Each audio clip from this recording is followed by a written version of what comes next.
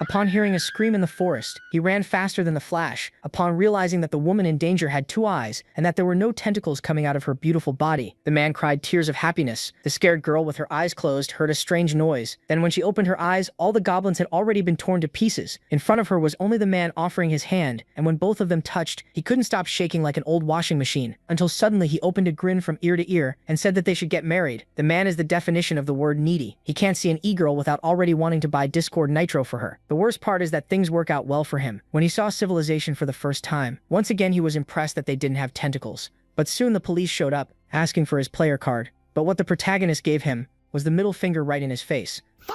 On the day he went to take the test to measure his strength. When this guy touches a strange white orb used to measure a player's rank and total strength, almost nothing happens. The orb only gets a little darker, and the darker it gets, the stronger the person is. So everyone reads him as an F-rank nobody, and Oh Kang-woo is crushed. He grabs his new ID and leaves right away. That card lets him enter E-rank gates. The girl watching him feels bad because with a rank that low, he'll probably die soon. But then pure darkness starts swallowing the orb until a crack runs through the middle. The girl freezes. This has never happened. Even S-rank players only make it dark gray, not pitch black, and never enough to shatter it. Now she can't stop wondering who this guy really is. Here's the truth. Oh Kang-woo has just returned after being the demon king in hell for 10,000 years. Every demon feared him on sight. But after getting sick of hell, he chose to return to Earth. One of his servants, Balrog, asks why he'd go back when he already has everything in hell. No one dares breathe for a second. The Demon King stares down at his servant, and Balrog starts shaking, too scared to meet his eyes as he remembers the power of gluttony. That power lets the Demon King absorb any demon he touches,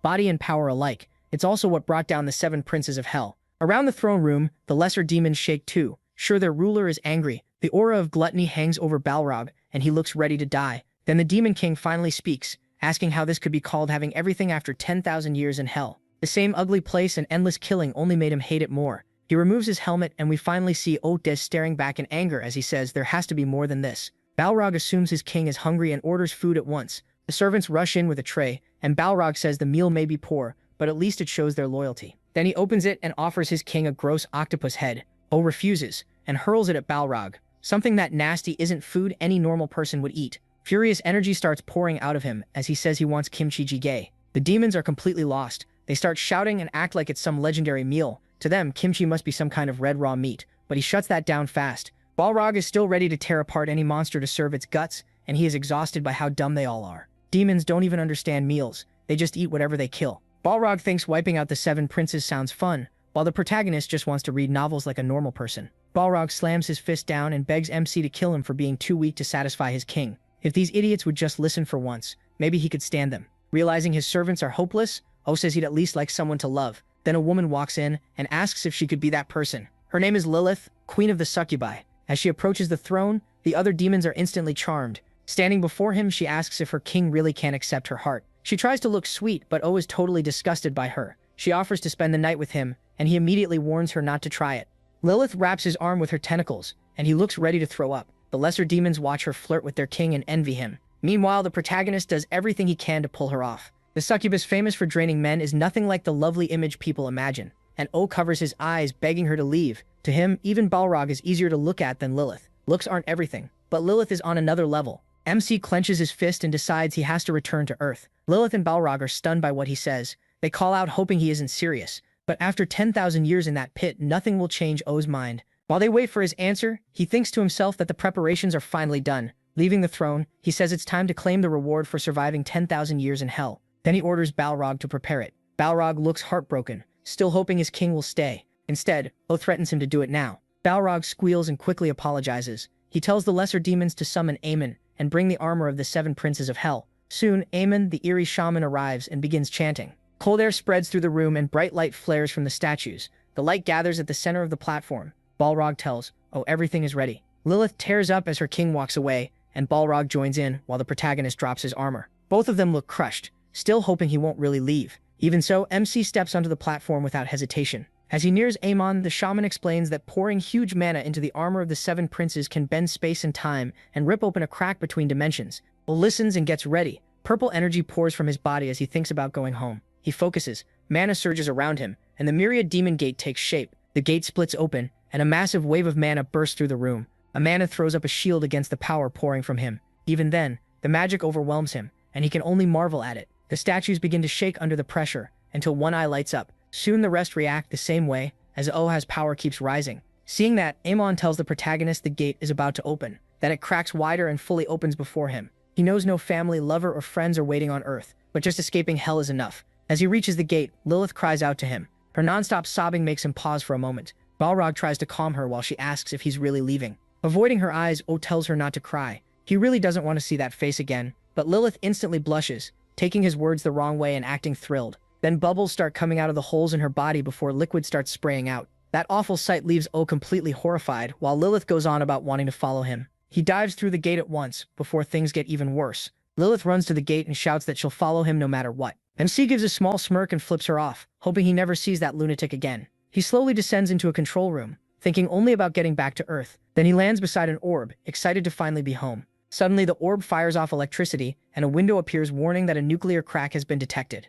Defensive barriers activate around the room, and another alert says the Gaia defense system is now running. O has no idea what's happening. More warnings start flashing everywhere. They all say the core's power is beyond capacity. He reads them, confused, until another message says the Gaia system is nearing overload. The defenses kick in harder, the electricity spikes, and he gets hit so badly it nearly fries his brain. Then another warning appears saying exclusion of the core crack is impossible. Angry at the attacks, O forces himself to endure until the system starts sealing him. Just when he tries to fight back, the protagonist blacks out. Sometime later, he wakes with sunlight on his face. Looking around, he finds himself in a forest, and wonders if he really made it to Earth. He's still in terrible pain as he tries to stand and check his body. A status window pops up, and he has no clue what he's looking at. It says most of his powers are sealed, and the rest of his stats have dropped way below normal. Just like that, he went from a king to a total nobody in the woods. Kangwoo checks again and confirms it. His powers really are sealed. While he's still reading it, a sharp scream echoes through the forest. Kangwoo spins around and spots a group of ugly goblins coming at him. They charge in, ready to carve him up, and he's confused.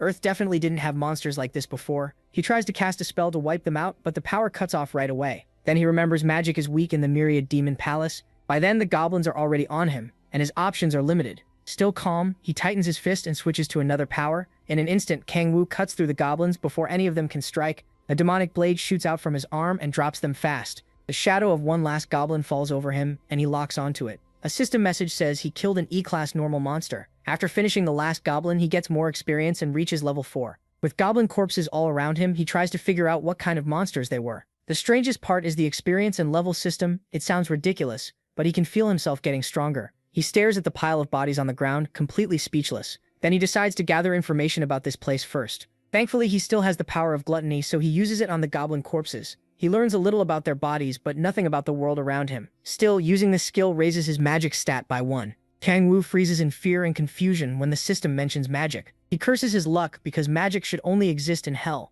That makes him think he might not be on Earth after all. The idea sends him spiraling. Getting back home was the only reason he endured hell for so long. Then another scream rings out from deeper in the woods. This time, he relaxes a little. The voice doesn't sound like a monster. When it comes again, he's sure it's human. Kangwoo bolts toward it at top speed. As he runs, he begs to finally meet a real person, and desperately hopes they don't have tentacles. Lilith pops into his head and he starts praying even harder. He finally reaches the source of the screams and finds a horde of goblins surrounding a girl. One look tells him she has everything a man could want. The moment he realizes she has no tentacles, his eyes fill with tears. At last, he's looking at something that doesn't make him sick. But while he's enjoying that miracle, the goblins are about to kill the poor girl. She shuts her eyes and accepts what's coming to her, then suddenly hears the goblins screaming instead. When she opens her eyes, she finds Kangwoo tearing through them without mercy. She has no idea how he killed them so fast, but at least she's safe now. Kangwoo offers her a hand, and she thanks him with a pure innocent look. As their hands meet, he's thrilled to finally touch a real girl. Even though he's shaking, he tries hard to look calm. The girl thanks him again and introduces herself as Han Sola.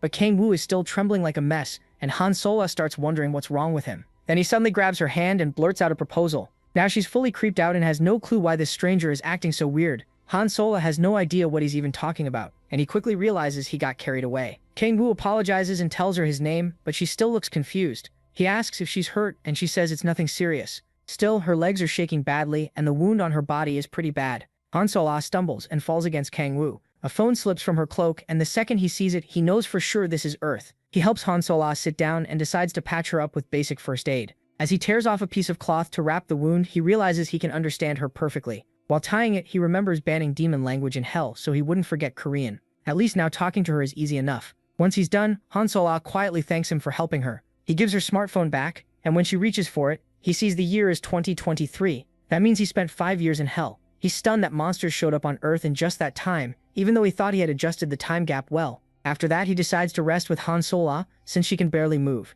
While they sit, Kang Woo tries to learn more about this world. She explains that she came into the woods during a solo gate hunt. Even though she awakened as a god player, she admits it was dumb to challenge an E-rank gate alone. All this talk about players and hunting leaves Kang Woo confused. He asks her level, and she says she's level 6. When she asks how he ended up in the forest, he gives only a vague answer. Han Sola avoids his eyes when he smiles at her. Then he leans closer until their bodies touch, and she turns bright red. To escape the awkward moment, she quickly stands and says they should get moving. Kang Woo still worries about her injury and asks if she can manage. Her legs are still shaking, but she insists she'll be okay. He puts an arm around her and offers support while they walk. Han Sola gets nervous being that close to such a handsome guy, but Kang Woo insists on helping and says he'll escort her. She points the way and lets him take care of her. He looks genuinely thrilled just to be beside another human. It has been 10,000 years since he last talked to one, so he's relieved she isn't too suspicious. For now, he plans to keep things simple and slowly readjust to life on Earth. A little later, they reach their destination. There, a huge portal stands. Kang Woo still doesn't know where it leads, and he's sure a space rift like this shouldn't exist on Earth, since he can't see any device creating it. He wonders how such a giant gate is being kept open. Han Sola lets go of his hand and tells him to hurry so they can get out. They step through the portal, and Kang Woo shields his eyes as they pass through the rift. When he opens them again, he can't believe it. The first thing he notices is a guy recruiting people for a goblin hunt. But that wasn't all. People are everywhere, doing all kinds of things, even using futuristic terminals. One person is even trying desperately to talk a thief into joining a party. As Kang Woo takes it in, one thing stands out most. These are normal humans, and not one of them has tentacles. In front of him is a busy futuristic city packed with people. Han Sola glances over as the sight of the city makes him tremble. Tears of joy run down his face. He's finally home. Han Sola notices how worn out his cloak looks, and hesitates for a second. Then she speaks up and shyly invites him to come eat at her place. To Kang Woo, it sounds too good to be real. He just got back home, and now the first pretty girl he meets is asking him over. In her sweet way, Han Sola explains that she just wants to thank him with a meal. For him, things somehow keep getting better. Kang Woo tries to play it cool, saying he couldn't possibly refuse. Just then, some people stop them and ask them to wait. When he turns around, he sees 2 police officers asking for their player cards. Han Sola starts to take hers out, but Kang Woo has no idea what they mean. With nowhere to run, he uses his trump card. His eyes turn black and his pupils glow green. This power lets him twist what people see and control their perception. It's called the power of oblivion. Without the officer knowing, a demon-like force covers his eyes while Kang Woo flashes him the middle finger. Under the hypnosis, the officer accepts Kang Woo's card, even though it doesn't exist. After that, Kang Woo leaves with Han Sola, while the other officer tries to snap his partner out of it. When they arrive at Sola's apartment building, she tells Kang Woo they'll have to use the stairs since there's no elevator. He follows her, taking in all the small things he missed about Earth. The smell of an old apartment, the narrow stairs, the cold railing, even the dusty window. It's all starting to feel real to him. On top of that, he's heading to Sola's place, and maybe hoping for more. At that moment, Kang Woo is sure his future is finally going to be happy. As he starts imagining a life with Han Sola's mother welcomes her home, and Kang Woo's fantasy dies the second he hears Sola call her mom. Her mom rushes over, worried she got hurt, but Han Sola quickly says she's fine. Meanwhile, Kang Woo starts wondering if this really was just a dinner invite. Then Han Sola introduces him and explains that he saved her earlier. Her mother grabs his hands and thanks him from the heart for protecting her daughter. She says she doesn't know how to repay him, but Kang Woo tells her not to worry about it. She invites him in and promises to cook something good. Kang Woo thanks her politely. He had hoped to be alone with Han Sola, but this is still way better than life in hell. Sola's mom goes to the kitchen and asks her to help with dinner. Before changing, Han Sola checks her phone and notices a text from her mom telling her to stay in touch whenever she goes somewhere dangerous. Seeing the phone, Kang Woo remembers he still needs information about Earth, so he asks to borrow it, pretending he lost his own. Han Sola tells him to relax and hands it over. Kang Woo reacts like a kid with a brand new toy, running his fingers over the screen. Then he sits at the table and focuses on what he needs to learn. He searches for news from 2018 and finds something important. 5 years ago, the whole world changed when strange gates began appearing across Earth, and monsters poured out of them. Guns were useless, and even the Chinese army couldn't stop them. Under America's lead, a global emergency group was formed, and Korea became the 9th nation to join. The first player appeared in America, though nobody knew who she was. After that, players started showing up all over the world, and people began to see them as humanity's hope. While reading, Kang Woo realizes it all began the same day he fell into hell. That makes him think one of those gates is what dragged him down there. Still, he treats the article as guesswork for now and decides to learn more later. A little later, dinner is served. As he thanks them, his eyes lock onto the food in front of him. It almost doesn't feel real, but there's no doubt about it. It's kimchi stew, the dish he's wanted for so long. They tell him to dig in, but Kang Woo is too shocked to answer. Slowly, he lifts his spoon and scoops up some stew. Han Sola and her mother sit down to eat too. Han Sola can tell something is off with Kang Woo. His hand shakes as he brings the spoon to his mouth. She and her mom wait to see if he likes it, but he says nothing. He just keeps eating one spoonful after another. That starts to worry them. As he eats, Kangwoo remembers falling into hell 10,000 years ago. To stay alive, he took in demonic power and became something close to a demon. But because he was still human, nothing he tasted down there ever felt right. He survived by eating demons, but they tasted absolutely awful. Bit by bit, he almost lost his mind. The only thing keeping him together was his wish to come home. Now he's finally back, tasting real food again, and tears run down his face in pure relief. Han-Sola stands to get him another bowl, and her mom smiles, happy he loves it so much. The so-called king of hell keeps eating like a starving bum, grateful he made it back to Earth. His messy manners don't bother Han-Sola at all. She just watches him with quiet admiration. Then a huge explosion erupts, but Kangwoo is so focused on eating that he doesn't even react. A stranger appears through the wreckage, cursing whoever made him bust through the door. Han-Sola and her mother rush out to see who broke into their home. The thug steps forward and yells for Sola to come out right now. He demands to know who gave her permission to enter the gate. His nerve makes Sola furious. Even though she's trembling, she still stands her ground and tells him to get out of her house. The order clearly offends him, and he can hardly believe she said it. Sola says it again and calls him Han Tae-hyun, asking who he thinks he is for barging in like this. She warns him not to come closer, saying she's a real player now, but Tae-hyun looks at her like she's joking. He bursts out laughing and mocks her for trying to sound tough. Then he suddenly slams a fist into the wall beside her. He's furious that someone as low level as her would dare call herself a real player. Sola shields her mother and warns him again not to come any closer. Tae-hyun glares down at their mother with open disgust. He rants that their father died early and their mom barely earns anything. That sets Sola off and she shouts that he's the reason their lives are so miserable. He ignores her and grabs her, trying to drag her to the Andress Guild. Sola struggles and says she'll never join such a worthless guild. Tae-hyun gets mad at that, insisting he's helping her get into a good party. She finally snaps and bites his hand, drawing blood. He instantly slaps her away before she can do anything else. Their mother rushes to Sola after she crashes to the floor. Now Tae-hyun is completely furious. Grinding his teeth, he asks if she really thinks kindness alone can keep her alive in this world. He tells her to come quietly and be an offering. Since she thinks she's a real player, he says they should settle it in a fight, player against player. Their mother begs her son to stop hurting his sister and promises she'll work harder. She gently reaches for his hand, but Tae-hyun shoves her away and sends her to the floor. Sola breaks down and rushes to her mother's side. She screams for her to wake up, but Tae-hyun shows no guilt at all. He's only angry that their mother bothered him after being told to leave. Sola shoots her brother a deadly glare, but he isn't scared in the slightest. He towers over them like he wants her to try something. He reminds her that she's low level, while he's a stage 2 meta-human. In his eyes, she has no chance.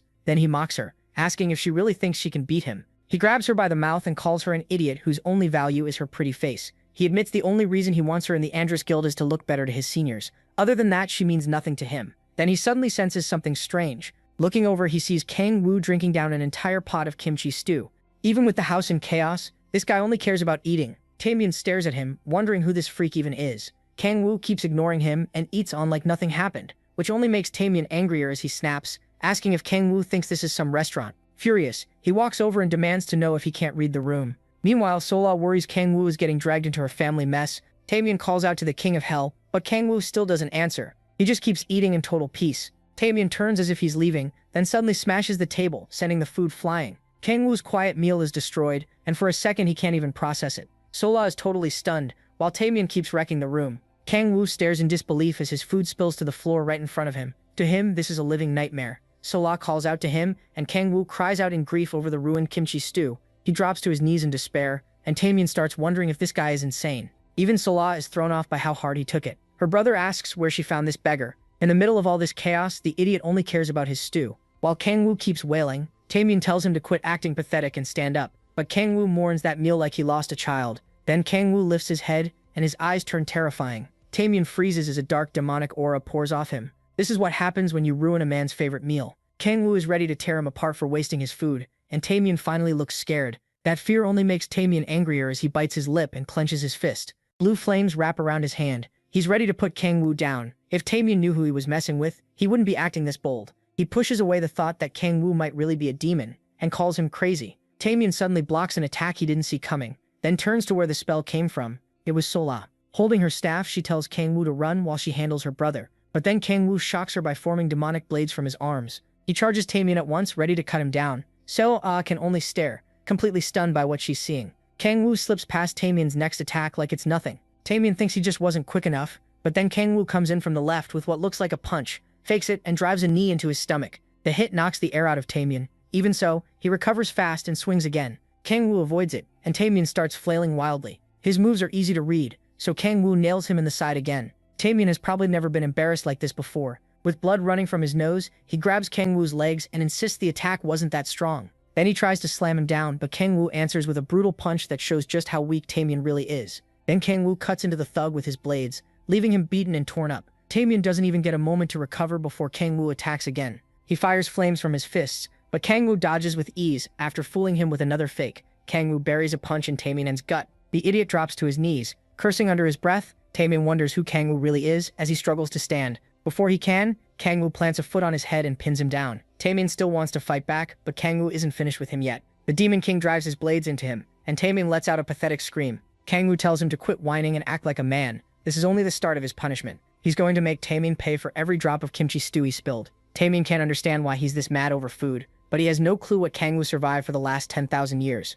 Kang Woo yanks him up by the hair for insulting that precious meal, and, with murder in his eyes, asks if kimchi stew means nothing to him. Now Tamian knows he messed up. He tries to apologize, but the words won't come out right. Before he can explain, Kang Woo starts slamming his head into the floor over and over. That stew must have been priceless for Kang Woo to lose it like this. Even that isn't enough for him, and Tamian is barely awake now. Kang Woo orders him to say kimchi stew is sacred, then starts counting. 1, 2. Tamian is already shaking from the pain in his arms. When Kang Woo counts 1, he weakly answers, kimchi stew, not loud enough. So Kang Woo pushes the blades deeper into his arms. At this point, Tamian regrets everything. He can't believe how much pain and shame he's going through. Looking even crazier now, Kang Woo starts counting again, and Tamian finally screams it loud enough, admitting that kimchi stew is sacred. Even that still doesn't fully satisfy Kang Woo. He stomps on him and demands he shout louder, like he's praising a god or confessing his love. Seola can only watch as her brother suffers through all of this. She's scared and confused because none of it makes any sense. Kang Woo keeps forcing Tamian to scream with everything he has, but pleasing him is impossible.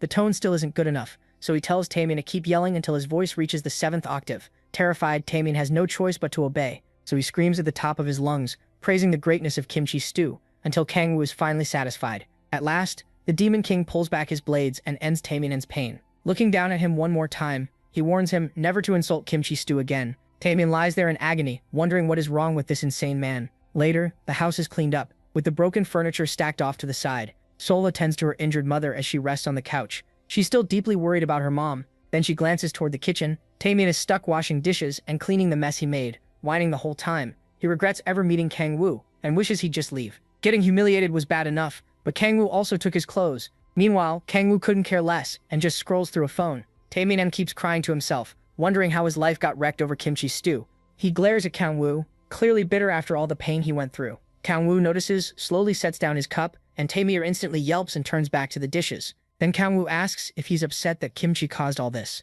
Tamian knows it's bait, so he doesn't dare answer wrong. Thinking back to his time in hell, Kang Woo says Tamian has no idea how lucky he is to have clothes, food, sleep, and peace. He tells the boy to value life on Earth while he still can. Tamian answers obediently, but inside he's plotting revenge. He's waiting to report everything to Andros and get help paying Kang Woo back. While he's lost in that thought, Kang Woo barks at him to come to the table after he finishes the dishes. Tamian stands in front of him like a scared animal, and Kang Woo says there's barely any reason to keep someone like him alive. Holding in his rage, Tamian agrees that he's worthless, but Kang Woo grabs him and says he won't kill him. One look in his eyes makes it clear Tamian may wish he did. Kang Woo fixes him with a cold, threatening stare, and Tamian's crushed by the evil aura pouring off him. Then he sees a demon in front of him as Kang Woo uses Oryax's power of dread. Oryax wraps around Tamian and fills him with pure terror. He cries and begs the demon to stay away, while that third eye glares down at him. Then he starts screaming as shadowy hands crawl over his body. In reality, Kang Woo is only standing over him while Tamian sobs, begs and wets himself. Kang Woo gives one final warning.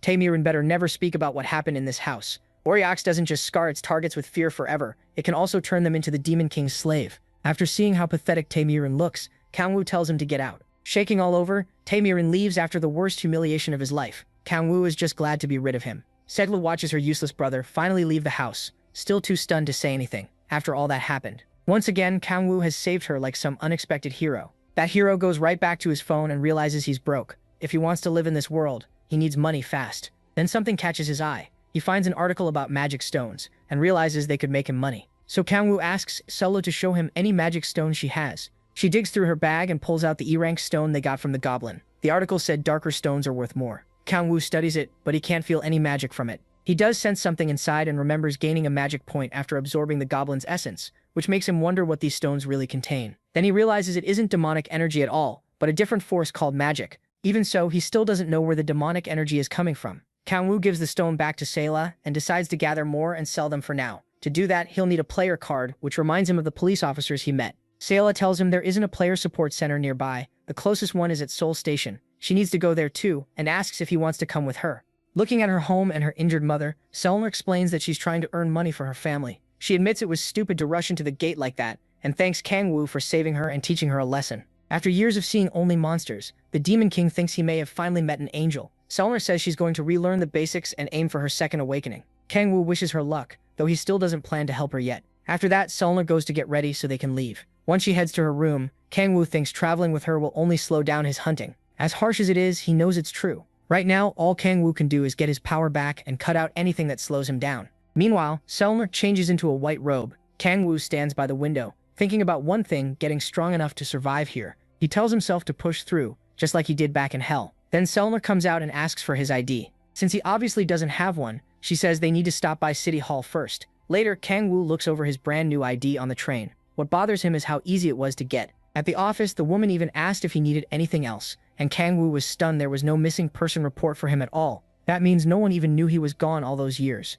That thought crushes him. His thoughts sink into despair and drag him right back to the nightmare of Hell. Selner pulls him out of it by calling to him and pointing ahead. They're almost at the player station. Kangwoo glances outside, taking in the city. Selner is excited too. He slips the ID into his pocket and says things will change from here on out. Then he agrees the city really is impressive. Soon the train reaches the player support station. They get off and Selner leads him to the player support center headquarters. Kangwoo is still surprised by how huge the place is when Selner says she has something for him. She gives him her old phone so he can call her later. Kangwoo thanks her, feeling like fate really did send him an angel. After that, she goes to sign up for the basic classes, and they part ways. Before leaving, Selner says she might be late and asks if he wants to get dinner later. Kangwoo agrees right away, happy to lock in another date with the prettiest girl around. He looks over the building once more and watches players moving all around. Then he spots a terminal that takes ID cards and walks over to insert his card. The machine confirms who he is and prints a waiting ticket. It also tells him to head to the testing room. Then the ticket starts glowing, leaving him confused. A waypoint appears on the floor and shows him where to go. He follows it, sits on a bench, and waits.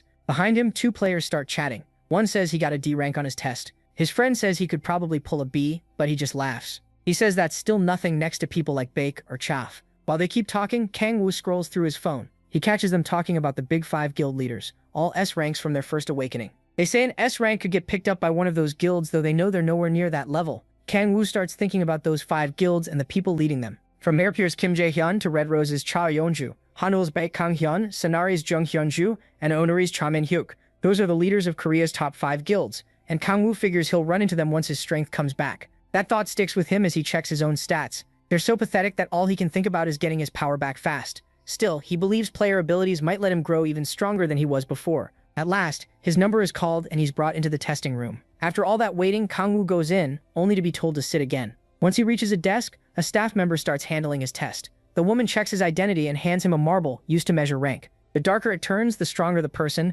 Kangwoo worries his power might still come out too high. He puts his hands on the marble, and it shines a bright white. He immediately thinks he messed up, and the worker is shocked by how bright it is. But when the test ends, she tells him he's F rank and asks him to remove his hands. Kangwoo can't believe it. The King of Hell, stuck with an F rank. The attendant starts explaining what comes next, but he's too stunned to react. He knew his power was sealed, but this is way below what he expected. She says he'll receive an E rank player card and can enter gates of that level. To enter higher rank gates, he'd need a guardian. Kangwoo keeps wondering if his strange abilities affected the result. He figures if Balrog heard this, he'd tear the woman apart. As old trauma from Hell creeps back in, Kangwoo asks how he can raise his rank. She says one way is to complete the basic course, which would raise him to D rank. It's the same class Sol Ah is taking. The other way is to increase the amount of magic stones he's turned in. Kangwoo picks that option right away since it's faster. As he gets ready to leave, the woman tells him to wait for his player card. She offers to sign him up for the course too, but he turns her down. She feels sorry for him, thinking the low rank hit him hard. Once the door opens and Kangwoo walks out,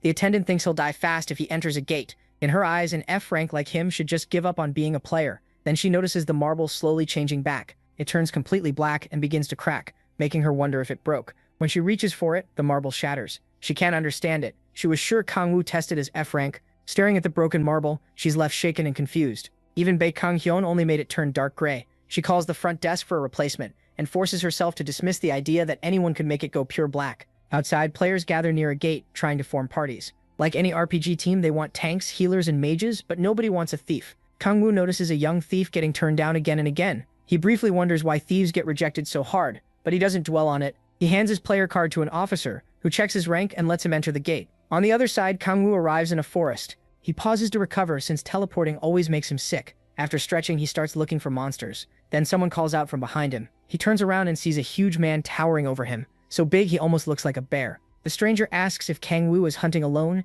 and whether he's had a second awakening. A girl with him says their prep is done, and that's when Kangwoo learns the big guy is Tae-soo. After that, he says he hasn't gone through a second awakening. Hearing that, Tae-soo lights up, which makes his teammates nervous. Acting way too proud, he says an E rank like Kangwoo should join a party, especially without the basic course. Kangwoo is already tired of the guy, but Tae-soo keeps pushing him to join their team. His party members clearly don't like that he invited a stranger without asking them first. Tae-miso tries to convince them in a pretty threatening way. To make it easier, he says they won't need to share magic stones with him if Kangwoo joins. That finally gets them to agree. Even so, Kangwoo says he plans to hunt solo. He has no interest in dead weight slowing him down. Tae-miso ignores that completely and moves right into introductions. He asks for Kangwoo's name, and Kangwoo tells him, while making it clear again that he won't join any party. Tae-miso just laughs and tells him to speak casually. He claims he's only 24, even though he looks old enough to be the father of a nation. Then Tae-miso shows his player card, which confirms his birth year. Kangwoo finally agrees to talk casually, though he can't help wondering what happened in the 5 years he was gone. He thanks Tae-miso again for the offer,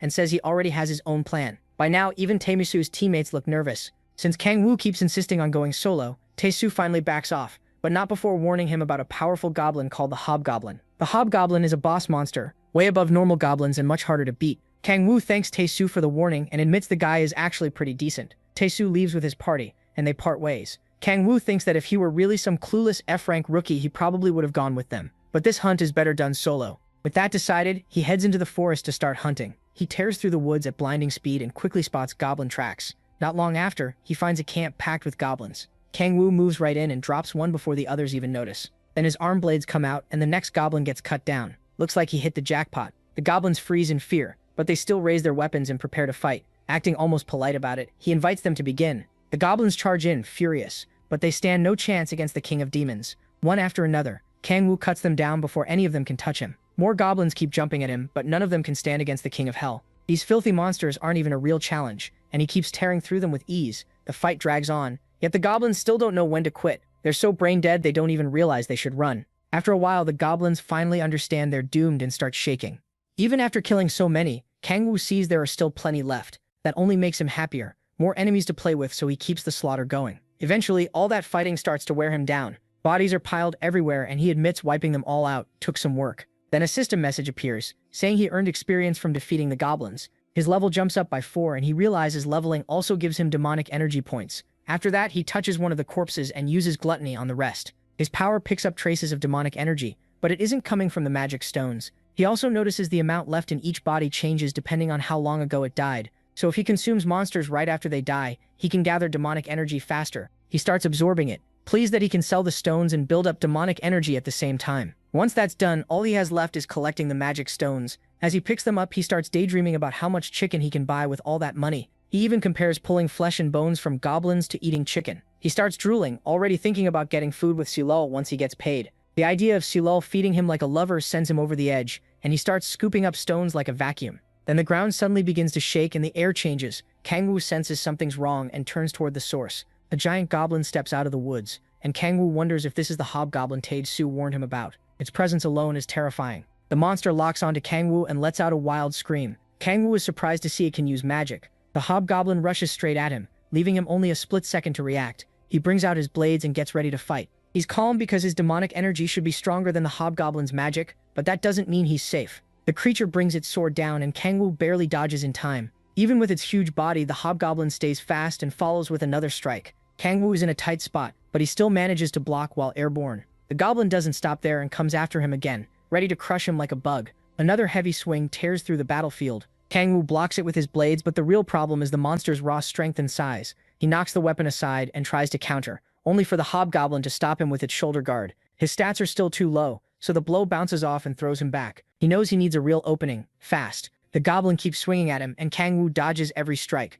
No matter how big it is, the monster keeps up non-stop attacks without exposing a gap. He keeps evading, still waiting for one clean chance. Every swing comes close to taking his head off, and he admits this hobgoblin is on a whole different level from the weak goblins before. That's what you'd expect from a boss monster. He leaps aside from another attack, and the hobgoblin ends up cutting a tree in half. It's wrecking its own territory now, and with no underlings around, Kang Wu sees it as prey already heading for death. He grabs a dead goblin skull and tosses it past the monster's shoulder. The hobgoblin notices its fallen comrade's skull and flies into a rage at the insult. It charges him, exactly like Kang Wu planned. He tightens his fist, pulling together, crushing power and fury. Then he uses the demon crossel's rage and forces that power into the hobgoblin. At first, it looks like nothing happened, but that's not true. The monster suddenly becomes even crazier, ready to tear Kang Wu apart. Kang Wu is pleased the plan worked. As the hobgoblin attacks again, he slips past the strike, and everything behind him gets cut down in one sweep. The hobgoblin keeps attacking wildly, not caring what it destroys. Kang Wu explains that this skill boosts the target's power several times over,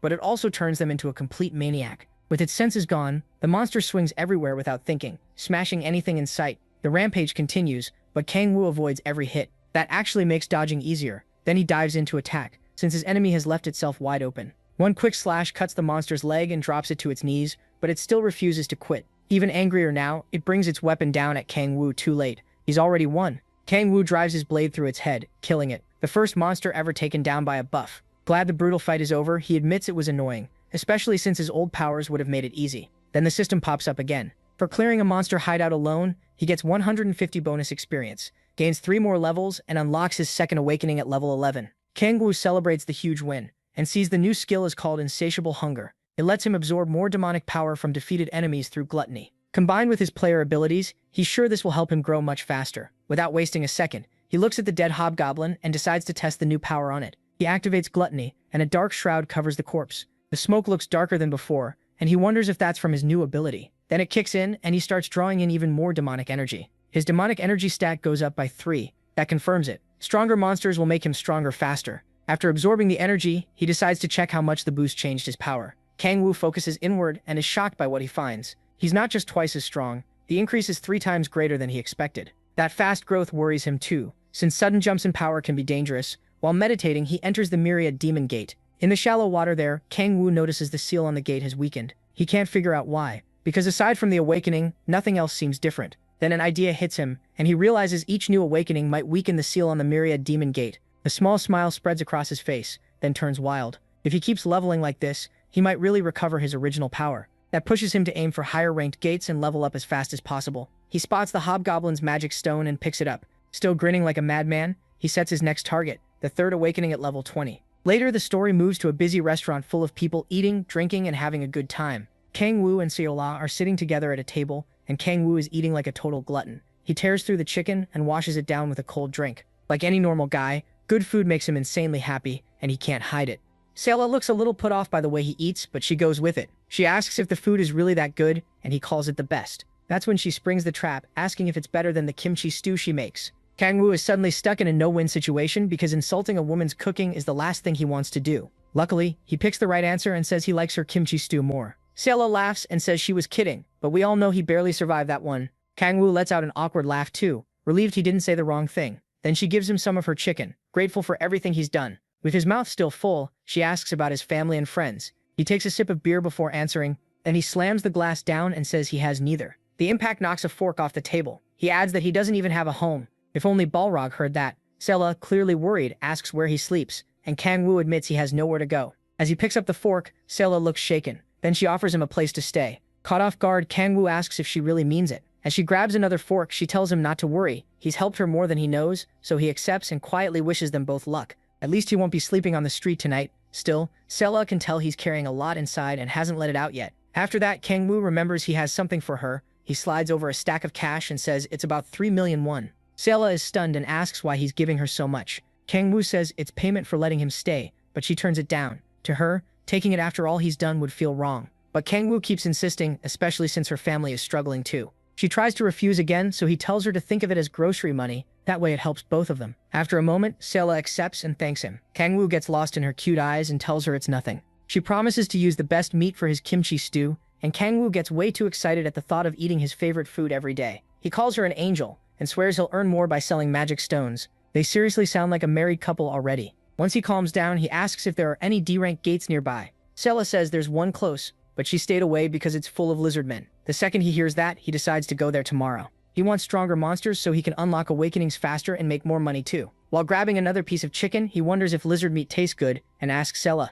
Later that night, a room in Sella's apartment is opened for him. She says he can use it since it used to be her brother's room. Sitting on the soft bed, he thanks her for letting him finally sleep in comfort. As Sella leaves, she switches off the lights and they say goodnight. Kangwoo gives her a shy smile before the door closes. Then he stretches out on the bed and thinks about how he hasn't felt comfort like this in 10,000 years. The peace and quiet make it even better. As he drifts off, Kangwoo admits coming back to Earth was the right choice. The next day, he heads to a gate and finds the usual crowd of players recruiting. Now that he's D-rank, he notices bus parties looking for people chasing their third awakening. On the way in, Kangwoo spots that same thief from before begging to join a team. Nobody wants him, and even Kangwoo starts to feel a little bad. Still, he gets his ID checked by the officers and enters the gate. Inside, he takes a moment to loosen up and prepare for the hunt. Then he uses the power of silence to make his steps nearly soundless. After that, he runs into the forest. He remembers Yahello saying lizardmen hear well but don't see very well. So the key is getting close without a sound before they can swarm him. It works. Kangwoo quickly finds 3 lizardmen and they never notice him. He's already decided to kill them.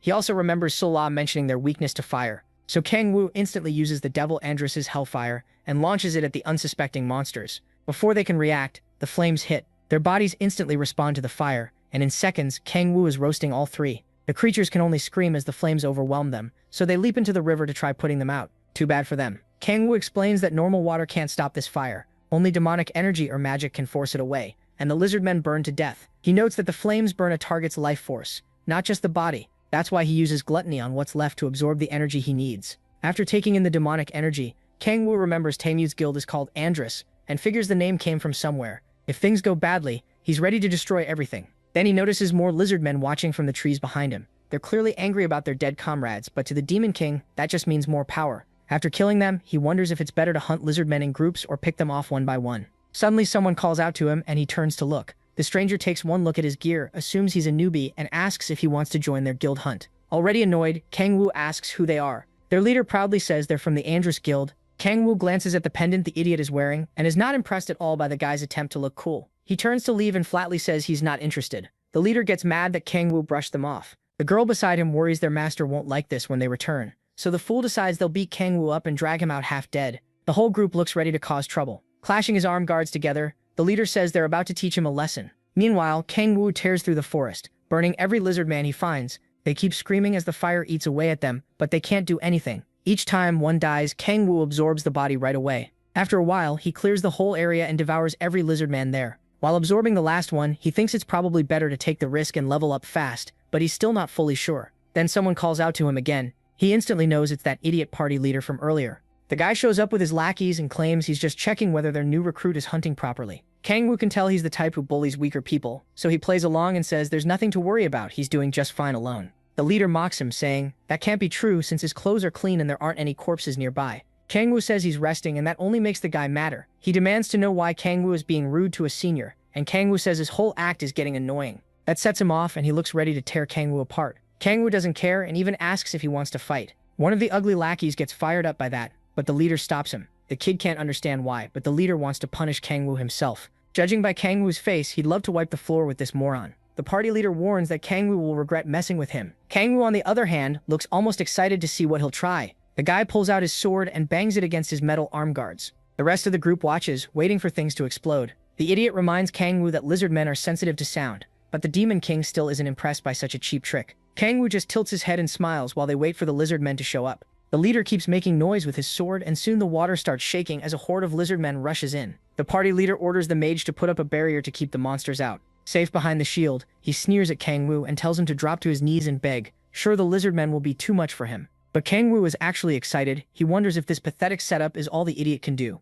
The party leader starts to get uneasy. Kangwoo tells him that if he's going to play dirty, he should commit to it. His eyes glow red and he brings his hands together. A brutal burst of sound explodes out. It's loud enough to pull in even more monsters. The Andress Guild party is caught off guard when the ground suddenly starts shaking under them. Kangwoo keeps stomping, making the noise even worse. Terrified now, the leader begs him to stop before everything spirals out of control. Kangwoo cuts the noise at once and gives the leader a smile. The guy calls him insane for pulling that stunt, and now things really start to heat up. Inside the barrier, the party watches the lizardmen closing in. Seconds later, a whole swarm surrounds them. Everyone freezes and the mage starts shaking. She's never seen this many before. The leader snaps at her to hold it together before the barrier fails. Then he turns on Kangwoo, screaming and asking if he wants them all dead. Kangwoo just scoffs and jumps onto a tree branch. The leader stares up in panic, afraid Kangwoo is about to leave them behind. Kangwoo says he already knows lizardmen react to sound, After that, the monsters charge the party and start slamming into the barrier. The mage struggles to keep the shield up, but each hit makes it harder. Knowing they're running out of time, the leader throws all his rage at Kang Wu.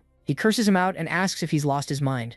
Kang Wu says the leader has it wrong. He's not dying here. The only ones about to die are them. Then he uses the power of silence to hide his presence from the lizard men. The monsters ignore him completely and stay focused on the Andrus Guild party. As they keep tearing at the barrier, the leader finally realizes Kang Wu can control sound. In that same moment, the barrier breaks and his teammates are instantly overrun. He shouts for the mage to put it back up, but when he turns, a lizard man's tail has already pierced her. Tears fill her eyes as the monster moves in to eat her. The leader drops to the ground and can only watch her get ripped apart. All around him lie his friends' bodies. Shaking with fear, he tries not to make a sound so he won't be next. One lizard man lifts a dead teammate's body, and he stares at the nightmare in front of him. In moments, his whole team is nothing but torn meat. The boy's limp hand lets the spear fall. He fights back the urge to throw up at what he's seeing. When he looks up again, the monsters have picked him as their next target. He begs Kang Wu to save him, admitting he was wrong to act so arrogant. Kang Wu cheerfully calls him Xian Bai and tells him good luck. The idiot curses the Demon King with everything he has as the lizard men start devouring him alive. A few seconds later, they finish him off while Kang Wu watches them feed. To him, the best way to answer evil is with something even worse. Once the Andrus Guild party is dead, Kang Wu burns the remaining monsters and clears the area. Even so, he looks disappointed by how easy it was. After reducing them to ash, he activates Gluttony to absorb the demonic energy he needs. Then the system appears and tells him Gluttony can't be used on those protected by the Gaia system. He remembers hearing about the Gaia system on his way to Earth. Looking at the human corpses, he realizes players are under that protection. That means he can't eat their bodies or take their abilities. Still, what matters most to him is how much demonic energy he can use. His demonic energy stat rises to 30. Seeing that, he's pleased by how much stronger he's gotten. It's not just the amount either. Kang Wu uses Hellfire and finds that the quality of his demonic energy has improved too. Now he just needs to level up. Excited for his third awakening, he picks up the last magic stone near Xian Bei's body. After all that hunting, the third awakening feels close. He goes deeper into the forest to keep hunting. 3 days later, at Xiala's apartment, he's busy eating another pot of his favorite food. Kang Wu praises Han Xiala's cooking, and she asks if he's heading out to hunt again. He says yes, and tells her he'll be back by dinner. Han Xiala worries he's overdoing it since he hasn't rested in days. As she sets the kettle on, Kang Wu assures her he's fine. She tells him her lessons will be over in a few days, and after that she'll start hunting goblins. She's not sure how it'll go, but she wants to reach her second awakening fast. Kang Wu tells her she'll get there soon. Then Han Xiala offers him one more cup of tea before he leaves, and of course he says yes. A moment later, she remembers something and asks if he's heard the recent gate rumors. She says people have been talking about cow players. It might just be gossip, but she warns him to be careful in the gates. These cow players fake their ranks and attack other players. Kang Wu guesses the rumors started because of what happened with the Andrus Guild party. He's sure he checked the area and made sure there were no witnesses. Since the bodies looked like lizardmen killed them, he figures he's safe even if the rumor points his way. Still, he knows he can't relax. He needs to be ready for anything and keep leveling up. After more hunting, he finally reaches level 20 and unlocks his third awakening. The system announces it, and he can tell his power has jumped to a whole new level. Kang Wu tests it with Hellfire and confirms it right away. Each time he levels up, the seal on his Myriad Demon Gate weakens, letting more demonic energy leak out and boost his powers. He then spots a magic stone and checks it out. Thanks to his third awakening, he can now turn the magic inside magic stones into demonic energy. After absorbing one, he's shocked. It gives him about as much demonic energy as a whole monster. That means he can build power twice as fast, but he'll have to give up selling the stones. He pulls out his phone to check his money and sees he's made plenty these past few days, so he won't need the magic exchange anytime soon.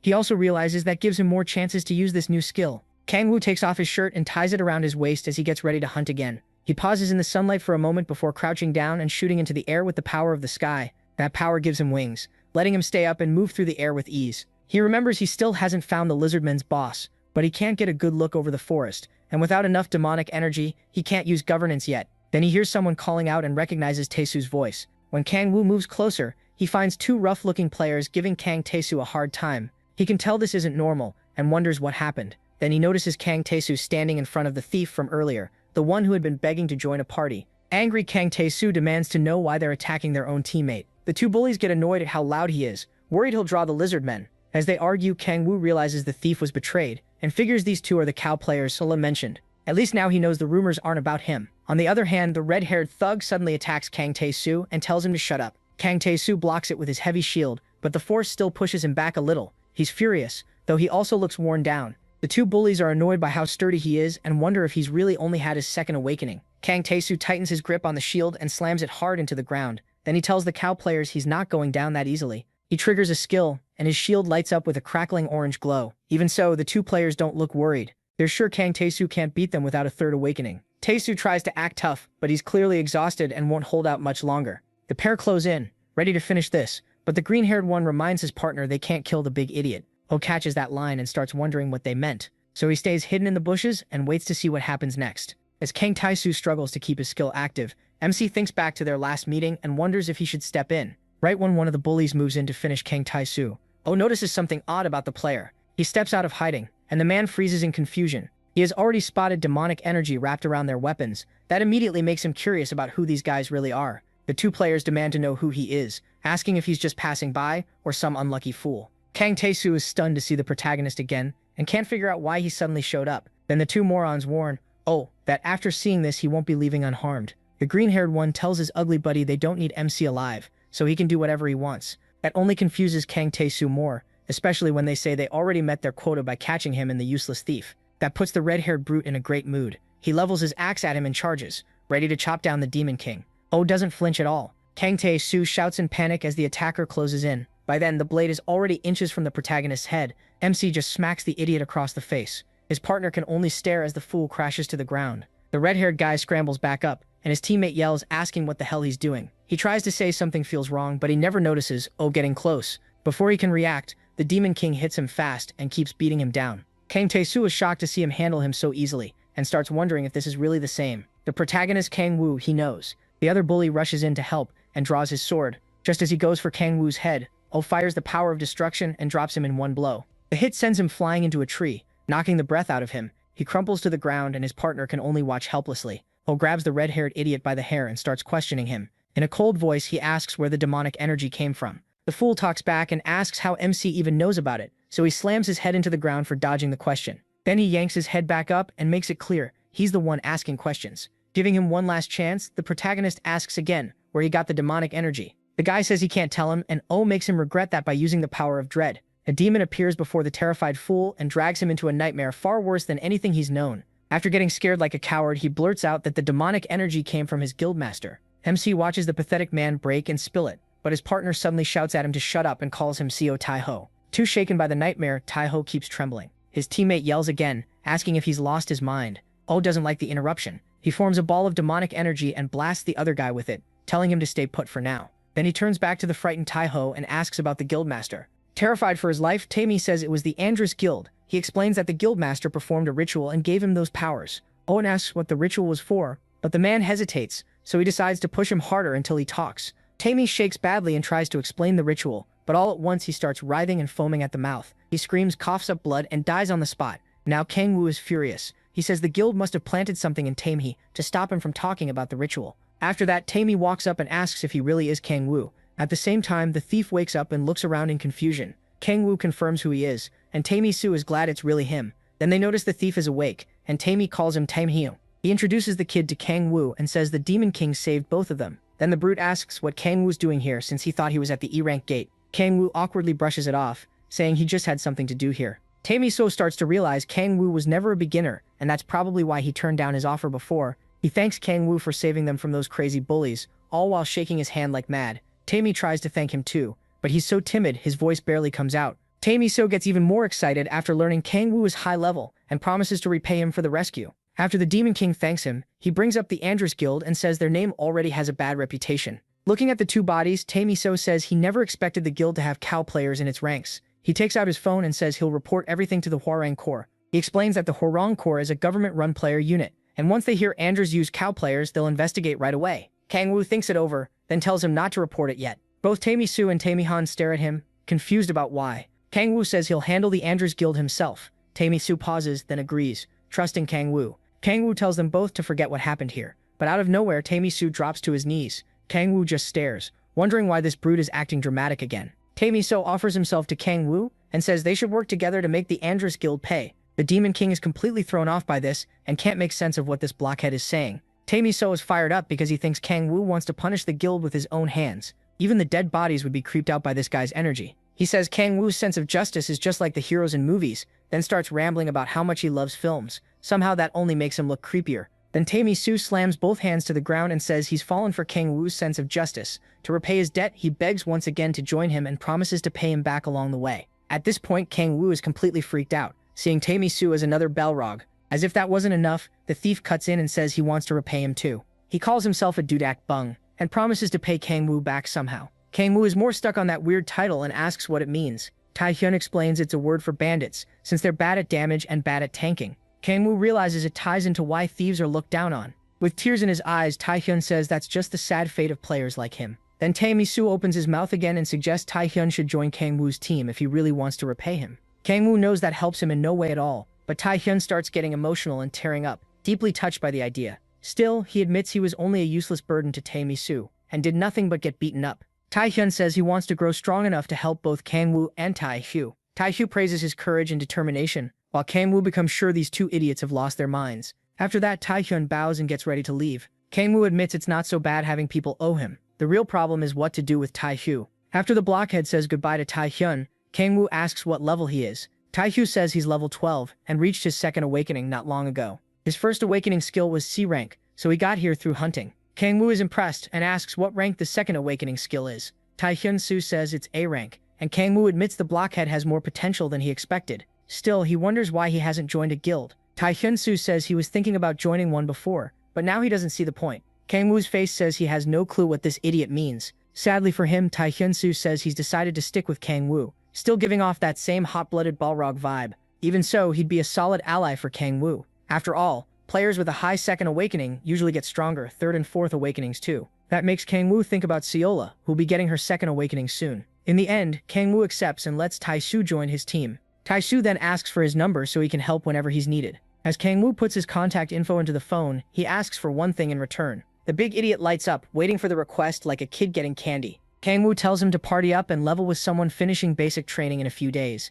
That person is a healer, and Tae-soo happily agrees. Once the number is saved, Tae-soo promises to build a strong party and not disappoint him. After that, Kang-woo wonders if he should go straight to the Andres Guild. A moment later, he grabs the half-dead cow player and checks if he's still breathing. The poor guy tries to pull away, but Kang-woo has questions and warns him not to lie if he wants to stay alive. With a terrifying stare, he tells the man to nod if he understands. The guy quickly does. Then Kang-woo releases his neck. He learns the man's name is Kang Chel-ho. Nearby, Tae-soo looks uneasy about the way Kang-woo is questioning him. Kang-woo glares at Chel-ho and brings up what he said earlier about capturing a player and taking them back. Hearing that, Chel-ho starts sweating and claims he never said anything like that. Kang-woo answers with a kick to the face, and Chel-ho screams. One look in his eyes makes it clear that kick woke him right up. Kang-woo hauls him up again and asks if he remembers now. This time, Chel-ho admits the captives are taken alive as sacrifices. The useless thug keeps shaking in fear while Kang-woo thinks over what he just heard. Then he throws Chel-ho aside. He also remembers Han Tae-hyun mentioning the same thing before. That's when Kang-woo gets an idea and breaks into a creepy smile.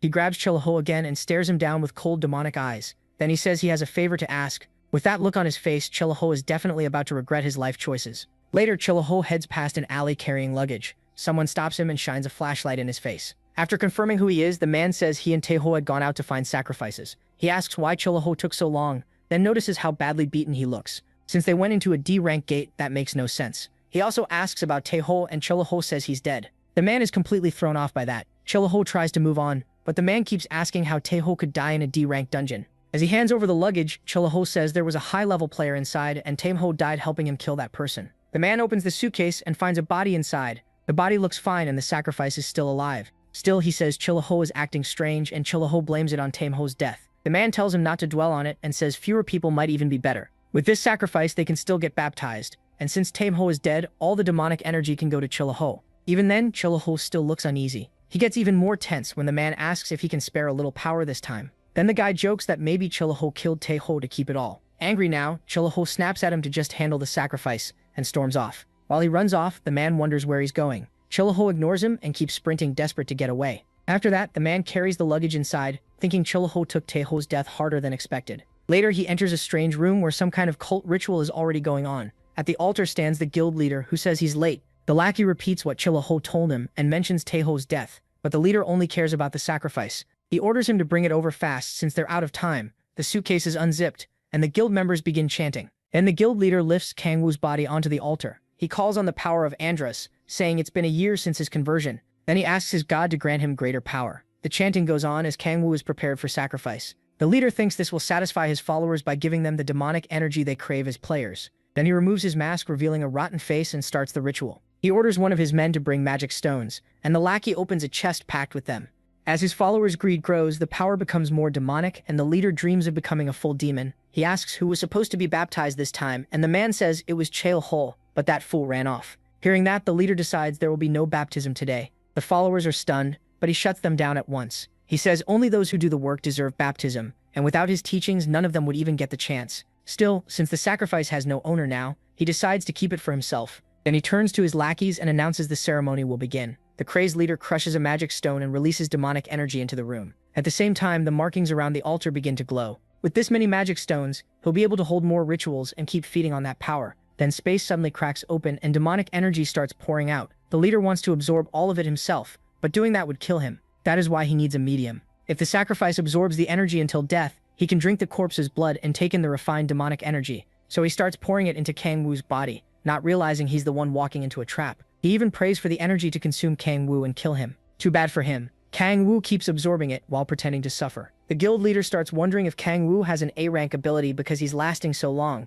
That only makes him happier since a better medium means more demonic energy for him. The veins on Kang Wu's face bulge and his body shakes as he keeps taking in more power. The leader is amazed by how good this medium is. Excited now, he tells Kang Wu to keep screaming and absorb even more as the intake keeps rising. Meanwhile, Kang Wu slowly regains more of his old power. Before long, the absorption rate becomes insane, and the leader starts wondering why it won't stop. For the first time, he's terrified, and he begs for it to end. But it's already too late. His followers get nervous too, unable to tell what's happening. Then their leader starts screaming, desperately begging for the absorption to stop somehow. After a while, it finally does. The leftover energy spreads through the room. Shaken and stunned, the guild leader drops to his knees and claws at the floor. He can't understand how everything went wrong. Kang Wu rises and casually says the boost gave him 20 levels. The leader, completely confused, asks what he means and how that's even possible. Kang Wu then asks if he can run the ceremony one more time. Smirking, he mocks the man and tells him to go ahead just once more. That pushes the guild leader over the edge, and his followers start worrying. He curses Kang Wu and attacks right away, but Kang Wu easily dodges the fireball, and it blows apart the wall behind him. Kang Wu sarcastically praises the weak shot, and that makes the leader start firing spells wildly. He keeps launching fireballs non-stop, raging like Kang Wu personally ruined his life. After the flood of attacks, the barrage finally ends. He looks up to check if Kang Wu is dead. Too bad for him. Kang Wu is completely unharmed thanks to all the demonic energy he absorbed. The deranged leader is furious. He orders his followers to stop standing around and attack Kang Wu. They all rush in at once, while their leader hangs back like a coward. Kang Wu brings out his arm blades as one of them closes in on him, then charges before the fool can even strike. After cutting that one down, he quickly tears through the rest of the lackeys.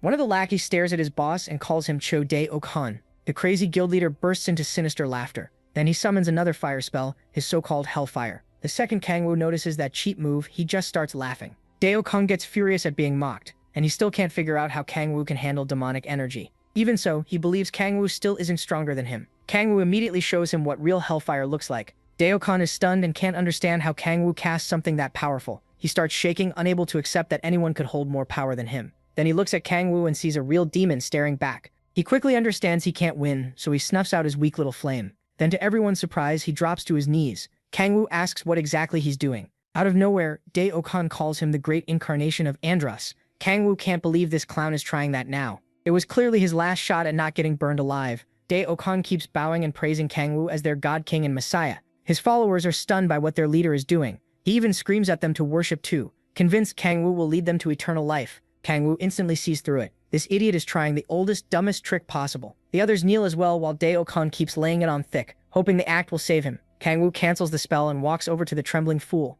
Dae-ok-han says he's so overwhelmed he might burst, and Kang Wu admits he's not completely brainless. Then he plays along and releases the power of the sky, spreading his demonic wings. Dae-ok-han looks up at him like a pathetic believer. Kang Wu lets out a wild laugh, then declares that he is Andros, the king of hellfire and ruler of all demons. After that, he orders Dae-ok-han to send everyone else away so they can talk alone. Once the followers leave, Kang Wu starts questioning him. First, he tells him to drop the fake worship act. Dae-ok-han still looks scared to death, but manages to ask who Kang Wu really is. Kang Wu shuts him down right away. Only he gets to ask questions, and Dae-ok-han only needs to answer. With a look that could kill, Kang Wu asks how he used magic stones to make a crack with magic. Dae-ok-han says he learned it after someone preached to him. He explains that a man in a demon mask came to him one day and promised eternal life if he followed the demonic religion. Kang Wu slams him to the ground, calling him an idiot for trusting something he knew nothing about. Dae-ok-han hurriedly explains that the masked man crushed their guild in an instant and gave them a choice: die or obey. Scared for their lives, they accepted his preaching and followed his orders. When Kang Wu asks where that man is now, Dae-ok-han says he never saw him again. They only got orders through letters. Even so, Kang Woo calls him a dog for following those orders. Dae-ok-han tries to say it was because the man was too strong, but Kang Woo doesn't buy it. He knows Dae-ok-han may have been forced at first, but after that he kept doing the ceremonies because he wanted more power. Kang Woo wonders who the masked man is, and realizes this isn't something he can ignore. Then he orders Dae-ok-han to hand over the letters. The guild leader gives him one letter, and Kang Woo is surprised that's all there is. This really proves how stupid this guild leader is. Kang Woo opens it and reads that people should accept demonic energy, become demons, and gather as many players as possible. It still doesn't add up, so he asks if Dae-ok-han was the only one approached. The guild leader says he hasn't met anyone else. Kang Woo doesn't believe that for a second. If this is meant to grow the demonic religion, Dae-ok-han can't be the only one. Angered by the idea of the demonic religion turning Earth into hell, he grabs Dae-ok-han and gives him 3 orders. Investigate the demonic religion, stop the ceremonies, and tell no one about what happened here. Dae-ok-han tearfully agrees to every demand. Kang Woo tells him to get out, and the man runs off at once.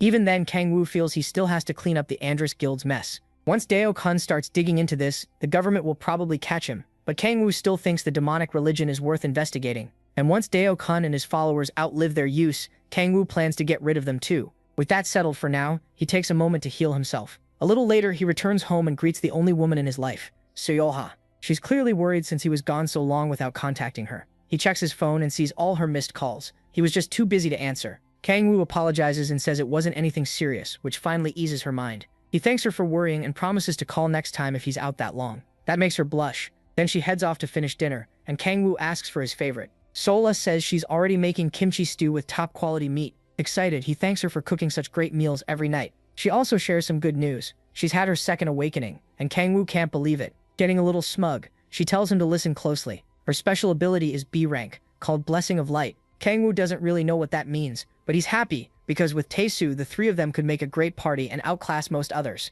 He asks if any guilds have tried to recruit her and which one she wants to join. Sola nervously says she doesn't really want to join a guild. Instead, she wants to help Kang Woo however she can. He feels lucky to know someone like her, but says teaming up right now isn't a good idea. Then he twists the knife a little more by saying she wouldn't be much help to him yet. That leaves Sola upset, and Kang Woo feels bad, but he knows she'll be much more useful later. Because he's already so strong, partying up now would keep him from earning enough experience in battle. To train the right way, he wants a party built around good compatibility. So he tells Sola he knows a tanker she should team up with for now. Once she gets more experience, they can all party together and challenge a higher rank gate. Hearing that, Sola perks up and agrees to join Tae-soo. Kang Woo thinks they'll level fast with abilities that strong. Sola, meanwhile, is already excited to grow stronger and join him, and he says he'll cover whatever she needs until then.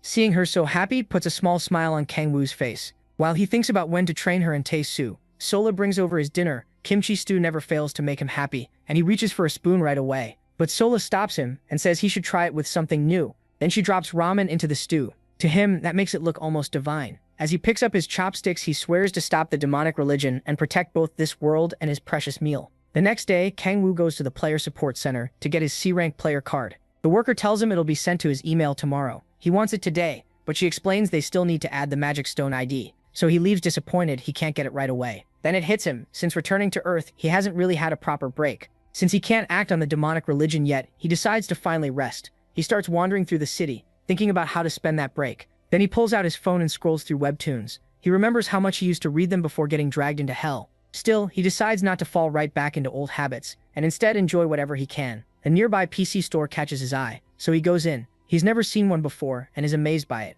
Once he sits at a gaming computer, he even notices he can order food from the menu there. He orders a bowl of ramen, since people say PC room ramen hits different. While he waits, he loads up one of the most popular games there. It's a team-based tactical RPG, where each player fills a different role. Naturally, he picks the wild, chaos-causing class. Once the match begins, he's blown away by how good the game looks. He learns fast that killing monsters gives him gold. Before long, his teammates figure out he's brand new, and the chat turns toxic. The worker brings over his ramen and sets it down for him. While his teammates keep losing their minds, Kang Woo happily digs into the ramen. The angry messages keep flooding in, but the Demon King couldn't care less. He's too focused on how amazing the ramen tastes, especially with the pickled radish. He washes it down with a soda, and honestly wonders if this is heaven. Only then does Kang Woo glance back at the screen and see that his character is dead. A loud voice suddenly yells about having the worst teammate ever. Confused, Kang Woo turns to find the source of the screaming, and spots a girl glaring at him. She snaps, asking what he's staring at. Then she tells him to mind his own business, because she's already in a terrible mood.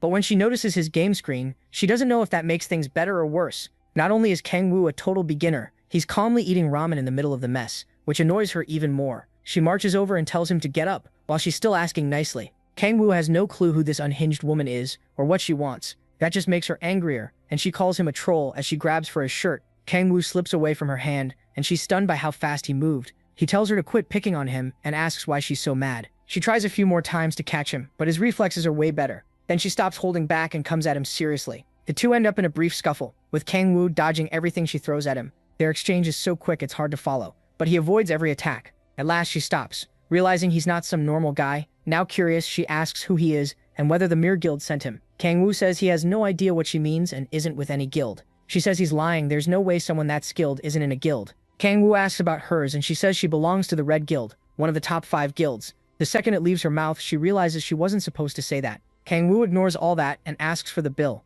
which makes her snap because he's treating her like she's not even there. He doesn't look pleased either now that she's still bothering him. She keeps pressing him for a real answer, saying she's never heard of an A rank level player with no guild. So he shows her his player card, and it marks him as D rank. Even then, she can't believe he's really a beginner. Something feels off to her. If he were truly D rank, she should have beaten him. After that, Kang Woo leaves and says goodbye. She stays frozen in shock, wondering if he's the person she thinks he is. As soon as Kang Woo steps outside, his expression turns grim. He still hasn't recovered all his powers, but years of fighting left him with sharp reflexes. Even so, running into someone near his level was the last thing he expected. He recalls her last move and admits she vanished from his sight for a split second. If not for his instincts still saving him, he might have lost. Her skill shocks him, and he wonders who she really is, though he's also glad he got away. Then he notices something. Meanwhile, the girl he fought opens a window and jumps out. When she's sure no one is around, she pulls out her phone and calls her guild. The Red Rose strategy team answers and addresses her as Cha Yeonju, before transferring her to HR. A man named Park Yeonwoo picks up and asks what happened. As guild leader, she tells him to investigate something important right away. Kang Woo asks if this is about a demonic religion follower, but she says she's not sure. Kang Woo explains that the guy is hiding his identity. She still refuses to believe Kang Woo is really D rank. Since Kang Woo only has a D rank card, Kang Woo notes he wouldn't need a mana scanner, which makes fake cards easier. C rank and above are much harder to forge. Still irritated, Yeonju talks about the encounter, and Yeonwoo says that if Kang Woo were just a D rank worshipper, he'd be hunting players around that same level. She cuts him off and says Kang Woo is far beyond that. He could read her movements. That shocks Yeonwoo, because no demonic religion follower so far has ever reacted to her speed. Yeonju has spent a long time investigating the demonic religion, and none of them were on her level. But after seeing Kang Woo move, she can't figure out what he really is. Because of his skill, they start thinking he might even be a manager or leader in the demonic religion. Frustrated, Yeonju grips a button she tore off tightly. Then she tells Hyun Woo to dig up information on Kang Woo as fast as possible. She ends the call, still unsure whether he's with the demonic religion or not, but one thing is clear, he could easily beat her. At the same time, Kang Woo realizes a button was ripped off his jacket. So much for perfect reflexes. Still standing in the alley, Hyun Woo thinks that if Kang Woo is really a D-rank player with talent like that, her spot as a high-rank player won't stay safe. Meanwhile, Kang Woo decides he needs to enter a C-rank gate as soon as his card arrives. He glances back for a moment, like he sensed hostility nearby. Later, Hyun Woo goes back to the PC room and finds that her rank dropped. Since Kang Woo ruined her streak by being useless, she swears she'll kill him for it. And all the way across the city, Kang Woo somehow feels that dark energy. The next day, Kang Woo heads to a C-rank gate. The brochure says monsters like trolls appear there. At the entrance, officers stop him and explain that only C-rank players in parties of 5 can enter. They add that the boss, the chief troll, has appeared inside, so solo entry is banned for now. Kang Woo sees that as good luck. The moment he gets his license, a boss shows up too. Around him, some parties decide to call it a day because of the boss. He can tell C-rank gates feel different from the lower ones. The players carry better gear, and security is much tighter. That's a problem for him, since he wants to get inside alone and claim the rewards before more players rush in. Then he hears a group nearby getting fired up about killing the chief troll and making a fortune. At the same time, others sound much less sure of themselves. Fear and doubt spread through the crowd as people complain about the boss monster. That gives Kang Woo a nasty idea, and it's easy to see why he used to be the king of demons. He slips behind a player mid-conversation and uses his power of rage on him. The effect hits instantly, and the man's whole attitude changes. He starts asking his teammates why they're always like this, and they stare at him, confused by the sudden outburst. The guy begins ranting about how thugs used to beat them up in middle school, and how he always wanted to tear those guys apart. When Gates appeared, he thought his wish had finally come true, that he wouldn't have to stay weak anymore. Then he starts shouting, asking why they still have to bow to monsters. One teammate gets worried by the breakdown and doesn't notice Kang Woo use rage on him too. His attitude flips as well, and now he's yelling that they should slaughter the monsters instead of shaking in fear. Another player gets caught up in it and swears she'll never forgive the monsters for killing her younger sibling. A scar-faced man looks around and sees the madness spreading, which fires him up too. He joins in, shouting that he'll make everyone who look down on him kneel. Soon, everyone is screaming about killing monsters, and the whole area turns chaotic. The guards grow alarmed, wondering why the players are causing such a scene. Then the crowd rushes them, demanding the gate be opened now. Not long after, the players start pouring into the gate like a crazed mob. One guard reports the incident to headquarters, and while he's distracted coordinating with the others, Kang Woo slips by and heads straight for the gate entrance. Seeing all those crazed players work together is a beautiful sight to him. Now he can get inside and take the rewards waiting there. Kang Woo passes through the portal and arrives in a desert. The place is huge and totally different from the gates he entered before. Kang Woo blocks the blazing sun and quickly realizes this desert is so huge, tracking down the boss won't be easy. He checks his status window and notices a special ability is now available. His demonic energy is a little over 50, so he has enough to use it. After that, he jumps to the top of a large hill. From there, he activates Astaroth's power of observation. The skill lets him take in the whole area at once. Even with all that information coming in, he searches through it and spots a massive pack of trolls. Among them, he finds the chief troll. Then he shuts the skill off, since it's clearly draining him. As he thinks about how to get close to that crowd, a group of players charges into the desert. Kang Woo decides to use them for his plan again. While those players deal with the small fry, he heads for the chief alone, leaping across the desert. On the way, he spots a few trolls and draws them in. Kang Woo lands and triggers his special ability to start the attack. Using his power, he summons a long demonic staff and puts on a flashy act. Like some cheap martial arts extra, he spins the staff around, then locks onto his target. Next, he hurls it at the chief troll and kills the boss instantly. The system gives him bonus experience for beating the boss and doing the most damage. He gains 4 levels. It ends so fast that even Kang Woo is stunned by how easy it was. How does a boss die in one hit? He starts wondering if the chief troll was really a boss at all, so he checks the status window. Even then, he can't figure out why a C-rank gate boss was so weak. After thinking it over, he realizes the truth. He's just gotten way stronger. Seeing that safe hunting isn't really possible anymore, he gets ready to go all in. He jumps down the hill, extends his arm blades, and prepares to tear through the remaining trolls. So he changes plans and decides to enjoy the massacre like the maniac he is. The trolls rush him right away, but Kang Woo doesn't move, waiting for them. The excitement makes him grin. With that demonic look in his eyes, he says he'll wipe them all out at once. In a flash, he cuts through the horde without a sound. The trolls turn around, confused about what happened. Then the marks on their bodies start to glow, and they all explode from the inside. Kang Woo stands there as blood pours over the sand. He loves the sight, explaining that he used blade power to trigger explosions inside the trolls.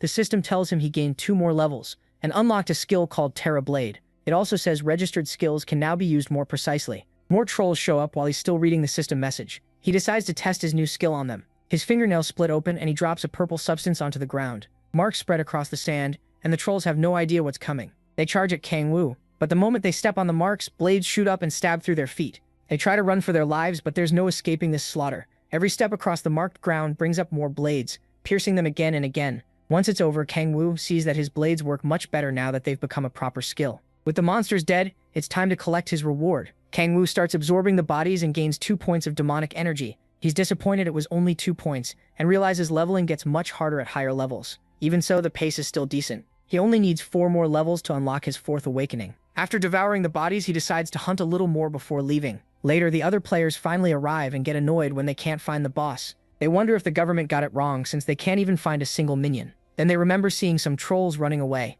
They also find traces of the chief troll's corpse, but the body itself is gone. That kills their motivation, and they decide it's better to head back. One of them says they should keep searching, but even he gives up, while the group keeps complaining. Nearby, Kang Woo watches them in secret and is glad they still haven't found him. He decides to blend in with the crowd and slip out during the confusion. When the players leave the gate, they crowd the guards and demand compensation for wasting their time. During all that chaos, Kang Woo looks for a chance to get away. Then someone shouts for everyone to shut up, and he turns to look. A squad of soldiers arrives, and people recognize them as the Hwarang Corps. Everyone gets tense right away, because their appearance usually means trouble. The soldiers step aside to let a white-haired woman pass. The players recognize her as Baekwha Yang, commander of the Hwarang Corps' 3rd unit. She looks like someone nobody wants to cross. She slams her sword down and orders everyone to be quiet. Her gaze sweeps over the crowd, and she says there have been reports of cow players appearing in deranked gates. As the Corps members move toward each player, Baek announces they'll inspect everyone who has reached their 3rd awakening. Kang Woo immediately gets nervous. This is bad for him. Annoyed by the whole situation, he tries to figure out how to get past Baek and her soldiers,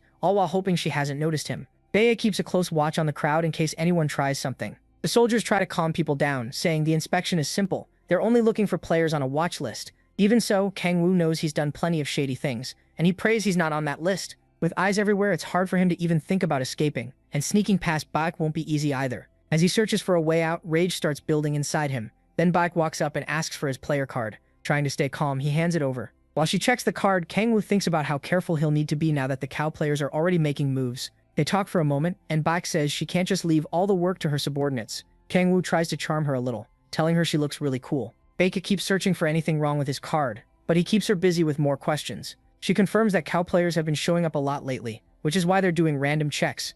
After verifying him, she gives the card back. As Kang Woo takes the card, he notices her hands are shaking slightly. He talks about cow players killing people for money, and she agrees, but he knows she's lying. He also knows the government is hunting the demonic order too. Baek quickly says goodbye and moves to the next player. As she turns to go, Kang Woo asks for the suspect's name, so he can report them if he sees them. She thanks him, but tells him to leave that to the professionals. He agrees so he won't seem suspicious. Noticing he just reached C rank level, she advises him to keep leveling in D rank gates, and he thanks her. Baek calls Kang Woo a good person, and says she hopes there will be more people like him. He accepts the praise, though he knows if there were more people like him, the whole world would be a mess. Then he watches Baek move on to inspect the next player. After that, he calls Soon, and asks to meet up. A few days later, he meets Sue and Sola at a cafe. Sue finally meets Sola and asks if she's the healer Kang Woo mentioned. She greets him, but hesitates to shake his massive hand because she doesn't want it crushed. Sue stares at them like a creep, and says she and Kang Woo look good together. Once they sit down, Kang Woo tells Sue he wants to take Selo with them into D-rank gates. The big guy agrees right away, since having a healer helps him too. Things get awkward when he calls Selo Kang Woo's sister-in-law, and she starts blushing hard. Sue tells her not to worry about that and asks her to explain her ability in detail. Besides healing, she can also boost her teammates' strength, stamina, and dexterity. Sue is impressed and asks if she can heal and buff at the same time. Selo says yes, but her attacks are weak. Even so, Sue is still amazed. A healer who can buff and protect herself is rare, so Sola thanks him for the compliment. She also says she isn't planning to join a guild right now. Meanwhile, Kang Woo is practically melting because she didn't deny being called his sister-in-law. Anyway, Sue gulps down his drink like a brute and says the three of them are going to make history. Sola and Kang Woo can only stare at how crazy he sounds. Then Kang Woo asks if Tae-Soo has anyone in mind for the dealer spot. Tae-Soo says he has two candidates. Both just had their second awakening, and he swears Kang Woo will like them. Kang Woo remembers last time and doubts that confidence. Tae-Soo admits he can be wrong sometimes, then offers to introduce them before tomorrow's hunt. They agree. Tae-Soo tells Kang Woo she wants to level up fast so she can stay by his side. He tells her not to rush. Meanwhile, Tae-Soo keeps acting like the perfect third wheel, grinning at them like a happy creep watching Young Love. Then Tae-Soo says they'll meet in East Incheon tomorrow. Kang Woo asks why so far, and Tae-Soo explains he wants to clear the troll gate there because something happened at the closer one. Kang Woo is surprised when he hears it's a beginner D-rank troll gate. Trolls are tougher than lizardmen, so the hunt should help Tae-Soo and Sola grow fast. Kang Woo likes the plan and is glad Tae-Soo isn't all muscle and no brain. After that, Kang Woo gets ready to leave since he still has something else to do. When Tae-Soo asks what it is, Kang Woo simply says he's going to level up. He's level 29 now, just one step from his fourth awakening. He enters a C-rank gate and uses observation to find some trolls. He spots 8 and cuts them down in an instant. They die before they even know what hit them. Kang Woo flicks the blood off his arm blades and thinks about how many more he needs to kill. When a strange smell hits him, it's human blood, not monster blood. He jumps toward the source right away. While moving through the air, he figures the smell is from at least 6 people. Maybe a C-rank party got wiped out in seconds, unless some cow players are nearby. Soon, Kang Woo reaches the bodies and lands at the slaughter site. Every player is dead and the killing was brutal. The demonic order usually wants victims alive, so this doesn't fit them at all. The blood is still fresh, which means the killer can't be far. Then Kang Woo spots something that even makes him tense up. A giant set of blood-covered fangs is still chewing on the corpses. The creature lets out a roar, and Kang Woo is stunned to see a hellhound here. Its cry shakes the area. Then it lunges straight at him, trying to swallow him whole. With no time to spare, Kang Woo brings out his arm blades and slashes at the beast. But the hellhound's hide is too tough, making the fight even more irritating. Before he can settle in, the beast catches him off guard again and builds up a blast before firing it at him. It explodes the moment it hits, tearing through everything in the way. The hellhound watches the dust, waiting to see if Kang Woo died, but killing the Demon King won't be that easy. Kang Woo jumps into the air and decides to switch weapons. He summons a dark spear and releases its power. As the hellhound looks up, Kang Woo whips up a vortex and drives the spear down. It pierces the beast cleanly, making it scream in pain. Kang Woo lands as the monster staggers from the hit. For a moment, he's glad he managed to pin it down, but that thought backfires. The beast gets back up and charges again. Kang Woo dodges and finds an opening. He kicks the monster and uses the recoil to jump back. Seeing another chance, he uses earth power just before the beast can bite him. The ground breaks apart under them and the monster loses balance. Using that moment, he forms his dark spear again and drives it straight into the hellhound's body. The monster thrashes to get free, but Kang Woo puts all his strength into holding it down. They slam into the ground, then the beast bursts out of the crater and sends Kang Woo flying. He recovers fast, but this thing is way more stubborn than he likes. The hellhound is still standing despite its wounds and glares at him with rage. Kang Woo, on the other hand, is getting worn down, and he knows he's still far from his old power. He steadies himself again while the beast readies another charge. The hellhound digs in and wraps itself in a fierce red aura. Boosted by that power, it rushes him again. By now, Kang Woo is furious that a stupid mutt is giving him this much trouble. He draws on Baphomet's power of 1,000, sharply raising his physical strength. Even so, the beast keeps coming. With that boost, Kangwoo stops thinking clearly and focuses only on tearing the monster apart. He lands a solid uppercut and launches the beast into the air. The mutt flips through the air and crashes back down, kicking up dust and sand. Kangwoo lets out a breath and it almost feels like the fight is over, but the stubborn beast still won't stay down. Right then, Kangwoo wishes he could use 2 powers at once. Still, he used to hunt these monsters in hell, so he's sure he can beat this hellhound even at his current level. He gets ready to attack again as the beast rises from the sand, but suddenly it starts sinking into the ground. At least it's finally over. A system message appears. He defeated a C-rank Cracks fragment. He reaches level 30, unlocks his 4th awakening, and gains a special skill called Ruler of Demonic Energy. It lets him use demonic energy faster and more naturally, and even hide it from others. Kangwoo remembers hearing the name Core Crack before, and wonders if that's what the system calls beings from hell. It also makes him question how that hellhound crossed over at all. Questions keep piling up, but he has no answers yet. For now, he puts them aside and checks the rest of the system messages. As he scrolls, one detail stands out. His 4th awakening skill is A rank. With that, he won't need to worry about small problems anymore. Then he devours the hellhound's body and absorbs its demonic energy. The idea of returning to the power he had before the Myriad Demon Palace excites him, because this time he might grow even stronger than he was in hell. After that, he leaves the gate and heads home. At this point, the only thing that could make his day better is a pot of his favorite food, and he can't stop thinking about it. On the way out, someone calls to him. He turns and sees Yeonju leaning against a wall. Kangwoo isn't happy to see her and doesn't think they're close enough for friendly small talk. Then she introduces herself. Kangwoo remembers hearing her name from players at the support center. She confirms it and says she's the guildmaster of Red Rose. That explains her strength, so he asks what she wants. She says she looked into him, then starts listing his past like a stalker. She knows he vanished for 5 years and suddenly came back as a player.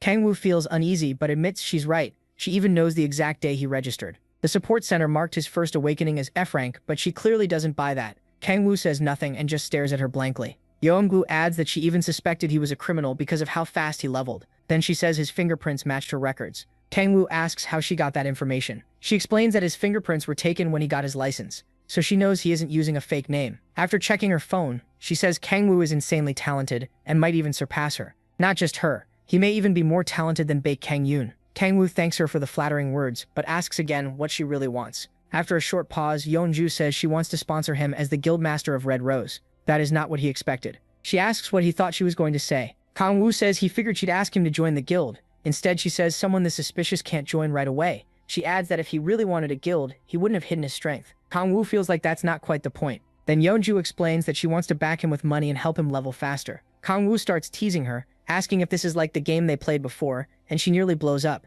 Luckily, she calms herself by remembering she's a guildmaster, not some crazy witch. Kangwoo is only messing with her, but she's still mad about how he ruined her leveling in that game. He even brings up her sad bronze rank. She snaps back that it's only because she keeps getting useless teammates. Then, getting serious, he asks why she's so set on sponsoring him. Her answer is simple, because he's going to get stronger. She's impressed by how quickly he's leveled while hunting alone. With her support, he'd get a pass to enter any gate from A rank down without restrictions. And on top of that, he could party with members of her guild. Any stones he sells through them will be tax-free, so he keeps all the money. Kangwoo is impressed, but the offer gets even better. He can borrow rare guild items for free, and if he needs to, they'll even give him a house and a car. Now it almost sounds unreal, and even Kangwoo starts wondering why she's offering so much. Yeonju calls it an investment for the future, but it's still way too generous. She adds that the guild will give him jobs in return, and he'll need to handle them to earn all that support. After thinking it over, Kangwoo asks what kind of requests they'll be. Sadly, she can't tell him that yet, so he decides not to push it. Kangwoo reaches out to accept, figuring he can always refuse any crazy job later. With that, he agrees to the deal, and they shake hands. To him, this is too good to pass up, especially with backing from a top guild. Yeonju is happy he accepted. After the handshake, Kangwoo asks again about the commission, but she says she'll explain when the time comes. Right now, she doesn't think he's strong enough to help. That catches her off guard when he says he's not as weak as he seems. With total confidence, he tells her he's stronger than he looks. She doesn't seem convinced. Yeonju laughs and says his level isn't why she's staying quiet. The real issue is that she still lacks proof, so she can't talk about it yet. Kangwoo still doesn't follow, but she hands him her phone and tells him to save his number. While doing that, he asks when he can get the gear, and she says anytime. So he decides to pick it up right away, and the two head to Yeonju's guild house. She tells him it's near Seoul Station. Later, in the middle of the city, people stop and stare at a flashy sports car parked nearby. One little kid even begs his dad to buy it for him. A lot of them are shocked to see a car like that in Korea. Yeonju walks over and gets in, then tells Kangwoo to do the same, and even he is impressed. Once inside, he asks how much it cost. She says she doesn't remember exactly, maybe around 10 million won. That number leaves Kangwoo stunned. He can't believe someone dressed so casually owns something that expensive. As they drive off, he notices how smooth the ride is. and Yangju asks if he wants one too. She reminds him the guild can give him a car if he needs it. Kang Woo suddenly starts calling her older sister, and she looks completely disgusted. Then he asks for a car just like this one, and tells her to watch the road. While Yangju looks ready to kill him, the two start bickering like family. Eventually, Kang Woo stops joking around so she can focus on driving. When they reach the guild house, he's blown away by how huge it is. The place is about as big as a support center, and he wonders if all guilds are like this. Inside, two guild members are waiting for them. One is Hyunju Woo. He holds out his hand to greet Kang Woo, and after that, Kang Woo meets the other man, Moon Young-ho, the commander-in-chief. Young-ho gives off a threatening vibe and clearly isn't happy to see him. Trying to ease the tension, Hyun-woo thanks Kang Woo for accepting the guildmaster's offer. Young-ho still looks ready to throw hands, acting like the guild's hot-headed muscle. Hyun-woo offers to take Kang Woo to the equipment storage, but Yeonju says she'll handle it since he's busy. Young-ho decides to come along instead. The guildmaster asks why. With a hard look, he says he wants to see what kind of person Kang Woo really is. She allows it, figuring they'll be seeing each other often anyway. They ride the elevator to storage, where Yeonju tells the protagonist he can borrow anything up to epic rank. She opens the doors, and Kang Woo is stunned by what he sees. Once inside, she explains that he can even borrow unique items if he leaves a deposit. Looking over all the weapons, MC is like a kid in a candy store. He asks about legendary and mythic gear, and Yeonju says the guild members are using those. Then he asks if they have anything above legendary. She says yes, but the deposit to borrow one is 50 million won. He's shocked that's considered the discounted rate, which only reminds him how broke he is. When he asks to inspect the gear, Yeonju suddenly slams his weapon into the floor. Both of them are confused by his anger. He steps forward, giving off a threatening air. Then he tells Kang Woo to use honorifics, and the protagonist has no clue what this idiot is on about. Young-ho says he needs to speak respectfully when talking to their guildmaster. His face twists with even more anger. Kang Woo just smiles and says he doesn't want to. That dumb brute lifts his weapon to attack the Demon King, but freezes when someone shouts his name. MC stays calm, ready for whatever happens, while Yeonju demands to know what Young-ho thinks he's doing. She's furious, and looks ready to tear him apart. The guildmaster demands an explanation, but he's too scared to answer. Kang Woo quietly watches as she scolds Yeonju and tells him to stay out of it. He's surprised by how fast the brute settles down. After that, Yeonju also warns him to be careful, since Yeonju could cripple him. He shrugs it off, but he can tell her guild members are fiercely loyal. Meanwhile, Yeonju sulks nearby, and hearing the protagonist call the guildmaster Nona almost sets him off again. Kang Woo says he doesn't want the foreign car anymore, and asks if he can borrow unique rank armor. She says maybe, but only after an internal meeting. Then the musclehead cuts in again. He's mad that MC keeps calling Yeonju his older sister, and starts losing it. He swings at him, wrecking part of the room. When the dust clears, Yeonju is stunned to see Yeonju block the attack. She looks ready to kill him. Kang Woo, meanwhile, is enjoying every second of it. Yeonju tries to explain, but she knocks his weapon aside and throws off his balance. The protagonist Kang Woo looks smug as she orders the idiot out. She warns that if he crosses the line again, she'll make him pay. Yeonju apologizes for causing trouble. Once that's over, she apologizes to Kang Woo for her teammates' rude behavior. As Yeonju turns to leave, MC asks Yeonju for unique armor that's easy to move in. While she thinks Yeonju comes back and says he can have his armor if he beats him. Yeonju finally snaps and is ready to put this idiot in the ground because he just won't quit. Kang Woo stops her and says the offer sounds pretty fair. That leaves her confused. She has no idea what he's planning. She remembers his huge potential, and that he may one day surpass her, but Yeonju is level 67, and has reached his 6th awakening. She doesn't think the protagonist can beat him right now. She tries to stop the match, but MC says it's fine. The look in his eyes makes it clear he wants to teach this fool a lesson. Yeonju wants the fight too, hoping to make him stop disrespecting his guildmaster. Yeonju still can't figure out what Kang Woo is up to, but he's already loosening up for the fight. It turns out Yeonju is just a hopeless simp. Yeonju saved a long time ago. Now he thinks he is trying to steal his woman. Meanwhile, Yeonju is worried sick, but the Demon King doesn't care at all. A little later, they head to the training room, and Kang Woo compliments the place. Yeonju again tells him this fight is crazy, but he isn't worried in the slightest. While he warms up, Yeonju tells him to begin whenever he's ready, sounding way too confident. He even says the protagonist can attack however he wants for the first 3 seconds. MC asks if he's serious, and tells him to quit acting arrogant and pick up his sword. Yeonju ignores him, so he gives the idiot one more chance to grab it. The commander says he has no reason to use full power against someone like him. Kang Woo laughs and decides to give him exactly what he asked for. Power gathers under his feet, and in the blink of an eye, he rushes forward and drives a straight kick into Yeonju's stomach before the guy can even react. Yeonju goes flying and slams hard into the wall. The hit knocks the wind out of him, and his eyes go empty. He drops to his knees, groaning in pain. Yeonju can only stare in shock. Yeonju forces himself up, but he has no idea what kind of move.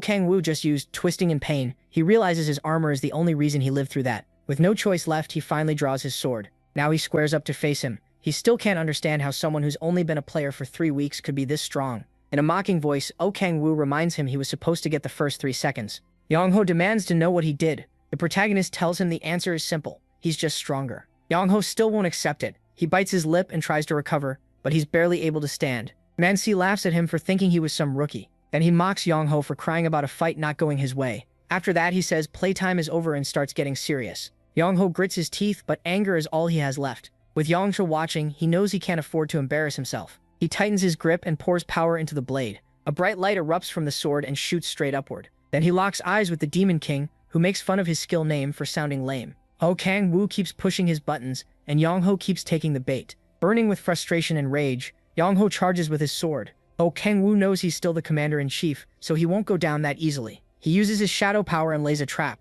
Yang-ho never notices when he steps into the shadows. Yang-ho tries to warn him, but he already has him trapped. As Yang-ho swings down, the protagonist Kang-woo laughs at the useless attack. Yang-ho rushes in, and at that same moment, Oh Kang-woo appears from the side of the shadow. That's when Yang-ho realizes his target is gone. But before he can react, Man-Si grabs his shoulder and tells him the fight is over. Then he releases a shockwave and blasts Yang-ho into the wall again. It only makes him look worse in front of Yang-ju. Yang-ho loses consciousness again and collapses. Yang-ju is left speechless and looks at Oh Kang-woo with fear in her eyes. The Demon King reminds her that he already said he was far stronger than Yang-ho thought. Once the fight ends, workers come in to clean up and treat Yang-ho's injuries. Yang-ho apologizes for everything and says Yang-ho will be removed from the guild. She'll also warn the others not to pull anything like this again. He says it's fine, he's just glad he got the armor. The armor is called Gargoyle Armor, and it's a unique rank item. Its stats are amazing, so Oh Kang-woo is thrilled to have it. Even while Yang-ho is upset, he notes that her subordinate ignored her orders. That idiot also bet something incredibly valuable and threw it away like trash. The protagonist Kang-woo wonders if this is what love does to people. He warns Yeonju that if this happens again, he'll have to rethink working with her. She promises her guild will treat him properly from now on.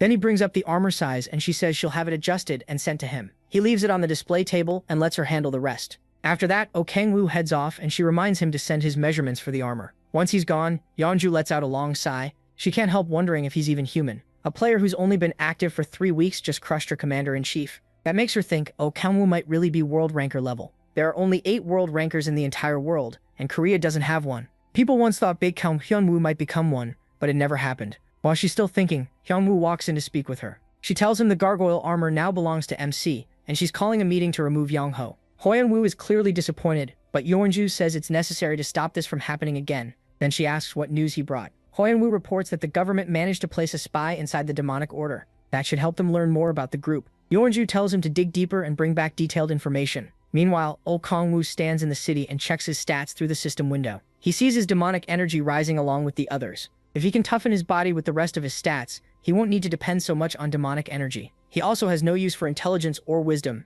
since they don't help his stupid brain. The real issue is that he can't get the stats he wants. After his second awakening, the stats tied to his special abilities should have increased, but his demonic energy hasn't gone up, while the others keep climbing. He has no idea why, and wonders if it's because his demonic energy is already so high. It's far above the rest, and lets him do things even high-level players can't. It also looks like the higher a stat gets, the less it rises. So he figures the level 30 range may not boost demonic energy at all. Since overthinking won't help, he lets it go and says he still has time before reaching his 5th awakening. Then he decides to meet Jeolla and Kang Tae-soo. At East Incheon Gate, Kang Tae-soo is already yelling his name like a maniac. Oh Kang-woo tells him to stop being embarrassing and says he's finished what he needed to do. Kang Tae-soo then introduces the 2 players he mentioned earlier. The good-looking guy is Kim Si-hoon, and the little girl is Choi Yoon-bi. He notices right away how handsome So-hoon is, and even calls him gorgeous. Yeon-ju, meanwhile, throws a fit after Kang Tae-soo calls her a brat, which only proves his point. She fires back by calling him an old man in his 40s, and crushes his spirit. Then she turns to Kang-woo with sparkling eyes and says she's heard a lot about him.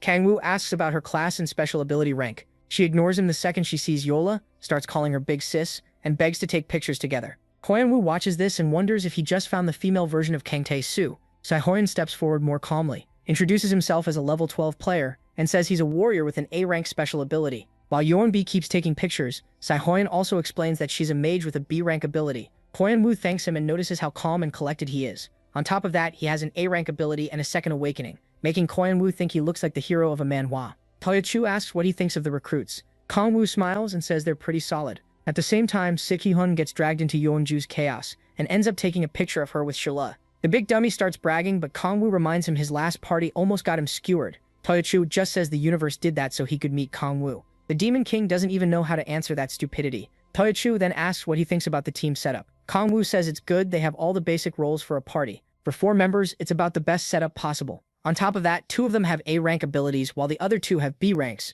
so it's a strong team for hunting. Kang Woo says he'll join their hunt for the day. He wants to watch them and point out anything they're missing or could improve. Taemei Sui thanks him in that loud voice of his, which only makes Kang Woo more tired of him. He also warns them that he'll step in only if things get dangerous, so they need to stay sharp. These guys have a lot of room to grow, and he has no plan to carry them. Later, the scene shifts. A pack of trolls comes screeching toward the party, and even more pour out from the woods. Taemei charges first and slams into them with his shield. The monsters are sent flying back, and Taemei grins while mocking them. The trolls start to hesitate. Then Yubin rushes in and blasts them with lightning magic. Right away, she signals to Taemei that 5 more trolls are coming from behind. The tank quickly moves to her side and plants himself in place. A bright flash bursts from Taemeitsu's shield, blinding the trolls and making them cover their faces. As they focus on him, he shouts for them to come, giving Hansel the opening to buff him with light magic. After thanking her, he holds them off with ease. Then she forms an arrow of light and starts shooting the monsters, while Taemeitsu keeps them pinned back. When her attacks stop, Taemeitsu slams his shield into the trolls and sends them flying.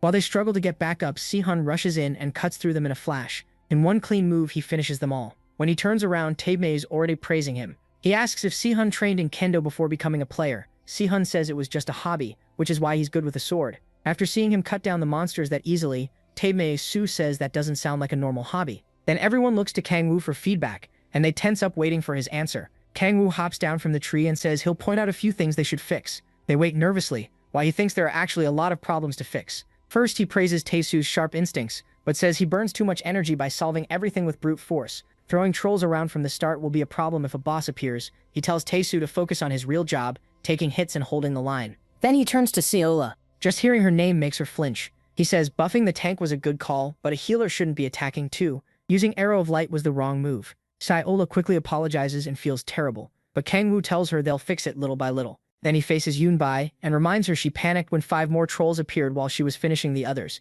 He says she should only use enough power to stun them and let Sai-hun handle the main damage. Finally, he looks at Sai-hun. Kang Woo studies him for a moment and says there's nothing to correct. Right now, Suis-hun is doing his role perfectly. Kang Woo admits the guy is amazing and starts wondering if he's some kind of genius. The others jump in too, praising how incredible Suis-hun is. After that, Kang Woo tells them to head deeper into the woods. As they move, he tells them to use his advice in the next fight. Soon after, Taemei blocks a troll and properly plays the tank. Sisola gives support where it's needed, and Yunbai uses just enough lightning to stun the monsters instead of overdoing it. Then Sai-hun jumps in and cuts them down, finishing the job. Watching from a tree, Kang Woo is impressed by how fast they're improving. He thinks they could try set rank gates in a month if they keep this up. After the fight, Taesu lowers his shield and asks if they did better this time. Kang Woo doesn't want to make them cocky, so he just says they weren't bad. Then they sense another monster nearby. Kang Woo's eyes widen when he realizes it isn't a troll. A horned beast with sharp fangs charges straight at Taesu's group. One look at its eyes tells Kang Woo it's a demon wolf. Taesu lifts his shield to stop the charge, but it doesn't look like he'll hold. Kang Woo moves to step in when he sees it's a demonic beast, but suddenly stops. Sai-hun has already jumped in and starts attacking the wolf head-on. He forces an opening and tells Taesu to get back. His blade cuts the monster, then he dodges its counter. Sai-hun wraps his sword in a blue aura and keeps pushing the wolf back. Things are going well, but he can't react in time to stop its next strike. The demon wolf smacks him away and lunges in to tear him apart. Just when it looks like he's done for, Kang Woo steps in and shows the wolf what a real demon looks like. Using his enhanced strength, he drives it into the ground with one punch and cracks the earth. Sai-hun can only stare, shocked by how strong Kang Woo is. Blood drips from Kang Woo's fist as the system announces the kill and tells him he leveled up. Kang Woo lifts Sai-hun up like he's carrying a princess and asks if he's okay. The others rush over to check on him too. They're worried about Sai-hun and just as stunned that Kang Woo dropped the beast with a single punch. Sai-ola starts healing Sai-hun while Taesu keeps praising his sword skills. At the same time, Kang Woo is shocked that Sai-hun fought a demonic monster that well. To him, the kid is way too strong. Meanwhile, Taesu is hauling Sai-hun around like a toy, and the poor guy begs him to put him down. So Kang Woo decides to support him instead and help him walk. With his hands on Sai-hun's shoulders, he secretly uses his omniscient power to check his abilities. The status window shows Sai-hun has a triple S rank, and he's also the descendant of the martial arts god. Kang Woo looks at him nervously and wonders who this kid really is. At the same time, Taesu keeps offering to help him walk. The more Kang Woo looks at Sai-hun, the more he feels this guy is the real main character. Another cooler person stealing his spotlight. He wonders if that insane swordsmanship comes from the martial arts god. Once Sai-hun can walk again, he thanks Kang Woo for helping him, but Kang Woo starts thinking the kid could become a threat to him. Just like with Yongju, he decides to stay friendly with Sai-hun and build a good relationship. Still, he knows things could go wrong, so friendship alone isn't enough. For now though, Kang Woo doesn't think Sai-hun is the type to suddenly turn on him, especially after risking himself to save Taesu. At the same time, he also thinks the kid is kind of a pathetic loser. Meanwhile, Yoonbi tries giving Sai-hun an electric massage. Not knowing how any of this will end makes Kang Woo grin like a madman. While he's lost in those dark thoughts, Silly slaps him out of it and asks if he's okay. He says he's fine and pushes those thoughts aside. Then the group starts asking the real question, why did a demon wolf appear in a D-rank gate? They also thank Kang Woo for saving them. Silly's slot is that Silly Hun is doing much better after her healing. Taesu and Yoonbi try to calm Silly Hun down, so he doesn't push himself too hard. Kang Woo walks over and Silly Hun says he feels a lot better thanks to Silly Hun. Hearing that, Kang Woo is relieved he's okay. Silly Hun looks at him with shining eyes, thanks him again and says he's incredibly strong. Taemusu and Silly Hun keep fawning over Kang Woo, and Yoonbi can barely stand how pathetic they look. Taemusu goes on, saying he's never seen anyone with a second awakening like Kang Woo. Then he asks why Silly Hun hasn't joined one of the big guilds yet, since someone that strong could get into any of them. When Taemusu suggests the Mare Guild, Silly Hun starts to shake a little. He says he has no plan to join any guild, especially not Mare. Taemusu gets confused and asks if he has a problem with that guild, but Si Hun tightens his grip on his sword and says it's nothing. Even Taemusu realizes he pushed too far, so he apologizes for digging into his past. Silly Hun says it's okay and apologizes for getting so worked up about the topic. After that, Kang Woo says they should all head home so Si Hun can rest. Silly Hun insists he can keep hunting, but Kang Woo tells him not to overdo it. Then Taemusu asks if Kang Woo will join them again tomorrow, but Kang Woo has no intention of hanging around that loud idiot. He's disappointed, but Kang Woo reminds them he can't always watch over them. They need to learn to hunt on their own. Taemusu says he'll focus on leveling up, and the group starts to leave. Once they exit the gate, Kang Woo tells Silly something came up, so she'll have to head home without him. He checks his phone, sees the missed calls, and says it's urgent. She asks about dinner, and he tells her to eat first, because he might be late. Silly isn't happy to hear that, but she tells him to be careful. He promises he'll come home as soon as he can. After that, they say goodbye. Once Silly disappears into the crowd, Kang Woo decides to start whatever plan he has in mind. Meanwhile, Silly Hun checks his phone at a bus stop. As he looks through the bus routes and thinks about the Mere Guild, Kang Woo walks up and says he needs to talk. With a serious face, he says it's important, and suggests they go somewhere private first. A little later, they arrive in a quiet alley. When Silly Hun innocently asks what this is about, Kang Woo suddenly drives a punch into his stomach, knocking the breath out of him. Then he grabs Silly Hun by the collar and throws him down. The poor kid tries to ask what he's doing, but Kang Woo drops a knee onto his chest and says he's making insurance. Holding him there, Kang Woo says Silly Hun is going to become very strong, so he wants them on friendly terms. Looking completely insane, Kang Woo says he wants them to become true comrades. Struggling to speak, Si Hun asks why he has to do this just to become friends. Kang Woo then injects demonic energy into him. Si Hun starts writhing in pain and soon begins to black out. Kang Woo uses soul subordination, reaching for Si Hun's heart to seize control of him. While doing it, he says Si Hun won't remember any of this and will go back to hunting like nothing happened. Then Si Hun's heart changes into a strange demonic one with eyes and teeth. As Si Hun keeps suffering, Kang Woo leans in and tells him he'll grow stronger with Han Sol-ah and Taesu, and together they'll become the strongest party. A moment later, the Demon Lord lets go of his heart and says that if Si Hun becomes his subordinate,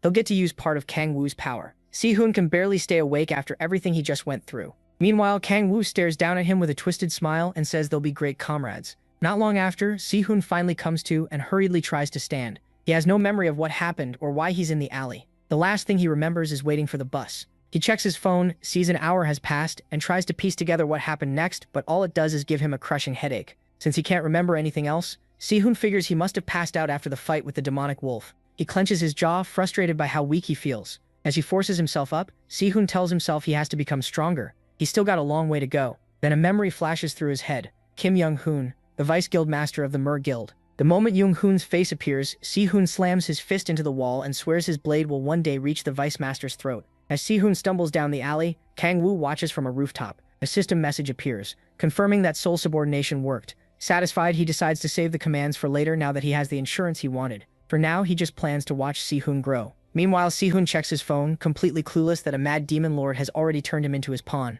He finally makes it back to the bus stop and hurries onto a bus. Kang Woo keeps watching, saying Si Hun's talent could someday rival Balak's, once it fully develops. He plans to use this new subordinate against the demonic order since the Myriad Demon Palace is still partly sealed. Like a total stalker, Kang Woo watches Si Hun board the bus and promises to support him however he can. So yes, our protagonist is being pretty creepy here. Then he gets a call from Cho Do-kyun. He answers, and Do-kyun says he found something important. He isn't fully sure, but says he detected demonic energy and it doesn't seem like it came from a human. Kang Woo guesses it was a demon and asks where the trace was found. Do-kyun says it was at the B-rank gate near Wajongbu, and Kang Woo realizes another demon has appeared. He remembers the Hellhound and Demon Wolf showing up at other gates, and gets excited that a stronger demon might help him level up even more. Checking his stats, he feels this could let him reach his 5th awakening sooner than expected. The next day, a train pulls into Wajongbu Station, and he gets ready to get off.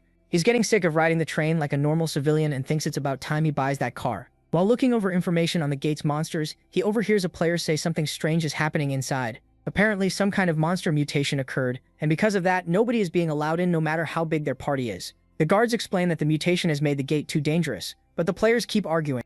Then an announcement says 10 players have died because of the incident, so access to the gate is now restricted. That number shocks everyone. 10 deaths is a lot, even for a B-rank gate. Kang Wu already knows a demon is rampaging inside, but even he didn't expect the gate to be locked down. Reporters press the guards for details, saying the public needs to know what's inside if the gate is being blocked. The guards finally say the creature looks like a lion. Hearing that, Kang Wu identifies it as a B-war, one of the strongest predators from the second hell. It looks like a lion, has 5 legs, and carries a trait called full stomach. If it eats 5 prey in one day, it becomes full and stops attacking first. Just remembering those creatures from hell makes Kang Wu feel sick. But if there are already 10 dead, that means the B-war showed up at the gate 2 days ago. So his plan is simple. Feed it 5 monsters, then kill it once it's full. After deciding that, he calls Yanju. She clearly isn't happy to hear from him, especially since she's in the middle of training. But he asks her to get him into the B-war rank gate, despite the restrictions. He says she can pull it off because she has good connections with the higher-ups. Kang Wu hears loud crashing over the phone before she asks if he really needs to enter that gate. Yanju warns him it'll cost a lot, and he promises to pay her back after it's done. She just hopes he's not planning to get torn apart in there.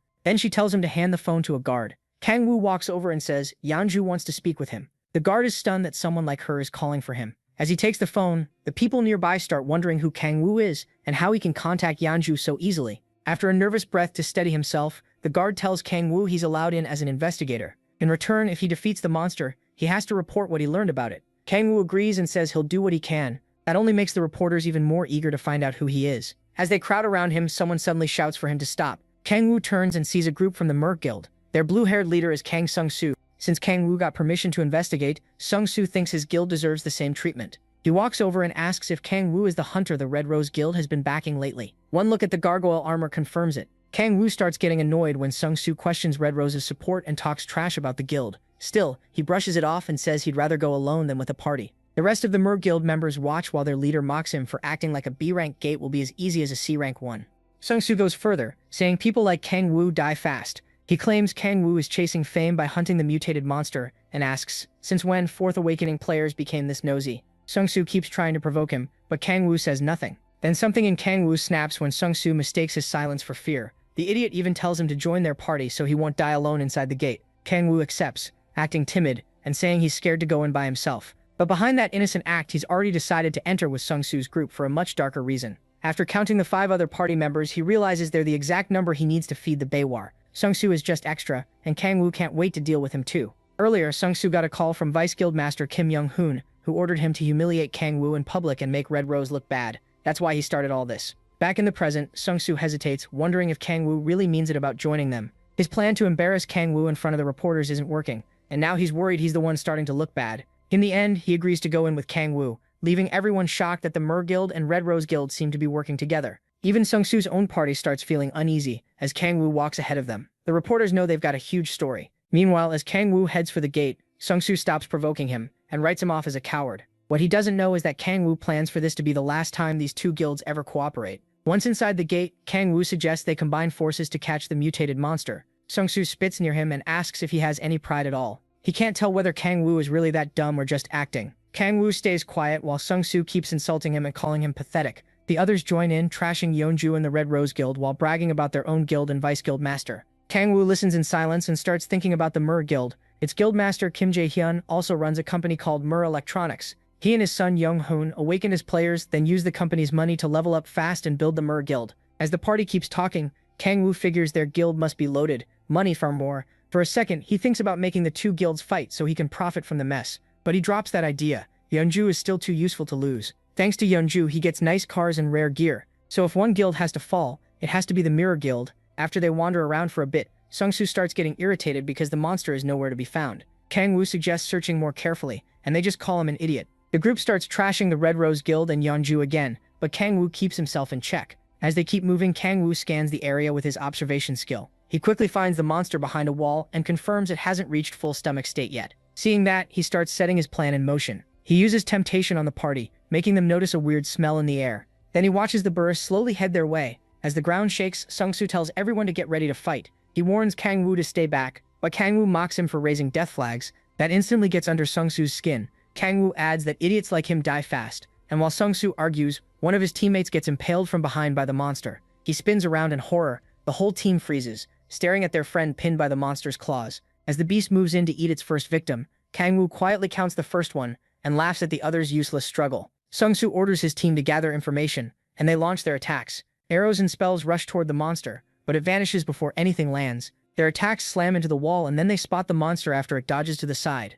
Sung-Soo tries to keep everyone in formation, but the beast takes down a second target in the blink of an eye. When Sung-Soo turns back, the monster is already devouring that unlucky teammate. Kang-woo keeps counting while the guild's lapdog starts to panic. Sung-Soo yells for everyone to attack faster. As the monster closes in, he starts charging up a spell and slams his staff into the ground. Lightning crashes into the burr, giving the rest of the party a chance to finish it. They rush in to kill the beast, but it instantly kills 2 more people. Now Sung-Soo is clearly terrified. He can't understand how his team is dying this easily. Even after taking Sung-Soo's strongest hit, the burr keeps moving like nothing happened. The last teammate besides Sung-Soo realizes it's hopeless and begs someone to save her. While Kang-woo enjoys the chaos, Sung-Soo tries to force his final teammate to hold position. Frustrated, he grits his teeth and decides to use his last attack on the beast. Sung-Soo jumps into the air and pours all his power into his spear. He brings it down with everything he has, but the monster swats him to the side like he's nothing. Sung-Soo crashes into a wall and blacks out. He opens his eyes again when the beast comes toward him and starts crying. Kang-woo counts the 5th target. By then, the monster has eaten its 5th victim, and Sung-Soo is sprawled on the ground,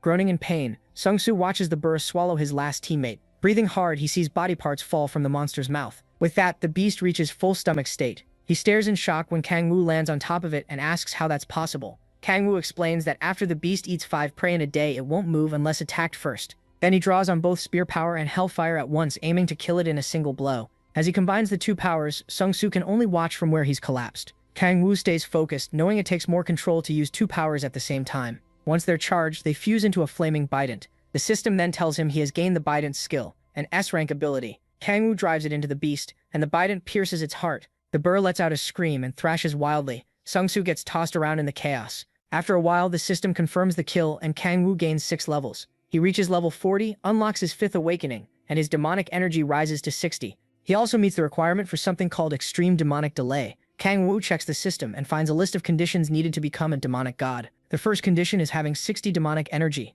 He still can't find details on extreme demonic delay, but figures it must be a huge power boost. Even after all his time in hell, he's never heard of it before. He starts thinking that if he keeps leveling up, he might surpass the strength he had as the demon king of the 9th circle of hell. And the idea of becoming a demonic god sounds even better. Kang-woo is clearly starving for more power. After that, he starts absorbing the burk to gain extra demonic energy. As an investigator, he should leave the corpse alone, but he won't pass up more power. The absorption works, and his demonic energy goes up by 4 more points. While he's absorbing it, Sung-Soo calls out and asks what Kang-woo really is. Kang-woo turns and remembers there's still one annoying survivor left. He walks toward him, and Sung-Soo warns him to stay back. With his voice shaking, Sung-Soo asks if Kang-woo plans to kill him. Kang-woo says he still has a part to play, so he can't die yet. He tells him to relax because he just has a few questions first. Sung-Soo goes silent when Kang-woo asks who ordered him to provoke him. Kang-woo already knows Sung-Soo isn't smart enough to act like this on his own, and his party clearly knew about him beforehand. Still, Sung-Soo says nothing, so Kang-woo kicks him up and starts smashing him around until he talks. When asked again, Sung-Soo finally admits Kim Young-hoon gave the order. Kang-woo then asks why their vice guild master targeted him.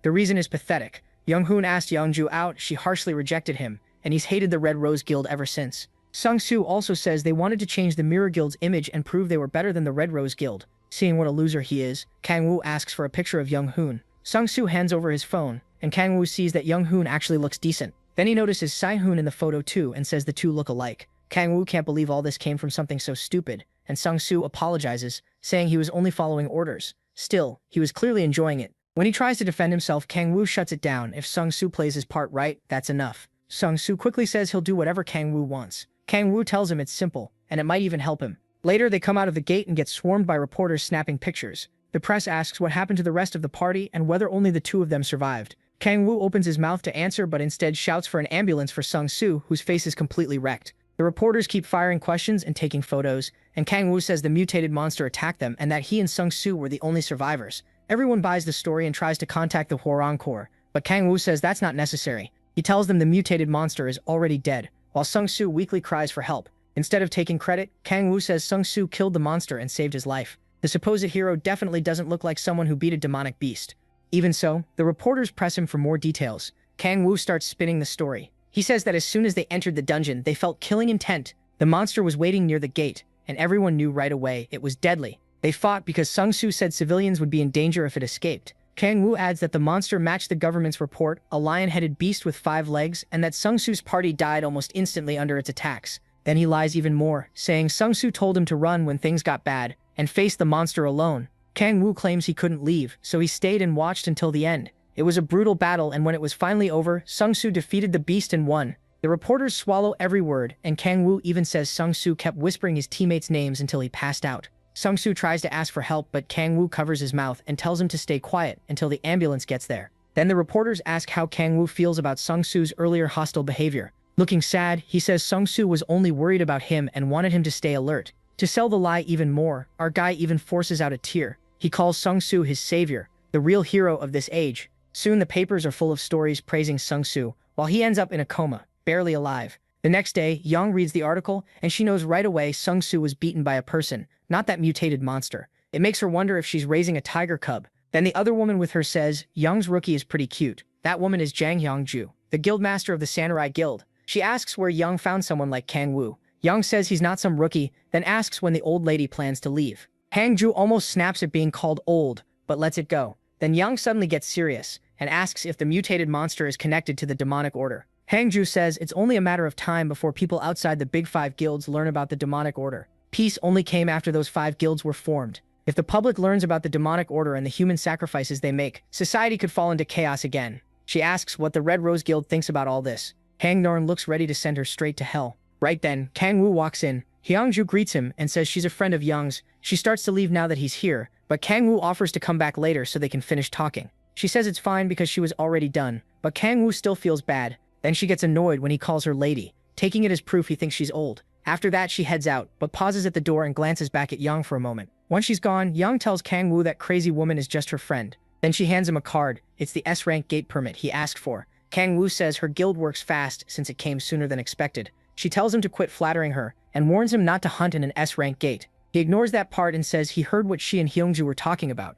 Young pours him some tea and says they would have had to tell him eventually, even if it's classified. Kang Woo pretends he knows nothing about the demonic cult, and asks if they're behind the monster mutations. Young says the cult is full of crazy fanatics, and they've been moving a lot lately. She doesn't know when the group started or how large it is, but the guilds are still trying to track them down. Young quickly answers her mother-in-law, saying she won't stop her if she wants to leave, then asks Kang Woo if he'll help with her request. Kang Woo pauses for a second, then lifts his S-rank permit and tells her not to worry. He says she's helped him a lot, so helping her back is only fair. Young looks at him, then starts blushing like a little girl and thanks him. She doesn't know he's really in it for the demonic energy he can get. Young says she may call him again if there's an emergency, then warns him one more time not to hunt in S-rank gates. Later, a sleek car speeds out of the guild building. Kang Woo is driving, happy to be traveling by car again. On the way, he decides to check his 5th awakening skill. This power lets him summon a demon from another dimension. The more demonic energy he spends, the stronger the demon can be. The problem is, he can only use it once every 3 months, so he has to make it count. He figures gates work like bridges to other worlds. The stronger the gate, the stronger the monsters that cross through. Crack fragments should work the same way, which means higher ranked gates should let him summon stronger demons too. Kang Woo reaches his destination and gets out. Because he's stubborn, he heads straight to an S-rank gate to test the new skill. The guards scan his card and let him in. Security is incredibly strict. Without the Red Rose Guild, he wouldn't even get near an S-rank gate. The gate opens and he walks through. On the other side is an open field by the sea. He picks a spot and sits down, hoping he can summon something high-ranked like Cerberus. Then Kang Woo starts meditating and begins the summon. The skill activates. He rises into the air as demonic energy pours from his body. It puts a heavy strain on him, but he pushes through. The system starts forming a crack to finish the summon. Sweating hard, Kang Woo keeps his eyes on it and manages to open it. A green light shines out from inside, and the system says a deeper crack has formed because of the Myriad Demon Palace. Kang Woo notices the color right away. Every other crack he's seen was bluish, not green. Then another message says a dimensional gate to the continent of Eleanor has opened. He has no idea where that is and hopes this doesn't somehow send him back to hell. Shielding his eyes from the bright light, he looks for the demon he summoned. The crack closes, but he doesn't realize he's standing in the demon's palm. Then he finally sees it, a dragon named Echidna, daughter of the demon dragon Kargath. Kang Woo is stunned. A dragon? A moment later, the beast crashes to the ground after coming through the crack. He hears people speaking in a strange language and looks up to see several unfamiliar faces jumping out after it. They keep talking, but he can't understand a word. A blonde man turns to say something to the others, but Kang Woo still has no clue what's happening. As they move toward the dragon to inspect it, Kangwoo activates a skill that lets him understand other languages. Now he hears the blonde man warning everyone to stay back, and an elf woman calls him Reynold. Reynold points out that the dragon is still breathing, but barely. It looks close to death. The elf says it won't be able to hurt anyone now, and Reynold relaxes. Then Kangwoo walks up and asks who they are. Reynold introduces himself as Reynold von Iris von Arnon, the third prince of the Iris von Arnon Empire. Kangwoo has never heard of that empire. Looking closer, he notices there's also an elf and a dwarf with them, which makes him uneasy. He starts wondering if they really did come from another world. Then Kangwoo looks at the dying dragon and decides to heal her. The others watch closely as he steps forward. Using resurrection, he places a hand on Echidna, and her wounds start healing fast. Reynold rushes in to stop him, but freezes when Kangwoo begins talking with the dragon. Echidna thanks him for saving her, while Reynold can only stare in confusion. She apologizes for appearing in such a miserable state, and Kangwoo tells her it's fine. Suddenly, Reynold presses a sword to Kangwoo's neck while the elf aims her bow at him. Furious, Reynold demands to know if he's the dragon's master. Kangwoo just asks why they're trying to kill Echidna. That makes Reynold explode, shouting that Echidna is an evil demon dragon. He says she brought a deadly plague, and countless people in his empire died because of it. Kangwoo answers that Echidna denies doing any of that, and if she really had that kind of power, she wouldn't be this badly hurt, and nobody there could have beaten her. Reynold stops for a second, probably wondering if Kangwoo has lost it. Then he starts raging again, insisting Echidna caused the disaster. According to him, she has to die if they want to save the empire's suffering people. Kangwoo gets tired of the prince's attitude and decides to teach him a lesson. He hits Reynold with explosion, sending him and his group flying. They recover fast and get ready to attack again. Kangwoo tells them that even if Echidna really caused all that, she's his familiar now, and that alone is enough reason for him to kill them. Echidna starts crying as her master stands up for her and makes it clear he won't abandon her. Reynold calls him a wicked demon, and Kangwoo says he actually is one. Hearing that, Reynold starts shouting like a madman, saying he knew Kangwoo was a demon. Then he swears in his own name that he'll defeat Kangwoo for the sake of his empire's people. Meanwhile, the Demon King can't believe how absurd this prince and his little group are. Reynold charges in and swings at him, and the clash triggers an explosion. Kangwoo survives but admits that Reynold's attack isn't something he can block easily. As Reynold comes in again for another strike, Kangwoo slams the ground and blasts the whole group into the air. Then he follows up with another skill, dropping molten rocks on them while they're still airborne. The burly one uses Iron Wall to shield the others from the falling rocks, but even he can't hold out for long. While he's busy protecting the people in front of him, the big guy misses the rocks coming from behind, and by the time he notices, they slam into him one after another. Reynold yells, "Hans," as blasts rip through the smoke. Then O bursts out of it, blades ready to carve him up. At that point, Reynold realizes this fight won't be easy. The mage throws up a shield with her orb. The protagonist tears through the defenses and rushes straight at Reynold. As he gets close, the prince attacks too, using a skill that sends out a storm of slashes. O blocks it with Iron Wall, then drives a kick into Reynold and sends him crashing into the dirt. He even mocks him for yelling his skill name first, saying that's the dumbest thing he's seen. But Reynold suddenly gets back up and charges the moment MC lands. O slips past the hit, yet the prince keeps pressing with attack after attack. Reynold keeps swinging wildly, trying to end it fast, but his reflexes are too sharp. The assault keeps going for a while, and the protagonist admits Reynold is strong. Without his fifth awakening, this could have gone badly. Proud of himself, Reynold starts bragging, though he's still way too easy to read. So O copies him and loudly calls out a skill name. Hearing that, Reynold raises his sword to block, but MC tricks him and kicks his knee instead. Pain shoots through the prince, and he flinches. He can't understand why. O didn't follow with the blade like this is some fair night fight. He laughs and calls him an idiot for falling for it. When his teammates move toward him, Reynold orders them to run. He says the protagonist is too strong for them, and the protagonist smirks knowing the battle is done now that Reynold's leg is hurt. The mage protests that they can't just leave him behind. Reynold shouts back that he's fine and leaves the Arnon Empire in their hands. O kicks him aside like trash and calls him pathetic. Cursing his broken leg, Reynold watches MC move in for the kill. This is always how the Demon Lord fights, with no pity for enemies. He kills to survive. In hell, feelings are a luxury. Then the female mage jumps in front of the prince. O stares down at her as she begs for mercy and asks him to kill her instead. Reynold calls out to stop her from being crazy. Tears pour down her face as she confesses that she loves him. Reynold is stunned. She apologizes for saying it now, then turns to him and says she'll do anything if he spares Reynold. He refuses, and Reynold is shocked that O has none of the mercy he expected. The protagonist says their problems mean nothing to him. If they raised weapons to kill, they should have been ready to die too, and Reynold can't believe how cold he is. MC tells them to save the drama for a soap opera. Reynold calls him cruel, but he can't even bother explaining himself anymore. Just as O gets ready to finish them, the system alerts him that other beings have crossed the gate. Then the Gaia system starts rejecting the intruders. Their bodies glow and they panic, not knowing what's happening. Seeing that, the protagonist tries to kill them before they disappear. He especially wants their rare gear as trophies, so he rushes in. But the system purges them first. Just like that, his chance to grab their equipment is gone. O curses his bad luck, full of regret. Then panic hits, and he quickly checks on Echidna. Thankfully, she's still there and wasn't kicked out with the others. While wondering what the Gaia system is for, he jumps down to her. He remembers seeing something about Gaia while crossing over to Earth and starts thinking it may be tied to the monsters coming from hell these last 2 weeks. Then a terrible thought hits him. Cold sweat runs down his body as he remembers his own crossing and starts thinking this might all be his fault. While his thoughts spiral, Echidna calls to him. She asks where Reynold and his team went, and Oates tells her they're gone. When she thanks him for saving her, he shyly brushes it off. Then he tells her to stay still so he can heal the rest of her wounds. Looking at her huge body, MC asks if she can change size, and she says yes. Then he asks about the continent of Eleanor. Echidna explains it's a world centered around the Arnon Empire, where people use swords and magic and live with creatures like dragons. Later, O drives with Echidna in a smaller form, and wonders if every monster besides demons comes from Eleanor. When she asks where they're going, he says they're heading to his residence. She doesn't know the word, so she assumes it's his nest. He just goes with it and starts imagining being in a nest with Sola. Echidna thanks him and says it's been a long time since she's been in someone else's nest. She's been alone for ages. She used to live with her father, but one day he vanished, leaving her by herself. After that, all she did was read books in her lair, and it was painfully lonely. Then one day, someone suddenly entered her home. It was Reynold. Echidna starts trembling and insists she never caused the drought or did anything wrong. No matter how much she said she was innocent, they never believed her. O notices how badly she's shaking as she looks at him with teary eyes. It reminds him of his own past. He grew up in an orphanage, where even meeting his parents felt impossible. He didn't care who they were, as long as they loved him. Laughing at himself for getting emotional, O tells Echidna that even if the whole world blames her, he'll still believe her. He pats her soft fur and wipes away her tears. The protagonist looks down at her warmly, and they keep driving. Echidna promises she'll never forget his name. When they get home, Soza instantly smothers Echidna and gushes over how cute she is. Echidna almost gets crushed, but O is too busy eating to care. He didn't expect Sigila to accept her so fast, but she says Echidna is too adorable not to love. Sigila keeps hugging the poor dragon while Echidna struggles to survive. Eventually, Echidna breaks free and runs back to her master,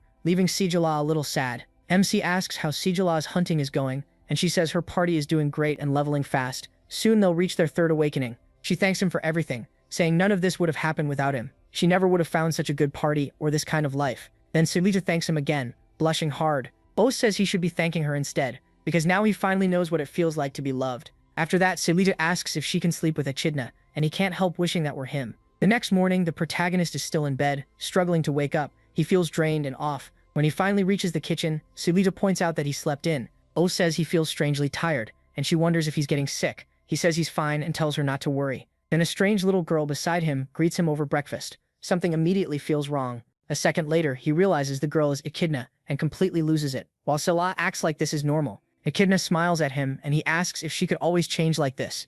She says she felt something strange while sleeping that night, and when she woke up her body had changed. As Echidna keeps eating, O figures her new form may be tied to why he's so exhausted. He just hopes she can still turn back into a dragon. So he asks her to change back. Echidna stands and starts transforming. Her fangs appear and green light pours off her body. Watching this, O realizes he may have made a huge mistake. Her wings burst out, flipping the table and shaking the house. Echidna lets out a roar and they beg her to stop before the whole place is wrecked. The transformation blasts out the windows and wrecks the house. A moment later, they manage to stop her, and she apologizes.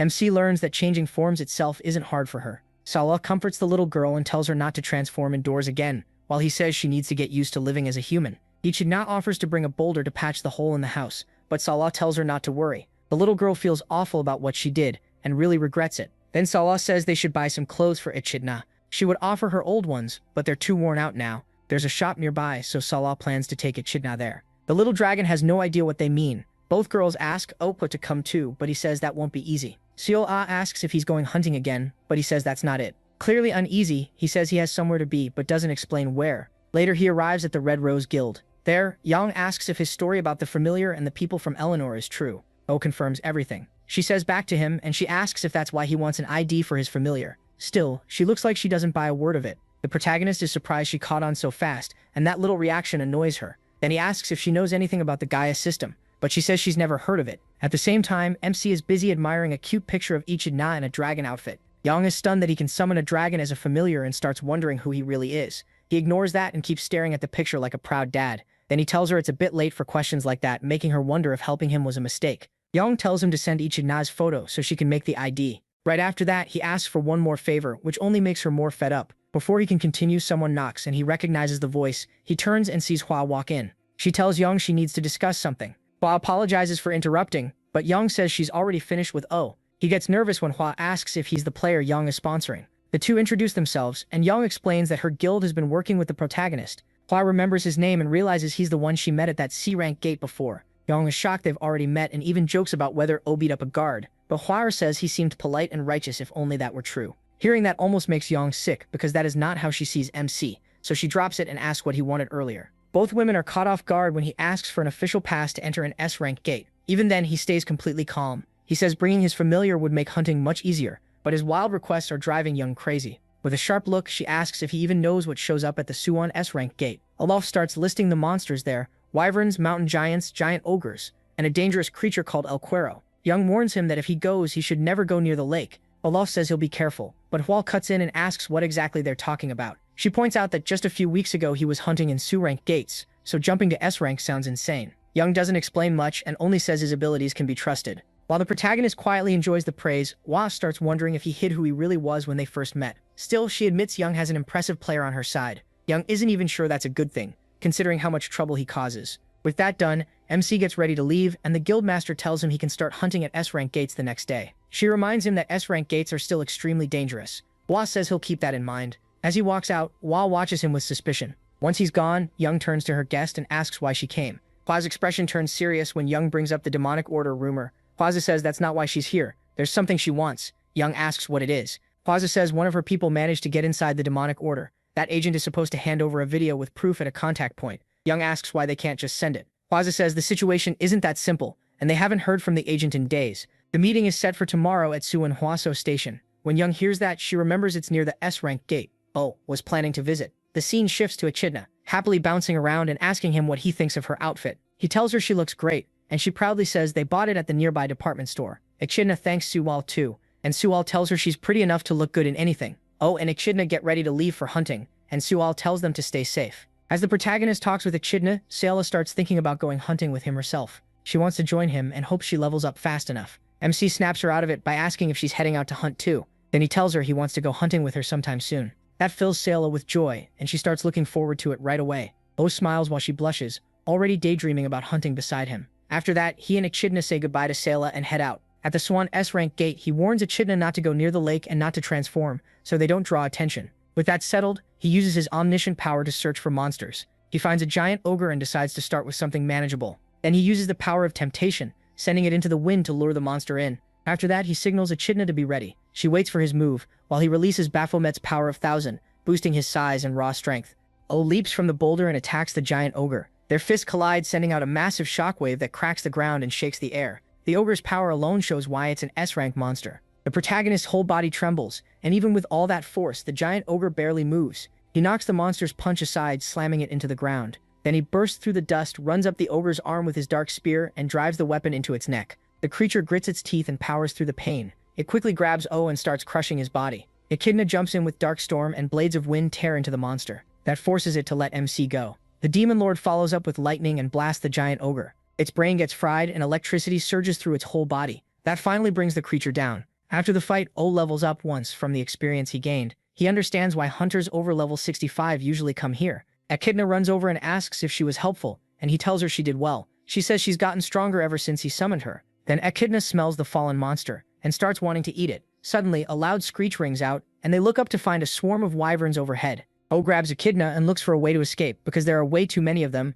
Realizing he can't outrun them on the ground, he spreads his wings and takes off for safer space. Even so, the wyverns keep up and close and fast. He glances back and sees them right behind him, but still avoids their attacks in midair. Then a few of them tear Echidna's dress, and her expression starts to change. O can tell something is wrong. It hits her even harder because he had just told her that dress looked nice. She gives in to her anger, transforms, and kills several wyverns at once. One look at her terrifying form and roar makes the rest panic and try to flee. But Echidna shows them exactly why making a little girl mad is a bad idea, crushing them one after another. O can only watch the chaos, barely slipping past her claws when she goes after a wyvern near him. She keeps rampaging for a while, and he starts wondering if this is really the same dragon who almost died to Reynold and his party. She's far stronger and scarier than he expected, and that leaves him uneasy as he wonders if she might even be stronger than him. Then Echidna lets out one last roar and finishes off the final wyvern. Sometime later, she wakes up in Olko's arms. He tells her they're still inside the gate and asks how she feels. Echidna clings to him and says she has no strength left. She burned through too much power in dragon form and passed out after changing back. Luckily, the protagonist caught her before she hit the ground.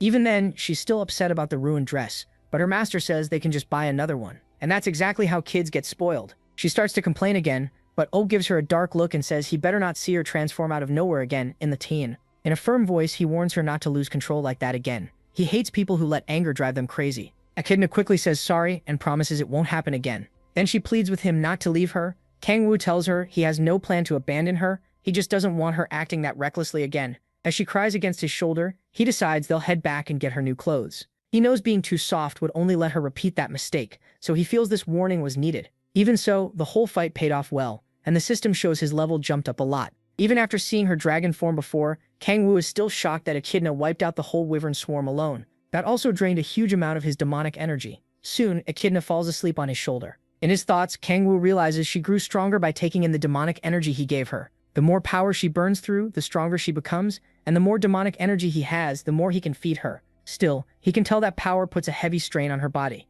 Then Kangwoo hears a loud roar. He recognizes it as a giant ogre and figures there may be two of them. So he sets Echidna down by a tree where she'll be safer. Fighting two of those monsters without her won't be easy, but the thought of the battle still excites him and he gets ready. But when he turns back, two players have already taken the monsters down. One looks like a wild delinquent. The other gives off the vibe of someone trying hard to be an assassin. Kangwoo just stares, confused by how fast it all happened. The two approach, and he immediately gets guarded. They say he could have been in real danger. Then pause, wondering if those monsters were actually his targets. As Kangwoo watches them warily, he realizes who they are. The calm guy in the hoodie is Choff, guildmaster of the Honorary Guild. The rough-looking one is Bakkeo, guildmaster of Hanul and Korea's top-ranked player. Bak flashes a friendly smile, while Kangwoo thinks about how absurd it is to run into two guildmasters at the same time. He stays quiet and keeps close to Echidna while they comment that he looks like a newbie who wandered into an S-rank gate for the first time. Bak says he's lucky they found him and offers to escort him back to the entrance. He also notices Echidna looks worn out,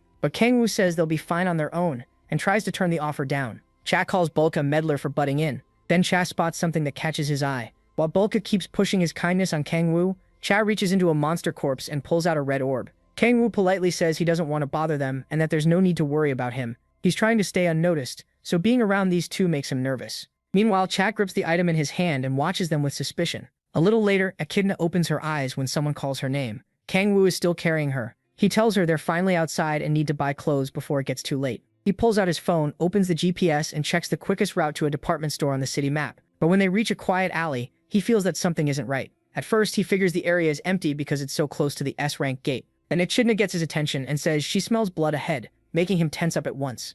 And not just any blood, it smells human. The story cuts to an informant who managed to sneak into the demonic order as one of its believers. From what he's seen, their cruelty is worse than anyone imagined. He manages to record proof but can't send it out because radio interference is blocking every signal. When he keeps trying to contact headquarters, the order tightens security, almost like they've figured him out. Eventually they catch him. Now badly beaten, the informant runs for his life. He wonders if this is where it all ends. Even so, with the evidence in hand, he swears he won't die before delivering it. Breathing hard, he presses down on his wound and thinks about getting the memory card to bake, but his legs finally give out, and he crashes to the ground, scraping his knee. His whole body shakes, and no matter how hard he tries, he can't move. His bloody hands tremble as he drags himself forward. He knows he's only one step away from finishing his mission, so he forces himself toward the gate where the Horong corner. Right then, Owen and Echidna come around the corner and spot him. Struggling to breathe, the man looks up at them and grabs MC's hand tightly. He looks down as the man presses a memory card into his palm and weakly whispers, "Please." Confused, O stares at the card and wonders what it's supposed to mean.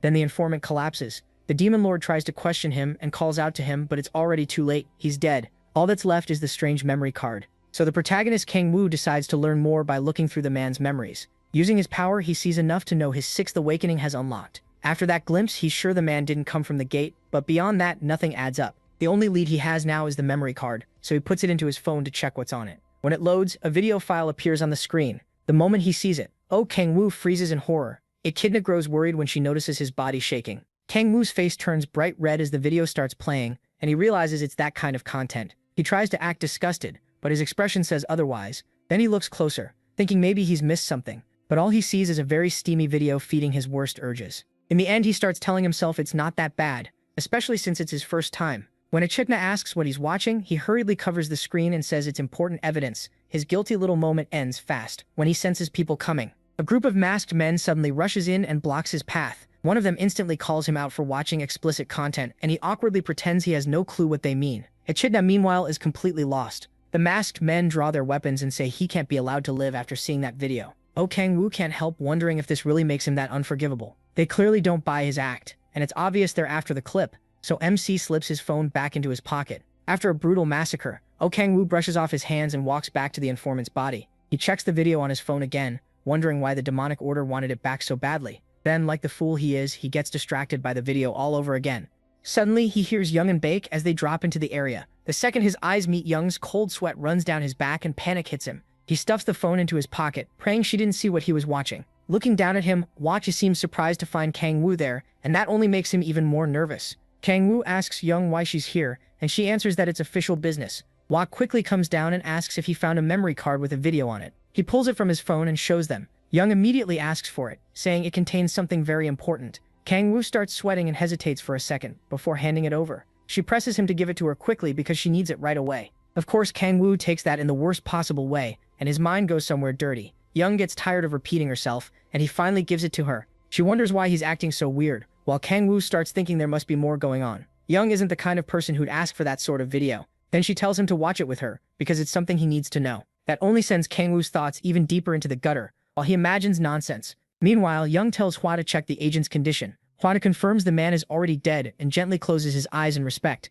After that, Hwa asks Kang-woo to explain what happened here. He says he doesn't know the full picture, but tells them what he ran into. He explains that the demonic order attacked him after he got the card. Hwa figures his involvement was probably just bad luck. Then she says he should watch the video with them, but stops when she notices Young acting oddly. A second later, Young shows them the explicit clip and demands to know what the hell this is. Both of them turn red, and Kang-woo insists he's innocent while trying to keep Echidna from seeing anything she shouldn't. Hwa, though, stays calm and says the video is fake. She explains that the real footage is hidden and can only be revealed with a decryptor at headquarters. Their HQ even recommends using adult videos as decoys. Hearing that, realizes the real file is tied to the demonic order. Then Young starts chewing him out for watching the clip and not warning her about it. Echidna rushes in to defend her master and tells Young to stop being so harsh. Noticing the little girl, Young asks who she is, and he explains that Echidna is his familiar. Echidna clearly doesn't like Young and keeps making nasty faces at her. Young finds that hard to believe. She says, seems like the type who'd have a creepy demon, not a little kid. Hwa cuts in and says they need to get to headquarters right away and check the real video.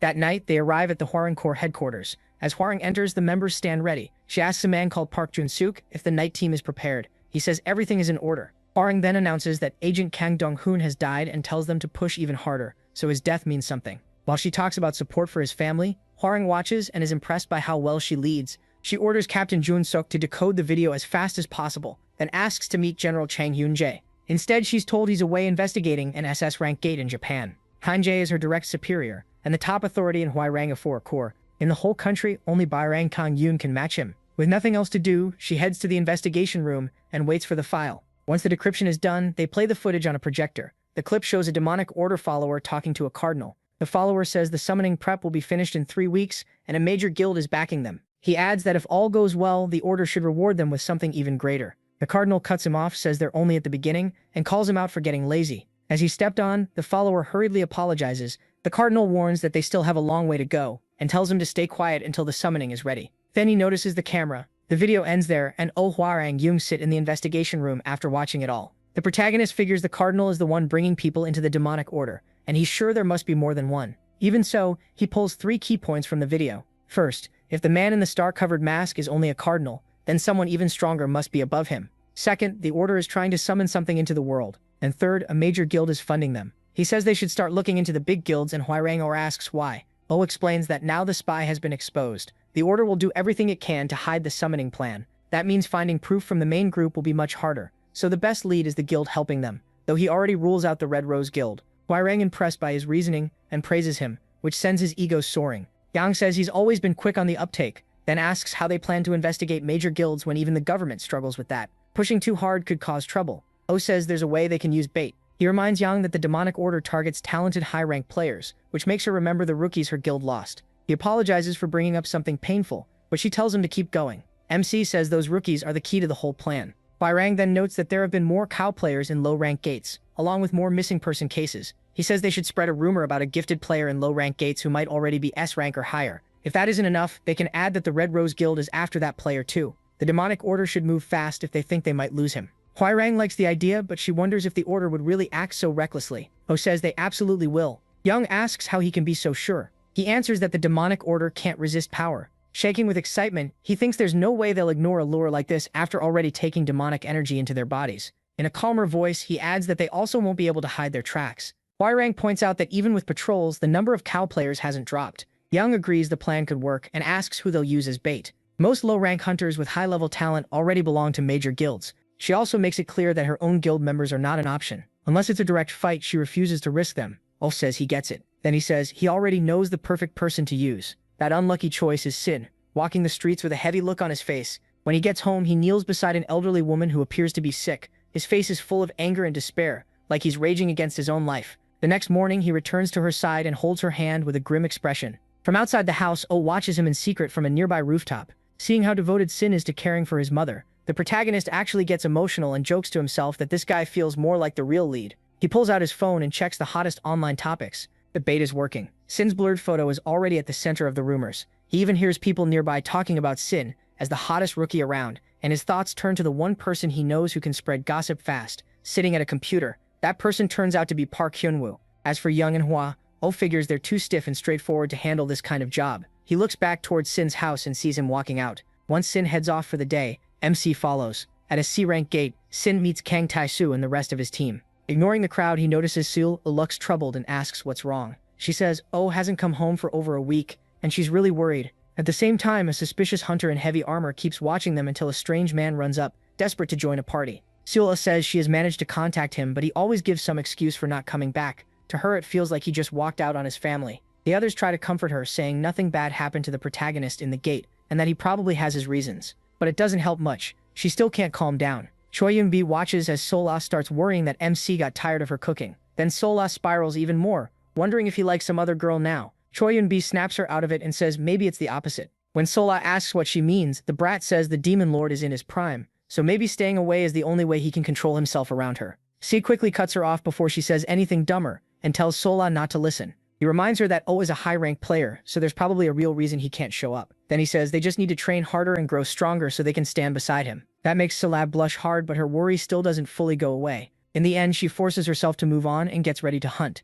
The party enters the gate. Right after that, the mysterious hunter reports that they've gone inside. The one receiving that report is O, and he's glad the plan is moving smoothly. Still, going a whole week without seeing Sin Hala has been rough on him too. Watching her look that sad is starting to wear him down, and she's not the only one. Echidna, who he treats like his own kid, has been lonely because he's been gone so long. The protagonist hasn't been sleeping or eating right these past few days, so he wants this over fast. A moment later, Kang Tae-soo moves to block an attack from a crazed troll. The monster smashes down on his shield, but he manages to hold the line. Even so, Kang Tae-soo grits his teeth and admits the thing is strong. Then he knocks the troll off balance by driving up with his shield and slamming forward. That creates an opening for Soo to charge in. Sehula boosts him, and he uses his hidden dragon sword technique to slice through the beast before it can react. The troll coughs up blood, but it's still not down. The troll whips around and reaches for Sehun, but a bolt of lightning hits from behind and cooks its brain. The monster drops dead. Tae-soo is shocked they beat it, but Eunbi quickly tells him not to jinx it. Sehun checks and confirms it's really dead. They already got the experience points.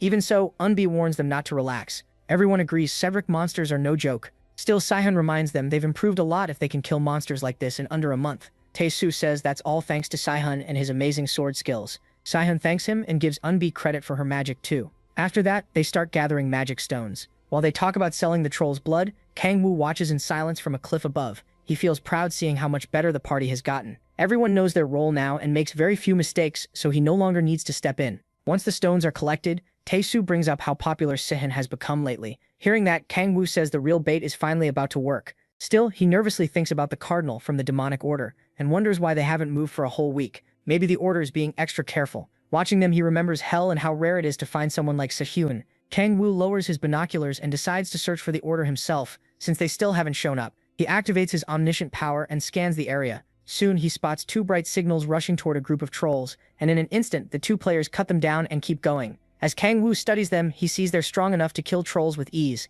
They don't even stop for the magic stones. They're heading straight for Sehun. That makes him grin. The demonic order has finally taken the bait. Later, Sehun's group brings down another troll. As they regroup, Tae-soo praises Sehun for beating it without Yuan-bi's help. She jokes that he'll make her jobless if this keeps up and tells him to slow down. Sehun laughs, then catches a strange movement. He warns Han Sol off. She turns and sees another troll coming from behind, and the team tries to form up, but the troll is killed before they can do anything. The whole group is stunned. Who could take out a troll that fast? When Sehun looks up, he instantly recognizes the man taunting them. It's Kim Young-hoon, standing there like he's enjoying the monster's blood. Tae-soo and the others turn to Sehun. asking how he knows the vice guildmaster of the Mirror Guild. Young-hoon is the guildmaster's son, a spoiled rich kid born with every advantage possible. He does have some talent, but mostly he climbed to the top using his father's money.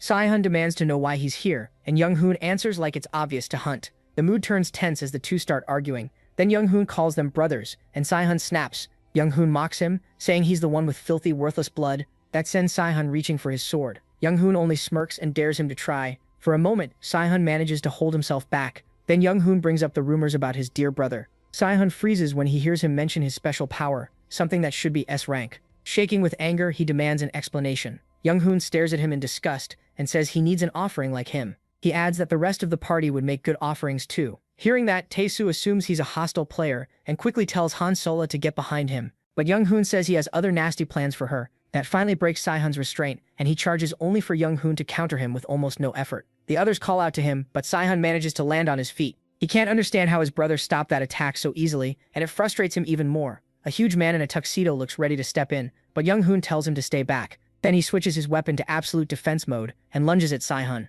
Laughing wildly, Young-hoon mocks him for attacking so confidently. A storm of slashes forces Saihun on the defensive. He struggles to block the non-stop attacks while his brother keeps insulting him. At last, Saihun parries one and throws Young-hoon off balance. Seeing an opening, he swings to finish it, but Young-hoon still knocks the strike aside. Then he kicks Saihun and sends him crashing into a wall. Tae-soo and the others shout his name but don't manage to help. As Saihun pulls himself from the rubble, he realizes the truth. Young-hoon isn't controlling those sword moves, the sword is moving him. His absolute defense system is special gear built with his father's company's resources. It reads the enemy's movements and automatically moves the user's body to defend. Back in the fight, Young-hoon calls Saihun a bug and tells him to stay crawling on the ground where he belongs. Then he rushes in for the killing blow, but Tae-mi jumps between them and blocks it with his shield. As Tae-soo strains to hold on, Young-hoon wonders who this guy even is. Tae-soo doesn't care. He puts everything into stopping the blade and swears Young-hoon won't touch Saihun while he's still alive. With a roar, he pushes back with all his strength. Then he notices something strange. There's no resistance. He peeks over the shield and sees Young-hoon untouched inside a barrier. Young-hoon calls him an idiot for challenging him with gear that useless. Then he activates the demonic energy in his defensive suit and blasts Tae-soo away. After Tae-mi-soo hits the ground, Young-hoon says his interference never mattered. Without much interest, he notices Saihun charging another attack, with Han Sola boosting him. Saihun unleashes his hidden dragon technique again, and rockets forward, his blade wrapped in dragon-shaped aura as he strikes. Young-hoon blocks at once, and the swords collide. As Saihun bears down, Young-hoon starts struggling to hold him off. Then Saihun shifts his blade, slips past the defense, and blasts his brother into a wall. After pouring everything into that strike, he pauses to catch his breath. But the break ends when he hears Young-hoon speaking. Thanks to the defense suit, Young-hoon steps out of the rubble completely unharmed. He kicks Tae-soo aside and says Si-hoon never did know when to stay down. Si-hoon steadies himself as they prepare to clash again. Young-hoon remembers that his brother was always better, whether in school, training, or even as a player. Next to Si-hoon, he was always the loser. Now he raises his blade and says none of that matters anymore. Si-hoon braces himself for whatever trick comes next. What follows is worse than he expected, and it leaves him speechless. Young-hoon copies Si-hoon's last move with his own sword, bragging that money and power let him crush him whenever he wants. Then he charges, ready to kill his brother with Si-hoon's own technique. Si-hoon tries to block, but his sword breaks and he's smashed into a wall. Young-hoon laughs, thrilled to stand over him. Han Sol-ag rushes in to heal Si-hoon, while Choi steps up to protect them. She fires lightning, but it does nothing against Young-hoon's defense. He ignores the attack and keeps mocking Si-hoon, saying there are things he'll never be able to surpass. Meanwhile, Han Sol-ag tells Si-hoon she can't heal him any more than this. After patching him up, she urges him to stand while she goes to help Choi, Woo-bi. But Si-hoon looks broken and says he has no strength left. Young-hoon slowly walks toward him, brushing off every attack from Choi Yoon-bi and Han Sola. The two girls do everything they can, but his defenses are too much. Tae-soo is still down and can't help either. Seeing all this, Si-hoon curses his own weakness for failing to protect his friends. As despair takes over, he hears a strange voice ask if power is what he wants. From the cliff above, Kang-woo watches the whole mess unfold. After seeing everything, he's convinced the Mirror Guild is tied to the demonic order. He's also surprised to learn Si-hoon is the son of a concubine and has an older brother. After contacting the right people, Kang-woo decides it's time to step in. He's about to step in, but stops when he hears Si-hoon shout that he wants power. A huge force floods into the young prodigy as he declares that he wants the strength to crush his enemies. And somehow, Kang-woo gets even luckier. Out of nowhere, Si-hoon draws out insane power and uses his hidden technique again. A system message tells Oh that Si-hoon has accepted the power of the heavenly god. With just a piece of that power, he gains even more skills. Then another message appears saying MC has found one clue to metamorphosis. At this point, he almost wishes Si-hoon were the main character instead. When the brothers clash again, Si-hoon completely takes over. He throws all his new power into one strike. The battle carries them up into the air. Even there, Kim Young-hoon can barely keep up. At last, Si-hoon cuts through Young-hoon's absolute defense. Then he falls into a blind killing frenzy. Kim Young-hoon tries to answer with the same technique he stole from his brother, but Si-hoon slips past it. Fired up like a beast, Si-hoon activates a new skill and crushes his brother again. Kim Young-hoon can hardly follow him and can't understand how Si-hoon got this fast and strong so quickly.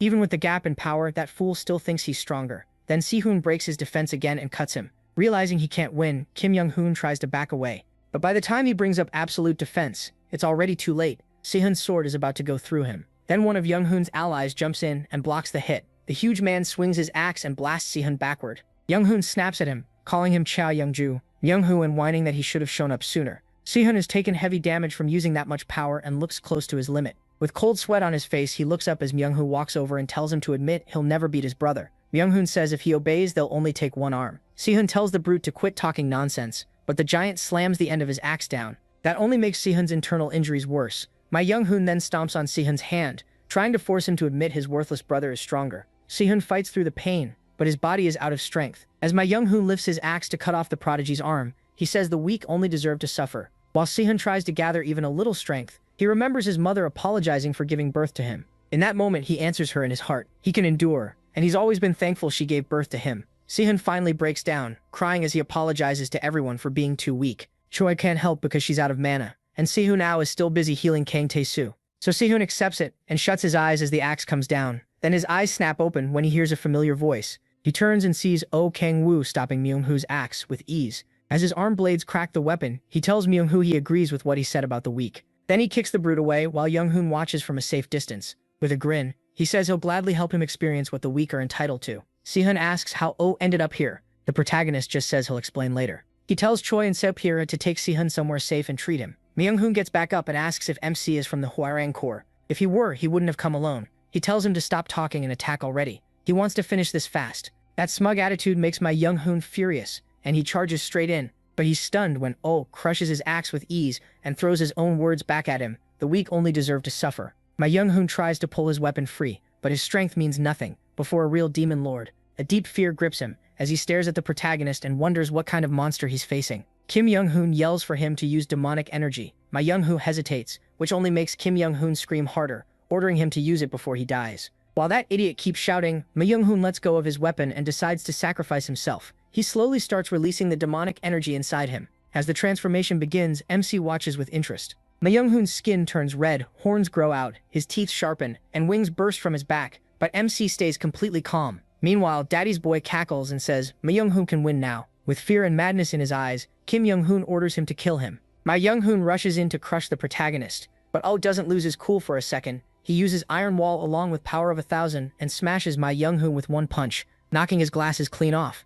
The twisted demon coughs up blood as a hole tears through his chest. Kim Young-hoon trembles as he watches his ally get wiped out that easily. As Ma Young's body drops, MC turns to his next target. Seeing that crazed look, Kim Young-hoon wonders if he is a ranker. That's the only way he can explain Ma Young losing so fast. With no good options left, Kim Young-hoon decides to run and call his father. He pulls out a communication orb that works even inside the gate. Too bad for him, the Jolm appears right beside him and asks where he thinks he's going. A slap sends him straight to the ground. As Kim Young-hoon struggles to rise, he asks who the protagonist is, but MC answers by stomping on his head. Oh notices enemies always ask the same thing, and wonders if the demonic order teaches them that. Then he spots the orb in Young-hoon's hand and instantly realizes he was trying to call his father. Kim Young-hoon tries to lie, but he tells the spoiled brat to go ahead and contact him. That would make this even more fun. Jago-hyun is in his office when his orb lights up. He expects his son, but hears the protagonist's voice instead, and demands to know who's speaking. MC tells Jago-hyun that his son is being held hostage. Then Jago-hyun hears Kim Young-hoon screaming for help. He stays quiet while Oh keeps beating him and mocking how he was raised.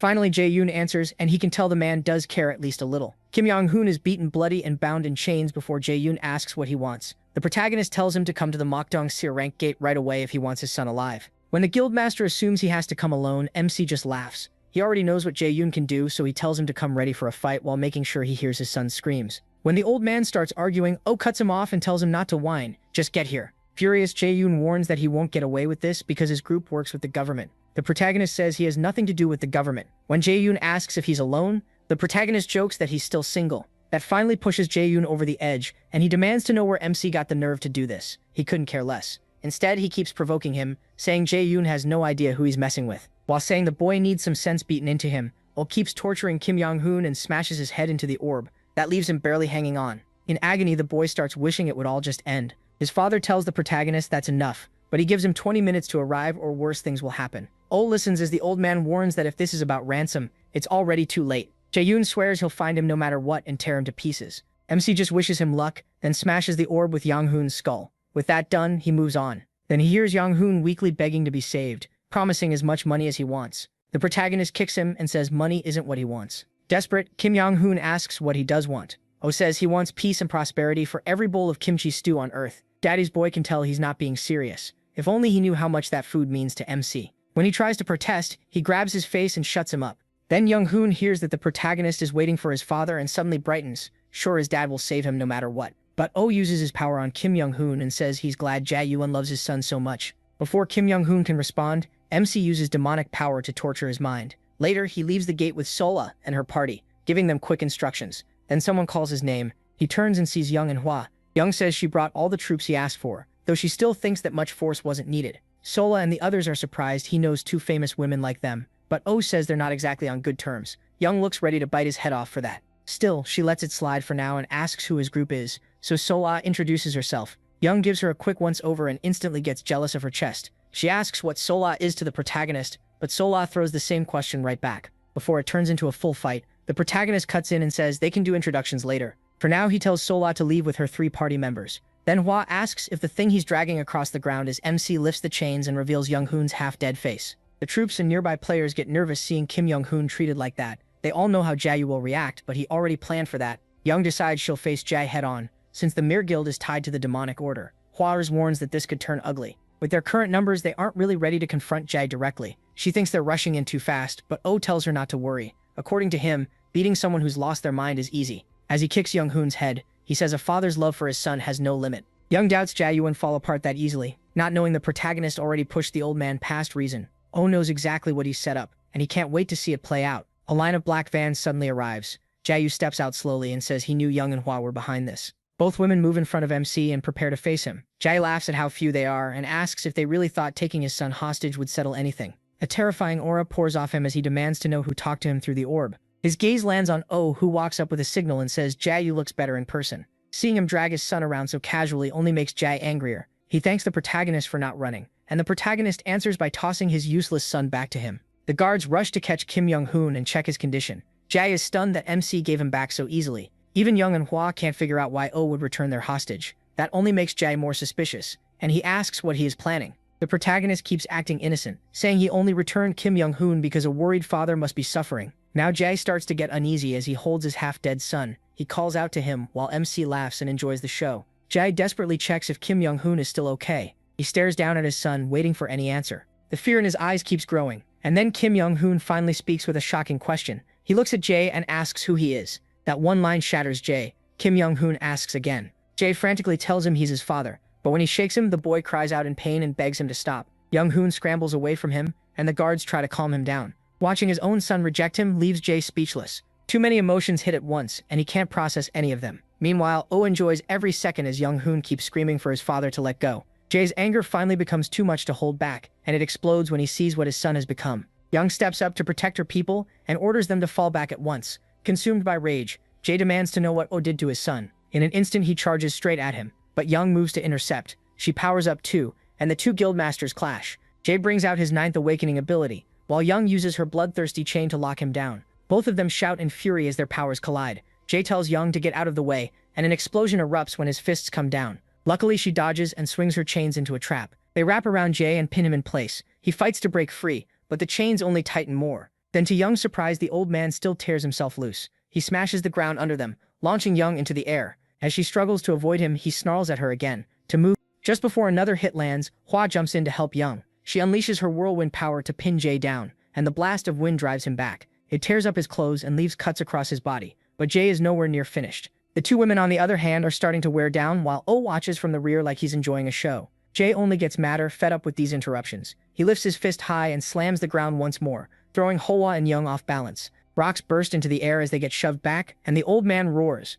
With Hwa knocked aside, he rushes straight for Young, but she still refuses to step aside. Jae screams at her to move again, and she answers by charging him with her chains. This time she shapes them into spears, and they stab through Jae's body, adding even more wounds. Even so, the old man ignores her tricks and blasts her away in a flash. Young is stunned that he pushed through those spears without caring. Still, with the chains still stuck in him, she wraps them around his body and yanks to hold him still. Since Jay is still a ranker like her, Young plans to keep piling on damage until he finally drops. But she underestimates how badly Jay wants. Oh, dead. As he strains against the chains, she searches for a way to set up a finishing blow. Just as Hua struggles back to her feet, Jay breaks free from Young's chains, leaving the Red Rose Guildmaster speechless. Once free, he rips the spears from his body and throws them aside. Now he's face to face with Oh, though badly injured. One look at his excited grin pushes Jay even closer to madness. He charges at the demon in blind rage and swings a huge punch at him, but he never notices the blade driven through his body. The hit catches him off guard, and blood pours from his mouth. He slowly turns and sees Huan as the one who stabbed him.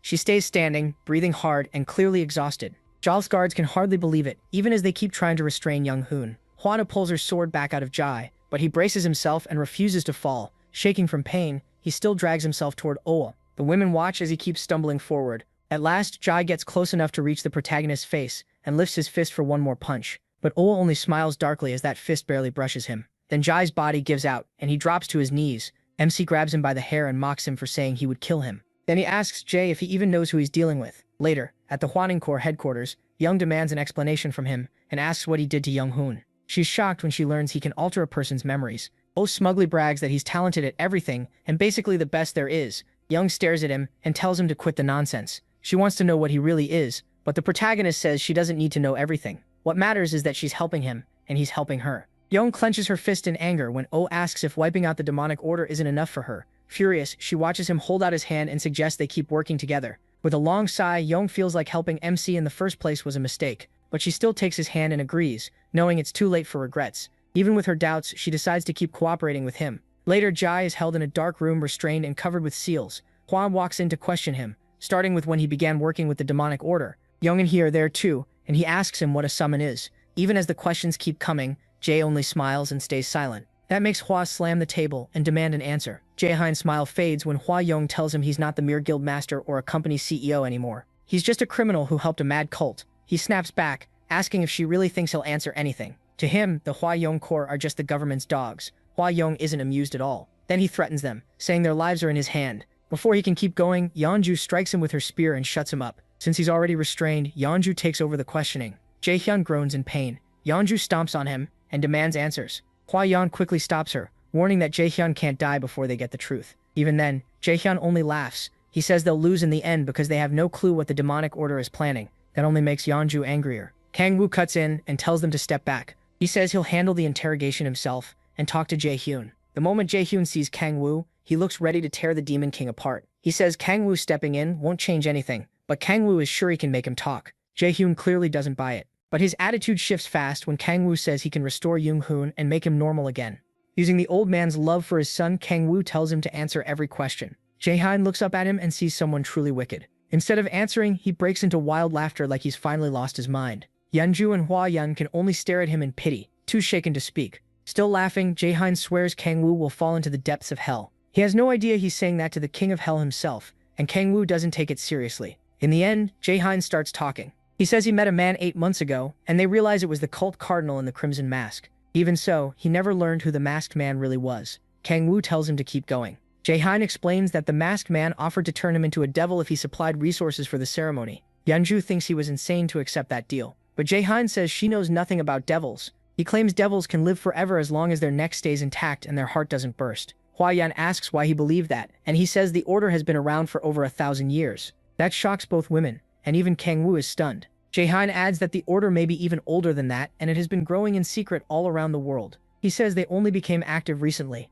Kang-woo realizes the demonic order runs far deeper than he thought, which will make them much harder to stop. Jae-Hyun admits he kidnapped players to gain eternal life. Yeonju looks at him in disgust and calls him a lunatic for doing something so evil. Jae-Hyun just laughs and says she still doesn't understand. He explains that a devil's body keeps the person's mind, but that still doesn't excuse what he did. He says a devil's body lets you stay young and live forever. Yeonju still refuses to believe something that absurd could be real. Jae-Hyun insists it is, saying he'd never risk everything on a lie. That only pushes Yeonju closer to losing her temper. But hearing how sure Jae-Hyun sounds, Kang-woo starts to understand how the demonic order keeps pulling people in. The idea of endless desire takes him back to his time in hell, when he survived by feeding on demon corpses. He keeps staring at Jae-Hyun, who says some guild members accepted demonic energy during the cult's rituals. Hua Yun asks if demonic energy is like mana, and Jae-hyun says it's similar, but not the same. When they learn he has no demonic energy himself, Yeonju asks why he never took it. He says the masked man told him more prep was needed to make him a full devil. If someone takes demonic energy too soon, they can become a mindless monster. Asked why he let his guild members take it, he coldly says they were useful as disposable pawns. Hua Yun then asks what the demonic order is trying to summon. They're shocked to hear it's a demon, and even Kang Woo starts trembling. Jae-hyun doesn't know where or how they'll do it, but the order told him the dimensional wall blocking the summon has started to weaken. That makes Kang Woo even more uneasy. Yeonju asks what the dimensional wall is and when it began weakening. The old man says it started about a month ago, and cold sweat runs down Kang Woo's back. In that moment, he realizes this chaos is his fault. The demonic order became more active because he broke the Gaia system when he came back to Earth. Kang Woo tries to stay calm, though Yeonju notices something is off. He hopes the system will fix itself, but that hope dies when Jae-yeon says the dimensional wall is still weakening. At this rate, everyone in hell, even the people from Eleanor, could cross into Earth. Kang Woo's mind is spinning, but he keeps a calm face and decides to focus on the demonic order first. Then he asks where the demonic order's headquarters is. Jae-yeon says the place he knows may not matter anymore. The order could already be done preparing the summon. Yeonju asks why they tried to capture City since they assumed he was meant to be an offering. But Jae-hyun says he knows nothing about that. That doesn't add up to Yeonju. If his guild is supplying offerings, how can he not know whether the cult has enough? He answers that his guild works on performance. Hearing that, Kang Woo realizes the situation is even worse. Jae-hyun says the Mir Guild isn't the only group working with the demonic order. Their fight is far from over. Elsewhere, at what seems to be the demonic order's base, the Crimson Masked Man tells his followers Jae-hyun has been captured. He's disappointed. Jae-hyun fell so easily, but one follower says their plan won't be delayed because other guilds already provided offerings. Even so, the masked leader can't figure out why Jae-hyun got involved himself. As he looks into the orb, he spots Kang Woo and recognizes him right away. He asks his followers for updates on support from the order. They say it has arrived, and they've also received a crystal filled with sealed demonic energy. With it, the Cardinal can boost his power and complete the plan. They add that no new orders have come from above. The Cardinal takes that to mean the order wants them to handle it on their own. So he says the plan will go ahead as scheduled, starting with El Cairo. Later, outside Hwarang Corps headquarters, Yeonju is upset that they're back at square one, and Hwa Yeon tries to lift her mood. Then Hwa Yeon tells Kang Woo the government plans to give him extra rewards. It's their way of thanking him for exposing the Mir Guild's ties and helping capture Jae-hyun so easily. Kang Woo hopes it's something useful, not junk like plaques or trophies. Hwa Yeon says she'll contact him later about it. The way she builds it up makes Kang Woo think it might be something he'll actually want. After a long while, Kang Woo finally gets home to Solo and Echidna. The second they see him, they shout his name. Echidna tears up at once, crying. She asks where her master has been all this time. He apologizes for being gone and says he had things to handle. Echidna worries he left because she did something wrong, and she begs him not to abandon her. She promises to be better and pleads with him to stay. Kang Woo gently comforts her and tells her none of this was her fault. He tells her not to worry and promises he'll never leave her. Feeling guilty for being gone all week, he holds her close and tells Sola everything is settled. He also says sorry for not explaining things better before. Sola says it's fine. She knows how much he cares, and she trusts he'll tell them everything when the time is right. Kang Woo looks at her warmly, then perks up when Sola offers his favorite meal again. He agrees right away, and she heats up kimchi stew. The next day, Kang Woo, Sola, and the rest of her party visit Sai at the hospital. There, Kang Woo explains he had been keeping an eye on the swordsman because of the demonic order, and then rumors about Sai started spreading. When Sai asks where those rumors came from, Kang Woo brushes it off, saying that's bound to happen when a party has talented players. Deep down, he knows the rumors and this whole mess started because of him, but he keeps that to himself. Still, Sola wishes he had told them what was going on sooner. Sola says she gets why he's hiding things to protect them, but every time he does, she feels farther away from him. Kang Woo quickly says sorry for making her worry, and Shiola apologizes for speaking too boldly. But Kang Woo tells her she has every right to feel that way. When he calls her family and promises to do better, her face lights up and she starts blushing. That one word leaves her shaking with nerves. Still, she gathers her courage and asks him to speak to her more casually. Since he sees her as family and already talks that way with Young, Shiola thinks he should do the same with her. Meanwhile, Tae-soo and the others are quietly enjoying the sweet little moment between them. In that tense pause, their fingertips brush. Kang Woo then tells Shiola she should speak casually to him too, and that only makes her blush even more. Then Echidna cuts in and ruins the moment. She asks her master to peel an orange for her, ending the mood right there. As Kang Woo handles that, Sim notices something else on his mind. He apologizes for killing the mood, but says there's something he needs to ask. Then Si asks what happened to Young Hun and his father. Kang Woo answers coldly. They're going to spend the rest of their lives in prison. There's no way out for them, not even with money. Mirror Electronics is also falling apart because of the scandal around its founder. Sai's face darkens when Kang Woo brings up the debt he was stuck with. But Kang Woo says he'll receive legal compensation, and his sick mother will be moved to a better hospital. Sai thanks him as tears run down his face. Even Tae-soo and Yoon-bi get emotional watching him. In that tearful moment, Sai calls Kang Woo his savior and says meeting him was the luckiest thing in his life. If only he knew what Kang Woo had really done. Sai even says he'll call Kang Woo his brother and serve him from now on, which only makes Kang Woo feel more guilty. Even so, he accepts it and starts talking to Sai more casually. Then Kang Woo and Sola grow curious when Sai says he has something serious to share. Denpalmin Tae-sulin in too, after he admits he's been hiding something from everyone. Sai reveals that his ability is SS rank, but his level is still too low to use it fully. Even so, it lets him use the power of the martial arts god Cheon Tae-hwang. Everyone is stunned that his first awakening gave him something that strong, and they start firing off questions. Kang Woo stays calm since he already knew this. But that changes when Sai says he was chosen as a protector because the Gaia system malfunctioned. That shocks Kang Woo. C knows about the Gaia system, even though Young doesn't. So Kang Woo asks when C first awakened as a player. When C gives the date, Seola realizes it was the same day she first met Kang Woo. That means C awakened because of the damage Kang Woo caused to the Gaia system. Kang Woo starts thinking C may be the key to fixing it. At the same time, Yoon B makes things awkward by calling him the hero of the world. But now Kang Woo suspects C might actually be the real main figure here, someone with a bigger role than his. That makes him even happier he managed to bring C onto his side. When Kang Woo gets ready to leave, he tells C to rest until he's fully healed. C suddenly grabs his shirt and stops him. The way he's looking at Kang Woo feels almost love-struck, and for a second, this stops feeling like a normal action story. Then Kang Woo has a thought. Maybe this is just how subordinates act toward their master. At the same time, Echidna asks if she can come with him. Still, Kang Woo can't help worrying he picked up the wrong kind of admirer, so he immediately jumps out the window to get away as fast as he can. Later, two huge ogres charge at Echidna. The little dragon unleashes her dark storm power and cuts into them, knocking them back. While they're still reeling from the hit, Kang Woo jumps in with a giant axe to finish them. He grips the weapon tight and fills it with frost, unlocking a new skill called Leviathan. Then he slashes through the monsters. The ogres roar for a moment before freezing solid and shattering. After that, Kang Woo levels up. Wiping sweat from his face, he admits the fight wasn't easy. Still, he reaches his 6th awakening and gains a new special ability. Excited, he rushes to check what it is, but the system says the details won't appear until he reaches extreme demonic delay. His mood drops right away because he has no clue what that condition even means. Echidna asks if he's okay, and he tells her not to worry. Then he pulls out a communication orb and hears Seola calling. She says they're almost done moving, so he needs to come home soon. Her mother is staying behind to finish cleaning, so Seola will take a taxi first. After that, Kang Woo heads straight to the apartment. Soon they arrive at their new place, and it's much bigger and nicer than before. Seeing it, Seola asks if they can really live there. Kang Woo reminds her they're family and he doesn't want to live alone, so now he'll be staying with her and her mother. Then he ruins the mood by mentioning that Red Rose helped him buy it. Seola realizes Young was involved, and even though she hides it, that stings. From her view, Young can give Kang Woo expensive things she could never match. The gap between them feels even bigger,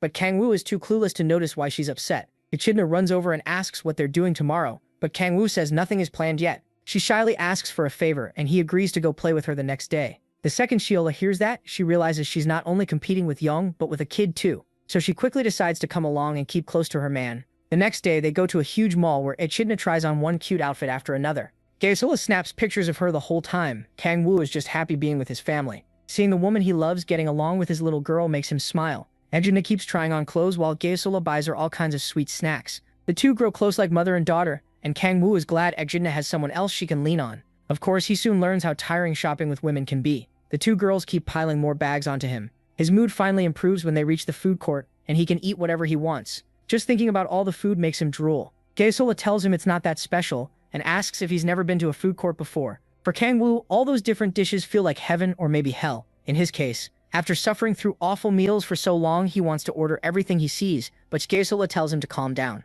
A while later, their table is packed with food and they start eating. Kang Woo begins with the kimchi stew and admits it isn't as good as Gaesola's. Next, he grabs a slice of pizza and dips it into the stew, making Gaesola think he's lost his mind. But he actually likes it, so he starts mixing all kinds of food together. Gaesola covers Echidna's eyes to protect her from the mess Kang Woo is making. While Kang Woo happily keeps eating, Gaesola tells Echidna never to copy those horrible food combos. After the meal, Kang Woo notices someone approaching. Cold sweat runs down his face the second he recognizes him. It's Kang Yoon. The Hanul Guild Master says it's been a while since they last met. Kang Woo asks what he's doing there, but Kang Yoon tells him to drop the formal tone. He says he has good news so they can talk casually. Then he brings up Kang Woo working with Red Rose, and Kang Woo says he's only cooperating with them. Hearing that, Kang Yoon grabs his shoulder and tries to recruit him, offering 5 billion won, a car, a house, and more. Gaesola is shocked. Someone can offer that much so easily. Kang Yoon also promises him an executive spot in Hanul, but Kang Woo says the offer is too small. Kang Yoon can hardly believe what he just heard. He calls Kang Woo funny for saying that, but Kang Woo isn't joking. He makes it clear he has no intention of working under anyone right now. So Kang Yoon raises the stakes, and Kang Woo pays close attention. The easygoing guildmaster says he'll throw in one legendary item for free if Kang Wu joins. Legendary gear is incredibly rare and can't just be bought with money. It's usually crafted from parts taken from S-rank gates or even higher. Legendary gear also links itself to its wearer, and if the user doesn't meet the right conditions, it can reject them. That definitely gets Kang Wu's attention. Even so, he still turns Kang Yun down. Kang Yun accepts the answer and backs off. Before leaving, he hands over his card in case Kang Wu changes his mind. Then he drops something extra into Kang Wu's kimchi stew, saying it'll make it taste better. Ejinma notices, but Seosola quickly covers her eyes again. After that, Kang Yun says goodbye and leaves. Kang Wu lifts a spoonful to try it, but now he looks totally put off. Later, he meets Yongju. She asks why he refused such a huge offer, and he says he doesn't want to work under anyone right now. Yongju just calls him weird. Still, Kang Wu believes that even without joining Hanwoo Guild, he can get legendary gear from the rewards he earns by protecting other players. When they reach the elevator, Yongju says she's met Kang Won before since they're both guildmasters. She says he's not what people expect, so Kang Wu asks if there are rumors about him. Yongju brings up the one time Kang Won got furious during the world ranker evaluations. He lost to a Japanese ranker and got eliminated. That ranker was Fujimoto Ryoma, who used the mythical weapon Susanoo-zai, and the media came down hard on Kang Won because of it. Yongju says that's all she knows about Kang Won, while Kang Wu wonders if refusing him will come back to bite him. She tells him not to worry, Kang Won would probably just laugh it off. Soon after, they meet Ba Hua-yong. The Juarez Corps commander calls Kang Wu inside and says they've been waiting for him. Inside the lab, she explains they found a special item while investigating the Mir Guild. Yongju says that must have been a rough job, and Ba Hua-yong admits even her superiors were against it. Kang Wu checks out the item and finds a legendary coat. Its stats are great, and luckily it hasn't bonded to anyone yet. Yongju points out that the coat's effects don't look that amazing, and Ba Hua-yong agrees. Even so, with its base stats and special effects, it's still incredible, but she doesn't know any player with inherent stats. Then she looks at Kang Wu and catches the creepy, excited look on his face. Yongju is shocked to learn he's an inherent stat user. With that trait, this coat is basically perfect for him, among all legendary gear. Kang Wu stares at the coat like he's in love and says he wants it. He thanks Ba Hua-yong and promises to do everything he can to stop the demonic order. Then he takes the coat and Yongju tells him to equip it like he did the gargoyle armor. Kang Wu puts on the trench coat and instantly looks rich. The system announces that the coat has accepted him as its owner, and power rushes through his body. It reads his inherent stats and raises his demonic energy by 5. With that, the coat fully bonds to him. Yongju asks how the new gear feels, and Kang Wu immediately asks for 10 more. Ba Hua-yong tells him 5 is the limit, no matter the class. Any gear after the 5th won't work. So Kang Wu says 5 is still more than enough for him. He starts admiring himself and goes on about how amazing legendary gear is. Then Yongju tells him to test how much stronger he got. He looks at her and she asks for a fight. They move to the combat room, where Ba Hua-yong says they don't need to hold back too much. As Kang Wu gets ready, Yongju wonders how much stronger he really is. She remembers how easily he crushed Yongko, and knows his raw stats played a huge part. This is her chance to learn what makes Kang Wu so unusual. At the same time, Kang Wu also wants to test his new strength, and he sees her as the best person for it. Ba Hua-yong steps in as referee while they prepare. The moment she starts the match, Kang Wu moves in an instant. He lunges straight at Yongju, but she slips past his punch. She spins into a counterattack and Kang Wu dodges that too. She keeps pressing him, but he blocks the follow-up blows. Once he realizes she's opening with hand-to-hand combat, he starts getting annoyed. He knocks her hand aside and fires back, but she avoids it. Kang Wu suddenly snatches her hat and says she's looking down on him. Using it to cover her view, he throws a punch, but she tears right through it with her special chains. Glad she's finally getting serious, Kang Wu asks if she's trying to kill him. She keeps attacking and says he's clearly not a normal player. Kang Wu dodges the chains, which smash into the walls behind him. Before he can reset, she rushes in and drops another attack on him. He barely escapes by using his wings, then activates his coat skill, Kraken's Wrath, boosting his stats and adding 5 more demonic energy. Even with his power spiking, Yongju doesn't flinch. She keeps up the assault while Kang Wu flies around to avoid it.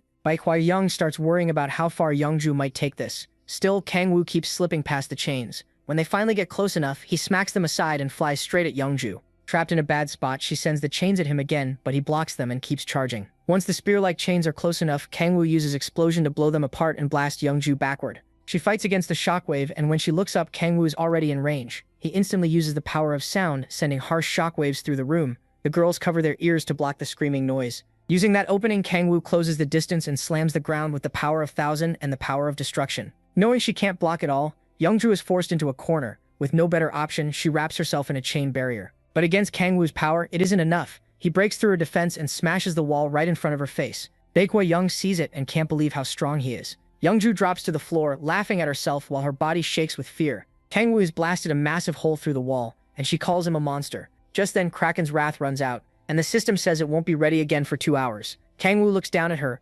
impressed by how much power the legendary coat gave him. As Yongju laughs, she slowly draws her chains back into her gauntlet. Kang Wu offers a hand to help her up. while she struggles to catch her breath. He says the boost came from his new gear, but she reminds him that she has legendary items too. With a dark grin, Kangwoo listens as she asks if he's even human. He tells her at least he's not her enemy, but she still doesn't trust him. Then both of them look toward Baekwayong, who explodes at them for wrecking a room that cost billions to build. Kangwoo and Yongju both apologize for going too far, but Baekwayong is still furious that she's stuck dealing with two lunatics who don't know when to stop. While they argue over the damage, she orders the training room closed until repairs are done. Youngju mutters that maybe they should have just fought inside a gate, annoying as that would have been. Meanwhile, Kangwoo wonders if he should pay for it with giant ogre magic stones, but decides that would be a waste. When he asks, Youngju confirms that high-rank boss monsters can drop materials for legendary gear, so Kangwoo suggests they go hunt El Cuero. Baekwayong asks if he means the monster in the S-rank gate, and he says yes. They explain that no one has beaten it because of where it lives. It stays underwater, making close-range attacks useless,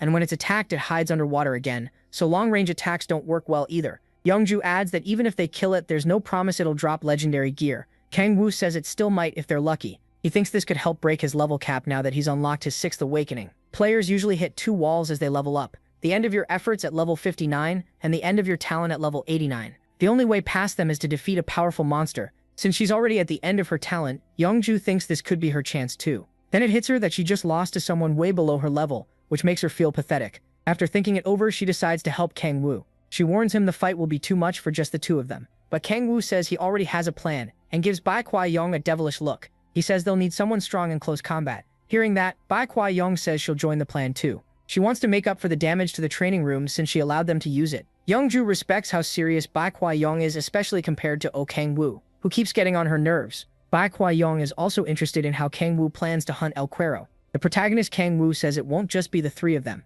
Echidna is coming too. He also wants one more fighter who's strong in close combat, so he starts thinking about who fits. Baekwayong gets his attention and says she knows someone perfect for that role. Later they arrive at the S-rank gate. There, Kangwoo and Kredner are busy taking down a giant ogre. When he finishes it off, his level rises to 59. Then the system locks his level and says any extra X will be saved until the restriction is removed. That proves the level cap applies to him too. Youngju thinks he's burning through too much strength, but he tells her it barely cost him anything. Then he spots Baekwayong with the new recruit. She introduces him as Ku Hyun-mo, commander of Hwarang's 2nd Corps. Without the title, he just seems like a clueless idiot. Kangwoo greets him, and notices right away that he fights with twin blades. Youngmo calls him a rookie and asks why he's out hunting ogres. He also can't figure out why there's a kid with him, so MC explains that Echidna is his familiar. That only leaves Youngmo even more confused. Baekwayong cuts in and says he can learn the details later. Youngmo is stunned when she says Kangwoo is as strong as Youngju. He can't believe someone who's only been a player for 2 months could match a national ranker. Meanwhile, he tells Baekwayong that Youngmo seems solid, and she's happy to hear that. While they're talking, Youngmo quickly pulls the protagonist aside for something private. Then he asks the Demon King what exactly is going on between him and Baekwayong. The guy is clearly checking if he has a rival in love. MC tells him there's nothing between him and the 3rd Corps commander. Baekwayong shuts the talk down, saying they don't have time, and both MC and Yeonju instantly realize Yeonmo is crazy about her. After that, Kangwoo says they'll start right where they are instead of moving somewhere else. Yeonju wonders why he chose the Stone Giant area. He explains that the Giants are part of the plan against El Cuero and are the key to bringing it down. After a quick rundown, they get to work. Once they gather several chains, Yeonmo says everything is ready. With that, Kangwoo steps into the water and starts building up power. He uses the power of sound to send a huge shock deep into the sea. The water goes still for a second, then a massive rumble begins. Realizing the creature is coming, he gets ready. As El Cuero rushes in, he signals the others to move. The sea starts to rise, and El Cuero bursts out with a roar. It spreads its wings and lifts into the air over the ocean. Then poison needles shoot from its fins at Kangwoo and the others. Seeing that, he tells Echidna it's her turn. The little girl throws up a demonic barrier, but the attack is hard to handle. The protagonist Kangwoo tells her to hang on just a little longer.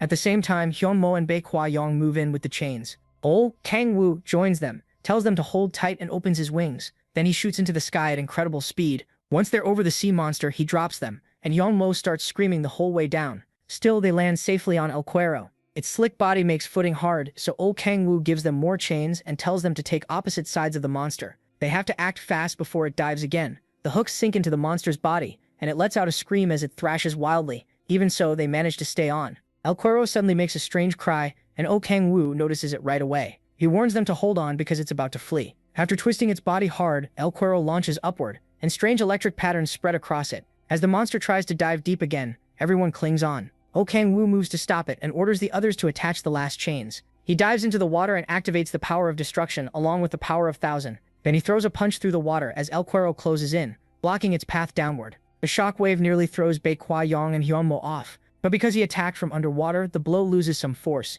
He sees it only knock the monster back into the air, so he looks for another way to hurt it. That's when he spots El Cuero's gills. O Kang-woo spreads his wings and rushes for that weak point. The Demon King slashes into it, and the creature cries out in pain. Then he notices yellow sparks around him. Bei Kwa Yong sees them too and realizes El Cuero is using its spark. Echidna calls to her master and raises her barrier again. With all the chains attached, Bei Kwa Yong decides it's time to jump off. She tells Hyunmo that O Kang-woo is stronger than they are, so all they need to do is stay out of his way. They leap off just before the monster unleashes its electric burst. As she falls, Bei Kwa Yong looks back and wonders if MC is still inside it. Then we see him protected by Echidna's barrier inside the beast. He realizes she shielded him the moment she sensed he was in danger. But keeping up a barrier from that far away is draining her badly. O Kang-woo tightens his fist and rips his way out of the monster's body. Thanks to his familiar, he feels even stronger. After cutting through it, he drives El Cuero down toward the ground. He pulls out the chains and signals to Yeonju. From far away, standing on the stone giants, she catches it. At once, she attacks the giants to stir them up. Yeonju keeps provoking them, and she's clearly having a great time. Laughing like a maniac, she lashes them with her chains. The giants start chasing her, and the chains tied to them yank El Cuero out of the sea. O Kang-woo uses his powers to keep those chains locked onto the monster. It only needs to come a little farther onto land before they can really finish it. But suddenly, El Cuero starts fighting the chains, and even the stone giants get dragged back. O Kang-woo strains to hold it in place because the monster doesn't seem weaker despite all the damage it's taken. Even injured, El Cuero manages to line itself up and fires poison needles from its fin at the stone giants. Echidna blocks them with her barrier. Things are getting dangerous, and he starts wondering if he underestimated this sea monster. While Echidna struggles to keep the shield up, he searches for any way to weaken El Cuero, but there aren't many options. So he tells Yeonju to use the thorns. She tries to warn him that he'll get caught in it too, but he just shouts for her to do it now. Yeonju is furious, but she has no choice except to follow his order. Using her arm braces, she activates her special skill, Energy Drain. As its effect reaches him, O Kang-woo uses the Gargoyle Armor's Petrification skill. Even with that rare item, enduring Yeonju's ability is rough. Still, if it weakens the monster, he's willing to take it. El Cuero keeps raging and struggling, but little by little it loses strength until it can barely move. After that, Yeonju gets the stone giants moving again by provoking them once more. Stone giants have a trait called Tough Skin, which makes sharp attacks do almost nothing. The giants start marching again, dragging El Cuero farther out of the sea. The monster keeps screaming, but now it can barely fight back. In the end, its whole body is dragged onto land. O Kang-woo cuts the chains off himself and feels relieved that the plan worked. Echidna immediately runs over to check on him. He yells that it's still dangerous, right as El Cuero tries to strike at her. Luckily, Hoyeon jumps in to protect the girl, and Hyunmo carries Echidna away. After Hoyeon's hit, the monster tries to attack again. Then O Kang-woo moves in with the others to finish it for good. Echidna is relieved to see her master alive, but he puts her right back to work by telling her to handle the stone giants. Meanwhile, Yeonju is still having fun treating the giants like pack animals. The protagonist Kang-woo tells her to stop messing with them and come help. She snaps back that she's only doing what he told her to do. Then Hoisin and Hoinjit and Hyunmo charge in to punish El Cuero.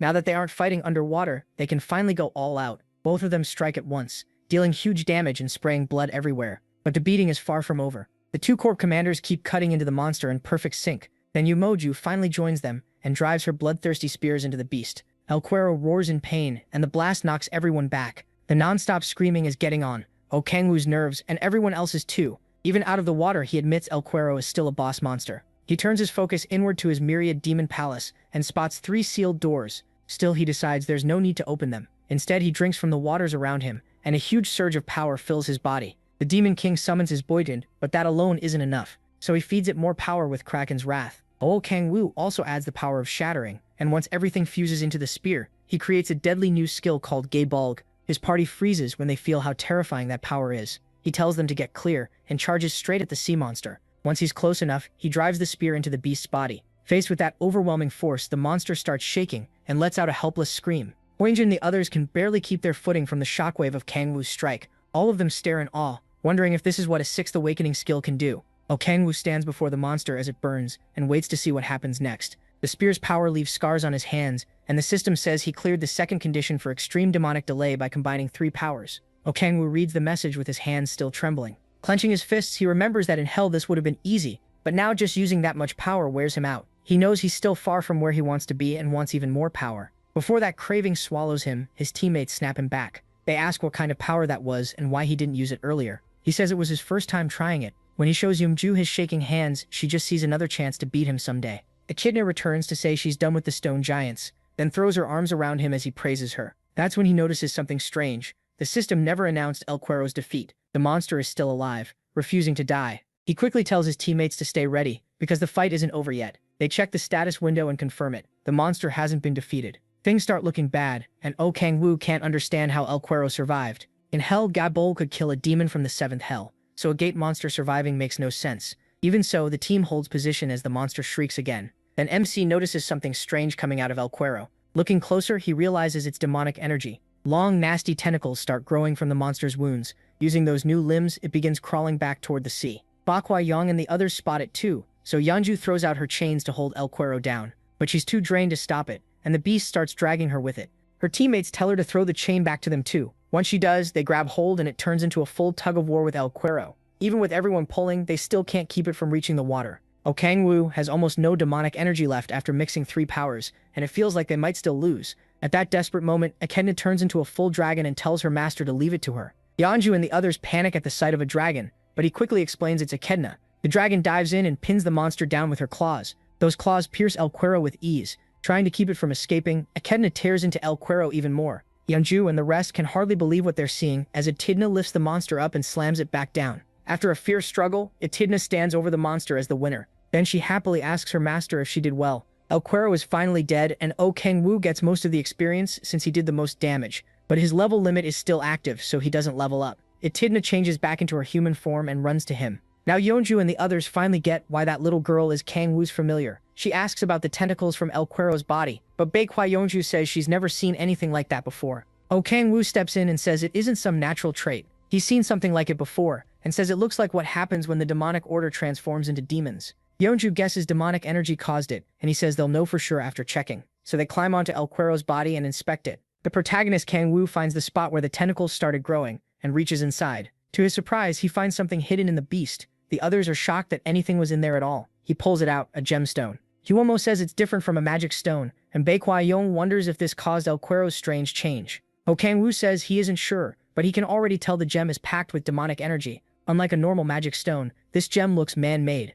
Realizing someone created it on purpose, MC guesses the masked cardinal is behind it. Now the pieces start coming together, and he tells the team the demonic order is probably responsible. Yeonju looks worried when she hears that. Oh Kang-woo tells them to look at the gem itself and where it was hidden inside the monster's body. It's clear someone planted it in El Cuero, and the demonic energy made the beast lose control. The demonic order is the only group that likely could have done this. It's still just a theory, but Baekwai Yong starts to see his point. As he looks at the stone again, Baekwai Yong orders Hyunmo to start investigating the demonic order from Pohang. Meanwhile, Oh Kang-woo nearly drools, realizing the demonic order can produce this much demonic energy. Yeonju wants to take a picture of the gemstone, but the protagonist quietly uses his lightning power to stir the beast. While El Cuero suddenly causes a commotion, he secretly absorbs the gem's energy when no one is looking. When Yeonju turns back to ask for the gemstone, it's gone from his hand. Oh Kang-woo plays dumb while she snaps at him. He keeps a clueless face even though he's nervous, then checks his stats. His demonic energy is increased by 3 levels. He's thrilled after hunting more than 100 ogres over the last 3 days. That stat hadn't moved at all.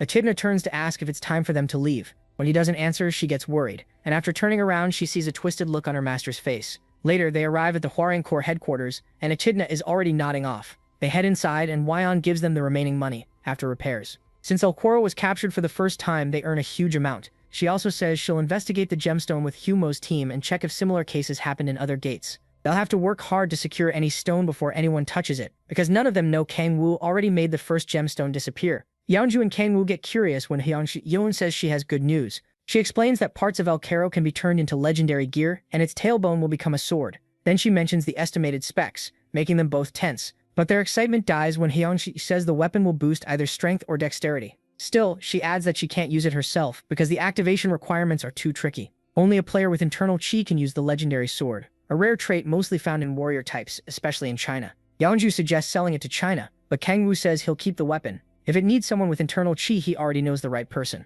The story then shifts to C and his party, who are exploring deep inside a B-rank gate. Even in the maze-like dungeon, they manage to find a new path. Kang asks Sivrik if he senses anything, and the swordsman says he just has a bad feeling. A second later, Sivrik picks up on something and tells everyone to get ready to fight. Then a wounded minotaur suddenly comes running out from the dark passage ahead. Another minotaur, even more dangerous, catches it at once. Sivrik and his party stare in shock as that monster gets ripped to pieces right in front of them. Kang rushes up with his shield to take the next hit, but Silas yanks him away just before the beast smashes him into the ground. He warns the big guy not to rush in so carelessly. Looking closer, they realize this creature doesn't look like a normal minotaur. Silas tells Kang to make an opening. Once Silas gets buffed, Choi tries to distract the monster so their tank has time to prepare. She blasts it with lightning magic, but the beast recovers right away without a scratch. Sai moves in to draw its attention, and the minotaur locks onto him with a deadly stare. Saiola buffs Kang, and he gets into place. Kang charges in, taunting the monster and making it rush straight at him. Saiola keeps the buffs coming, and he thanks her for the great support. The minotaur lifts both arms to crush the tank, but Saio rushes in from its blind side before it notices.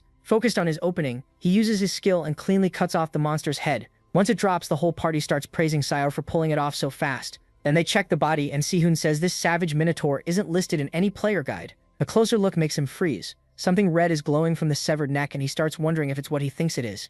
The next day, Oh Kang-woo arrives at the Hwoarang Corps headquarters. He's there to pick up the legendary sword made from El Cuero's tailbone. The blade's stats are amazing, and it even lets its user walk on water. MC looks it over and says he'd use it himself if he could. Ba Kwa-yong explains that the hardest part of legendary gear is getting the materials. After that, forging it is quick. Yong worries about the price, but Ba Kwa-yong tells her not to. She says Yong and Oh Kang-woo are already bringing better results than the Hwoarang Corps expected. Yong enjoys the praise, while he is more interested in absorbing demonic energy. Then Ba Kwa-yong says there's one more thing she wants to mention. Expecting bad news, he's caught off guard when she asks if he can start speaking to her more casually. Since he's already casual with Young, she says it feels strange for them to stay formal, especially now that they're comrades. Pa Kwa-yong is glad when he agrees. Sol has one more reason to be jealous. When Oh Kang-woo asks about the gemstone research, she says nothing useful has come up yet. Even Young's guild found nothing solid. That bothers him because he doubts the demonic side only hid gemstones in El Cuero. Elsewhere, the masked cardinal hears that El Cuero was defeated. His followers say they found battle marks but still don't know how it happened.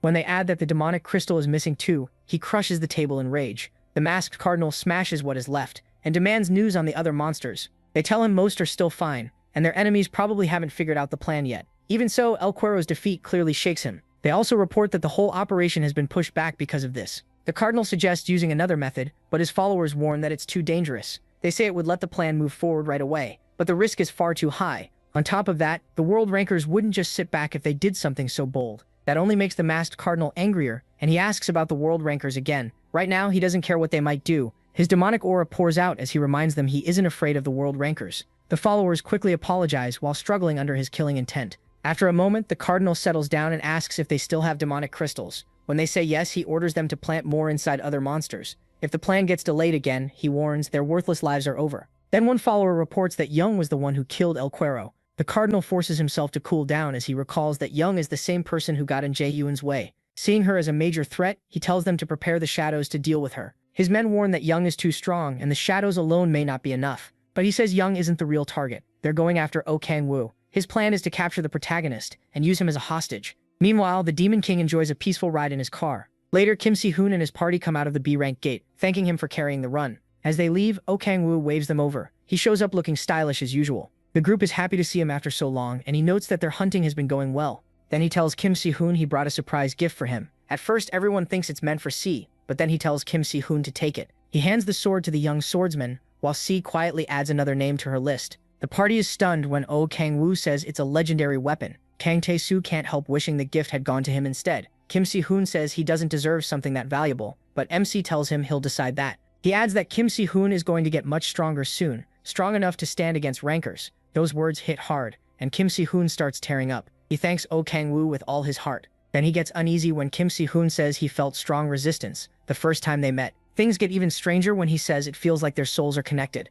A second later, Kim Si-hoon grabs his hands and drops to one knee like he's proposing. He swears to serve him for the rest of his life, and C is about ready to explode. Oh Kang-woo gently tells him to let go, but Kim Si-hoon says he has something to give him too. He reaches into his pocket and pulls out the gemstone he got from killing that monster, saying the protagonist Kang-woo might know what it is. MC quickly grabs his hands again and stares at him with sudden excitement. Now he really wants to keep this guy close. He immediately asks where the gem came from. Kim Si-hoon explains that while hunting in the gate, he felt something strange. Oh Kang-woo is surprised because it sounds just like the resistance Kim Si-hoon felt from him before. Kim Si-hoon says he followed that feeling to the savage minotaur and found the gemstone after killing it. He starts wondering if this prodigy can sense demonic energy, so he asks whether Kim Si-hoon felt anything from Echidna at the hospital. Kim Si-hoon thinks back but says he didn't sense that same resistance from her. Oh Kang-woo studies the gemstone, trying to figure out what he and that minotaur have in common. Then it hits him. It all goes back to the Gaia system's crack. Since Kim Si-hoon is the protector, he can sense beings tied to that crack. After realizing that, he grabs Si-hoon's shoulder and says, a little too eagerly, that they should work together. Later, Kang Tae-soo and Yoonbi are half asleep on a bus while Kim Si-hoon stares out the window.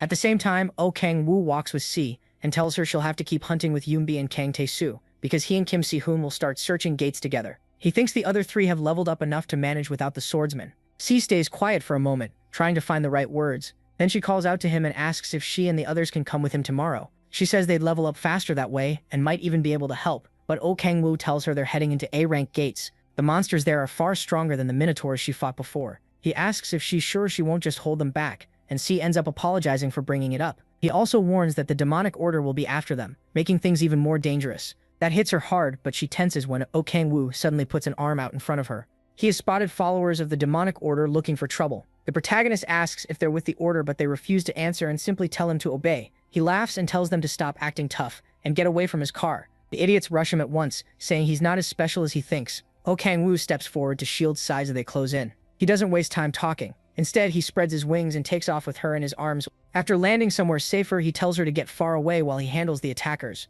Flustered but trying to help, she casts a buff on him. Oh Kang-woo notices how useful her skill is as she tells him not to get hurt. He assures her he'll be fine. Before City can even move, the cultists are already on them, threatening to tear MC apart. He jumps straight into the fight and tells them he has no intention of running from people like them. He slips past their weapons with ease, but they swing back in from behind. Oh Kang-woo tracks their movements while dodging the chains flying at him. Even with all those chains whipping around, none of them get tangled, which tells him these guys are well trained. Still, compared to Young, they're nothing to him. Blue energy gathers in his hands and he fires off a shockwave. The blast knocks the chains away and throws the attackers back too. Realizing they're outmatched, the cult followers decide to report to their cardinal right away. Too bad for them. Oh freezes their legs before they can get away. Ice spreads over their bodies, trapping them in place as he walks over. Meanwhile, Sola watches from a safe spot behind a barricade. The protagonist steps up to the first cultist and decides to ask a few questions. He rips off the man's mask, exposing a terrified, shaking face. Then he uses dread, forcing the man to talk, and asks if the cardinal sent them. The cultist suddenly shifts from fearful screams to crazy laughter. Oh studies him and starts to wonder if he's resisting the fear. The mad follower praises his cult,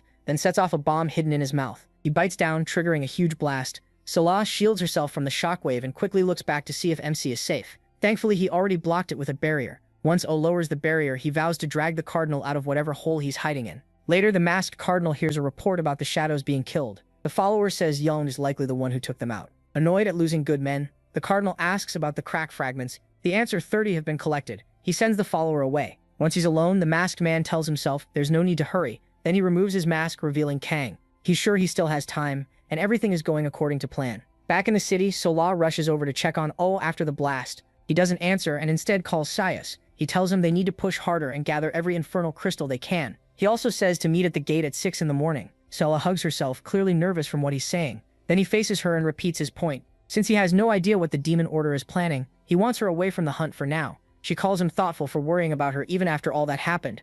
Sail Ah says she'll repay everything he's done, but first she has to grow stronger. So she smiles, tells him to wait for her, and promises she'll amaze him next time. Oh gets flustered by Sail Ah's beauty and quickly looks away before she sees him blush, then walks off in the wrong direction. 10 days later, at a gate, the protagonist is holding a few gemstones after hunting with Saidri. The swordsman is wiped out, and MC says they're done for today. Saij suddenly looks at him like an excited puppy when Oh tells him how useful he's been. He offers him a ride, but Saij says he needs to visit his mother at the hospital. After that, the protagonist drives home by himself. When he gets there, Echidna runs up to him like a kid who missed her dad. He shows her the ice cream he bought, and she has no clue what it is. As Echidna shoves her face into a bowl of ice cream, MC wonders why the demon order still hasn't moved, even after he gathered so many infernal crystals. Their silence bothers him, and he hopes they're not stirring up trouble somewhere else. Then he gets a call from Hua and answers. Hua says there's suspicious movement at the Ace Rank Gate in Pohang. She confirms it's the demon order, and they're preparing for a summoning. Young and her guild are already heading there, and Hua says she'll leave by helicopter soon.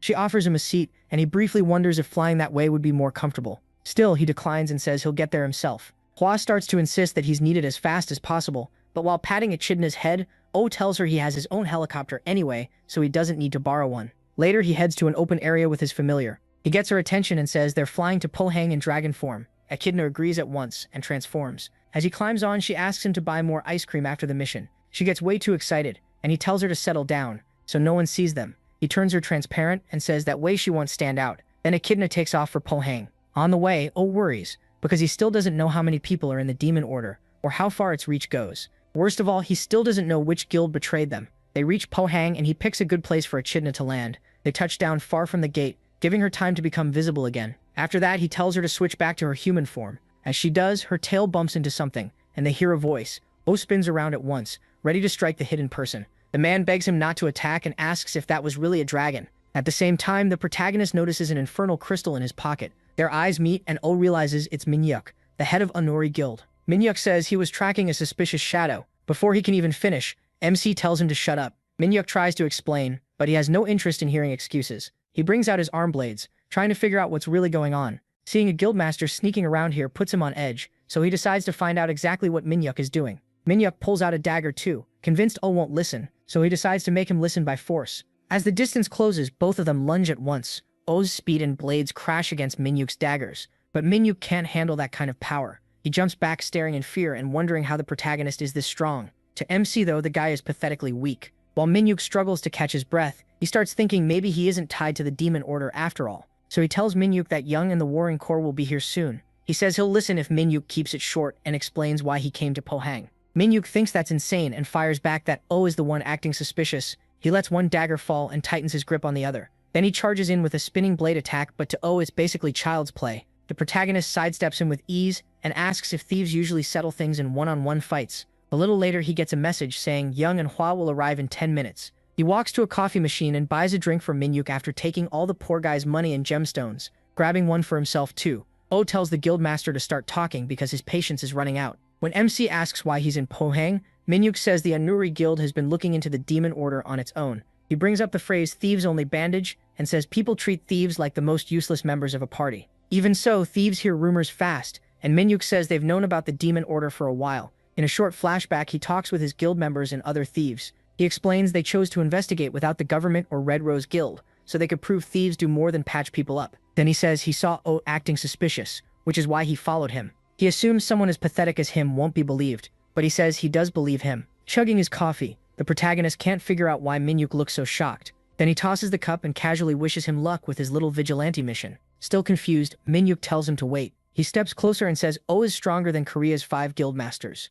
Then he asks why someone that strong is helping the government hunt the demon order. MC looks at him for a moment and says they're the same. Manhwa still doesn't get it, so he asks if he really needs a reason to fight for world peace. What he actually means is kimchi stew, but he hides that pretty well. As the protagonist turns and walks off like a hero, Manhwa starts thinking he's a better person than he first thought. Meanwhile, O's just happy to be done with the weakling. The real reason he's sticking with the government and Young is the demonic energy he can gain. At least now he's sure the Thief Guild isn't part of the demon order. The ones he suspects most are the guildmaster of Samurai and Kang. Later, Kang puts his mask back on and speaks through an orb. In a creepy cave, he talks to someone named Yu Taesik and asks if he's ready for the ritual. This is the first move in their big plan, and it has to work no matter what. He tells Taesik to bring more sacrifices if needed. Then Taesik lowers his hood and praises the demon order. One of the followers reports that the blood from the sacrifices has been spread everywhere. With a disturbing look on his face, Taesik steps onto the demonic symbol. After checking the blood, he says it still isn't enough. Then he orders one follower to step forward. The poor man obeys and gets stabbed, and his blood splashes everywhere.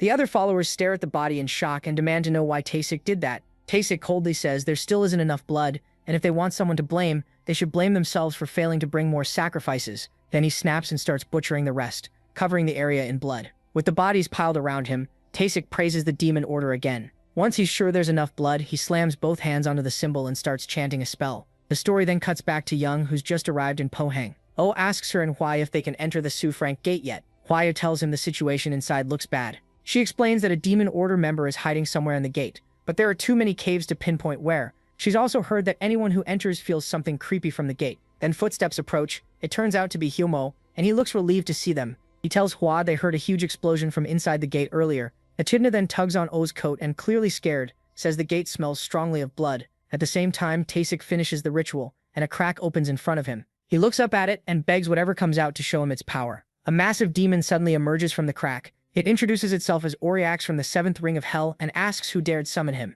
Taesik drops into a bow before the demon, then proudly says he was the one who called him. When Oriax asks why, Taesik says he wants humans slaughtered and promises total loyalty. Hidden nearby, a spy watches from the shadows. He quickly pulls out a walkie-talkie and urgently tells Hyomo to come at once because he found something strange. Hyomo asks what's going on, but no answer comes back. O cuts in and says they need to move now instead of wasting time. As they head for the gate, the thick smell of blood hits them. Inside the gate, a few players see Oriax burst out of the cave. Instead of running, they freeze until Oriax notices them. The demon drops right in front of them and says they'll make fine sacrifices. Even then, the players refuse to back down. They throw everything they have at him, but it does nothing. Auriax seems amused by their pointless struggle, then wipes them all out with one swing of his weapon. Hyunmo and the others arrive just in time to see the players being slaughtered. Meanwhile, Taesik trembles at the power of his first summon. He believes that as the dimensional gate weakens, he'll call up even stronger demons and the world will fall to the demon order. On the other hand, Auriax still isn't happy with how little he's killed. The look on his face alone makes the players afraid to go near him.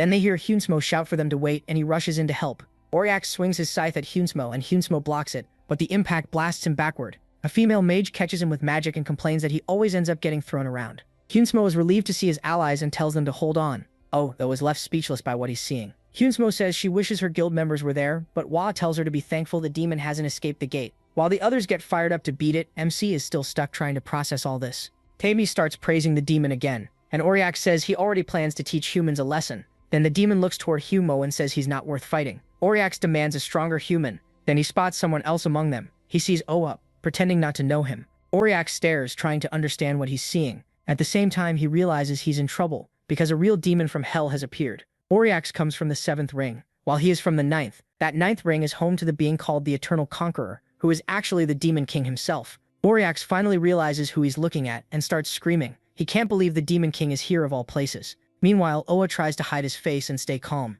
Out of every demon that could have appeared, it had to be one who knows who he really is. Taemi sees Auriax shaking like a terrified dog and wonders what just happened. The demon quickly turns to him and orders him to cancel the summoning right now. Auriax grabs the idiot and says he doesn't want to fight. Oh, he just wants to go back to hell immediately. Taemi says he can't do that, but insists the protagonist group is nothing but weak humans. Auriax can't believe the nonsense coming out of this moron's mouth. He can't understand how anyone could look at MC and think he's weak, calling Taebisik a fool. He says the man has no idea who he is or what he's done. Meanwhile, O's group is completely confused by the argument. The protagonist steps in front of them and says he'll handle it. He explains that the demon has the wrong idea about him so he can use that. Then MC fires a shot at them to get Auriax's attention. He calls out to Auriax and speaks to him telepathically, ordering him to answer in a way only he can hear. Terrified, Auriax has no choice but to obey his king. He gives his name and asks Oa what he's doing on Earth. Seeing how scared Auriax is, he decides to use that fear. He tells the demon it's interfering with his plans, which makes Auriax tremble even more. When the demon asks what plans,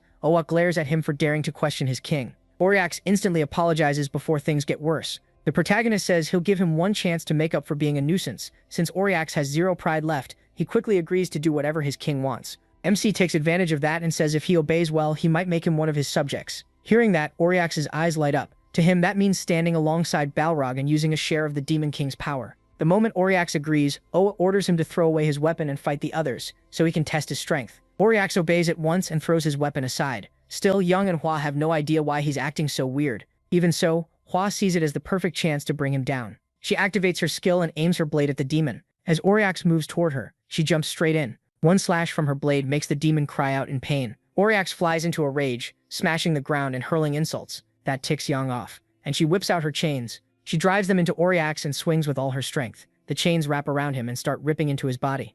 Auriax realizes Young is far stronger than he expected, and even with his weapon this wouldn't be easy. Still, not wanting to look pathetic in front of his king, he breaks the chains. Then Watch and Hanmo rush in together and slash him so fast he can't even react. Auriax realizes this fight won't be easy, especially since he hasn't fought without his scythe in a long time. He decides this must be part of the test the Demon King gave him. Then he notices O walking toward him while holding his scythe, like an idiot. Auriax assumes he is about to fill it with demonic power and hand it back. Instead, his beloved king turns on him and uses the scythe against him. Confused and in pain, Auriax coughs up blood as he stares at the protagonist. O tells him not to hold a grudge, then cuts the demon's body in half. He even mocks Auriax for falling for such an obvious trick. A system message announces Auriax's defeat, and gives MC a huge amount of experience. But even that still doesn't remove his level restriction. At the same time, Kang Yoon watches everything through his magic orb. Back inside the gate, Osuder's annoyed that beating Auriax still didn't break his level cap. Young and the others run over and ask what happened. While he turns and tells them the demon is dead, he secretly uses his authority of gluttony on the body. Young notices flames swallowing the corpse. After that, O's demonic energy rises by 3 points. He's not happy it was only 3, but he knows leveling gets much harder at high levels. He also notices the seal on his myriad demon palace has weakened a lot, and that the quality of his magic has improved. As the others come closer, they wonder if demon bodies normally vanish like that after being killed. Hanmo then drags over the tied-up Taesik and shows him to Hwatch, asking if he's the masked cardinal. She says no, he's only a subordinate. Hanmo wants to deal with the madman, but members of the demon order are hard to capture. He tells Taesik to get ready for a brutal interrogation, but Taesik swears he won't say a thing. Mo glares down at him with killing intent and says a beating won't be enough after what he did to their comrades, but Hua wants to talk first and make sure the prisoner is moved safely. Mo says they've already prepared cars and helicopters for transport. At the same time, Taisik regrets getting caught, because his plan would have worked if Oriax hadn't acted like a coward. Suddenly, he starts gagging, and a nasty aura spreads around his body. Immediately warns Mo to get away from the prisoner, but the commander still doesn't get it. Taisik coughs up blood and he explains he's been soaked in too much demonic energy. Right after that, Taisik starts turning into a grotesque monster. Young moves in at once to handle it. She draws out her blood, forms it into chains, and binds the transformed prisoner. Then she hurls him into the air and smashes him back down. Once the dust clears, Taisik is gone. That only makes her more frustrated, and she wonders when they'll finally catch the head of the demonic order. She admits she let her anger take over and wishes she'd only knocked him out so they could question him later. Disagrees. He tells her not to blame herself. They'll get another shot. She clearly likes hearing that even if she doesn't say it. Then the protagonist checks his status window. What he finds shocks him. The system says he's gained the first step toward becoming the demon god. Then it reveals a clue to the final requirement. He has to create a large infernal crystal. Back at the demonic order's hideout, the followers praise Kang Yoon for the summoning. Because of that, they say the order will send extra support. That means they can move on with the main plan. But Kang Yoon is far from happy. He's furious that the summoned demon went down so easily. And when he asks what support is coming, they say it's more infernal crystals. That should be enough to start their plan and strengthen the Cardinal too. Even so, Kang Yoon can't stop thinking about how easily the demon lost. He suspects is involved. Kang Yoon can't figure out why Oriax acted so strange around MC, since he sees the Demon King as nothing but some clueless kid. Then one follower cuts in saying there's more news. Kang Yoon's face darkens when he hears that world rankers like Fujimoto are starting to work with the Japanese government. He jumps up from his seat and kills the messenger instantly. Then he starts shouting, angry they reported something so serious like it was no big deal.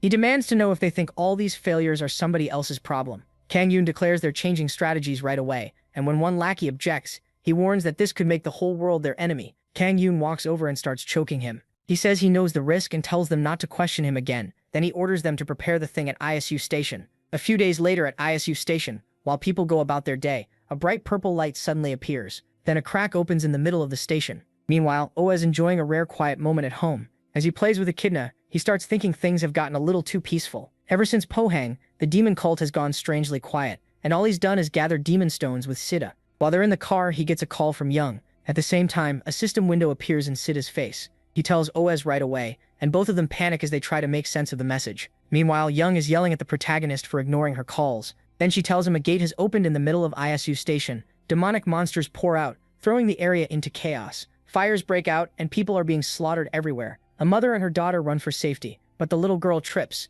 When the mother turns back to grab her, the demons rush toward them. Terror takes hold of her, and she clutches her daughter as death closes in. Luckily, C arrives in time and cuts the monsters down. He tells the mother and daughter to get behind him while he shields them. Facing the demons, C realizes the victims have turned into demonic monsters because of the energy leaking from the crack. He keeps cutting them down, giving hope to people who thought they were done for. But no matter how many he kills, more keep coming. Since these monsters were once normal people, C struggles to keep striking them down. Then he remembers what Oh had told him. Regular humans die from demonic energy, and once they turn, they can't come back. So MC told him to treat them like mindless zombies if he wants to save the living. He can't hesitate.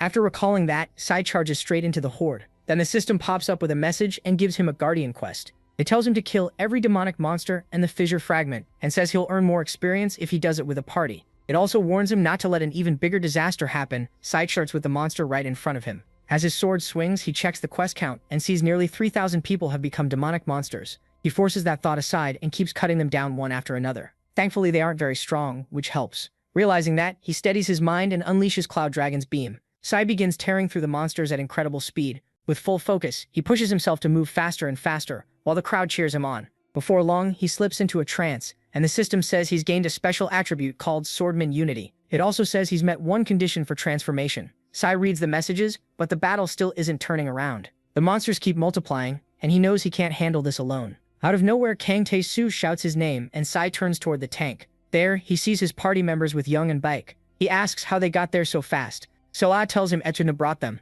Young walks up and asks where is. Sai looks grim as he says he went to the fissure. Beneath the crack, the protagonist looks over the bodies scattered around. Then he suddenly looks up and spots the culprit walking toward him. The man wonders if already saw the news, then says they've taken heavy human losses. MC says nothing. He just glares back. Then he says he's glad to meet the protagonist, and adds that they still need to deal with the monsters and clear away the corpses. Without warning, the Demon King attacks, but blocks it in time. The other man doesn't deny anything and asks when the protagonist figured it out. Before meeting Kang Yoon, MC had told Sai he had something else to do. After Sai ran off, he headed elsewhere to find whoever caused this mess. With demonic energy everywhere, he knew the person had to be nearby. Using his observation power, he searched the area and found Minyak fighting demonic monsters. He was surprised the Anuri guildmaster got there so fast and impressed by his information network. When he sees Minyak moving with purpose, O decides to follow. Minyak tracks a signal on his phone and finds the culprit near the fissure. There, he sees the protagonist using demonic energy to kill someone, confirming his suspicions. But O notices him right away, and even knows Minyak had only been pretending to be his ally. Before Minyak can escape, MC grabs him by the neck. When Minyak asks how he knew, the devilish cardinal says the road of evil leads to power beyond his understanding. O tells him he should have stayed in his place instead of trying to play hero. Minyak shoots back that he is drunk on power too, and reminds him he lost to Fujimoto. He says the protagonist is losing it because he never became a world ranker. That makes MC snap Minyak's neck and throw the body aside. He instantly regrets it, wishing he'd made the thief suffer more. That's when O jumps into the scene and attacks him. When he's asked how long he's known, he raises his middle finger and says he won't waste words on trash. That sets the other O off, and demonic energy surges around his fists. The protagonist summons his dark weapon, and both of them charge at each other. Just before they collide, he adds ice power and unleashes Leviathan. Kang-hoon's fists begin to freeze, but he still blocks the blow. He can't overpower his enemy and realizes O is stronger than expected. The Demon King brings out arm blades and slashes wildly, but his opponent stays on defense. At the same time, Sola and the others notice a huge explosion in the distance from the fight.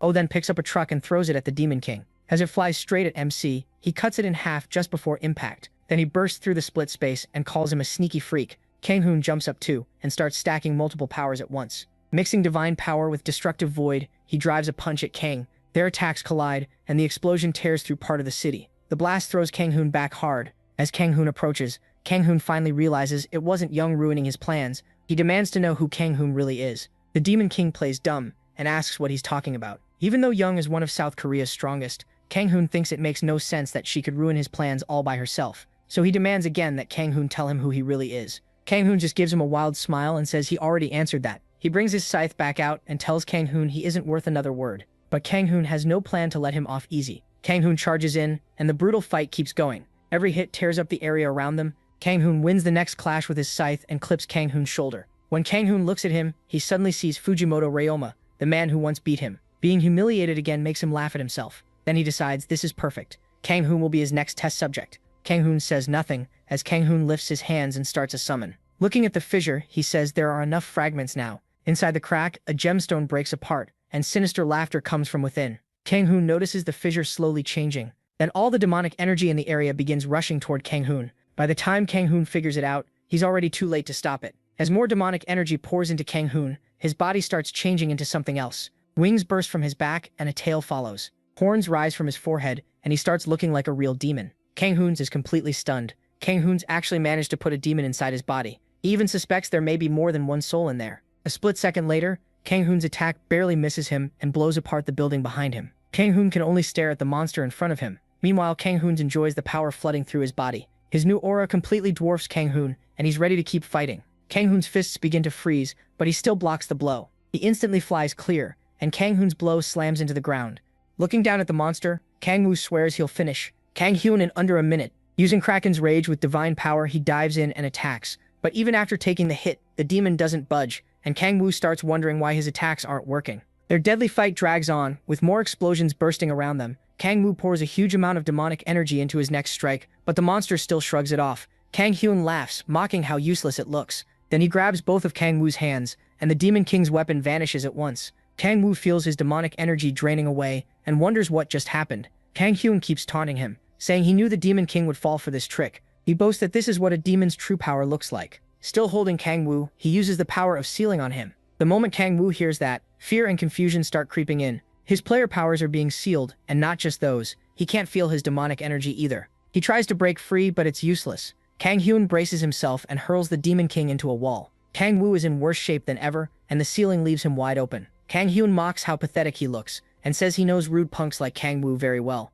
In his eyes, people like Kang-woo think the world belongs to them and have no morals. Looking at him only brings back Ryoma, which makes him even angrier. After ranting for a while, he grabs Kang-woo by the face and says it's time to pay the price. Then he starts crushing his face with all his strength. Suddenly, Echidna rushes in to save her master. Kang-woo is scared for her the second she appears, but right now she's his only chance. She gathers power to blast Kang-hoon away from him, but her magic suddenly cuts out. Since Kang Woo's demonic energy is sealed, she can't use her powers either. Kang Hyun recognizes the little brat and notices how close she is to Kang Woo, so he lets go of Kang Woo and turns toward her instead. He quickly grabs Echidna, wanting to see how Kang Woo will react. At the same time, Kang Woo picks up a blade from the ground and tells the monster to hurry up. Echidna can't believe her beloved master would say that. Then Kang Woo points the blade at Kang Hyun and tells him to stop acting so cringe. With his powers sealed, the demon thinks Kang Woo can't do anything. But to both their surprise, Kang Woo lifts his blade and cuts off his own corrupted arm. As blood pours out, he says he'll finally tell Kang Hyun who he really is. Watching Kang Woo sever his own arm sends a chill down Kang Hyun's spine.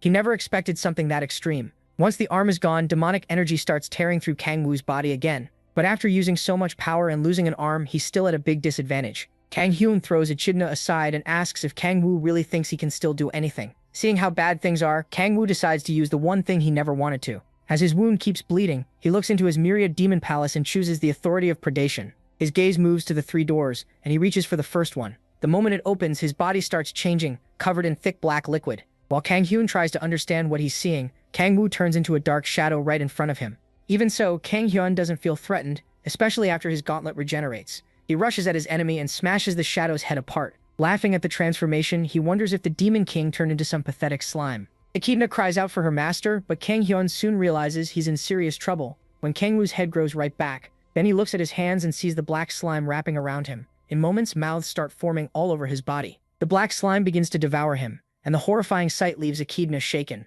Kang Hyun finds himself drowning inside Kang Woo's myriad demon palace and calls to the summoned demon for help. He begs it to get out of there because he can't let this end so soon. The demon sees Kang Hyun has been cornered and asks permission to take control of his mind. Even knowing he could lose his body, Kang Hyun agrees. Looking through his summoner's eyes, the demon screams the instant he sees the Demon King. He demands to know why Kang Hyun fought a monster like this and says facing Satan would have been better. Kang Hyun can't understand it and asks if Kang Woo is really stronger than one of the 7 archdukes. The demon calls him an idiot and says there aren't 7 archdukes anymore. According to him, Kang Woo the Demon King devoured them. Kang Hyun is stunned and can't believe the Demon King is actually on Earth. Even while he's still trying to process it, Kang Woo lands in front of him and keeps devouring his helpless soul. Before long, even Kang Woo starts drowning in his own power. Lost in that dark sea, he can't remember anything. Then he looks back and sees Kang Hyun being eaten away by his predation. Realizing the guy is barely conscious, he tries to leave as fast as he can. But when he gets close to the door, he starts questioning everything. All at once, shadowy hands grab him and drag him back under. He can't even remember who he is and wonders why he keeps struggling.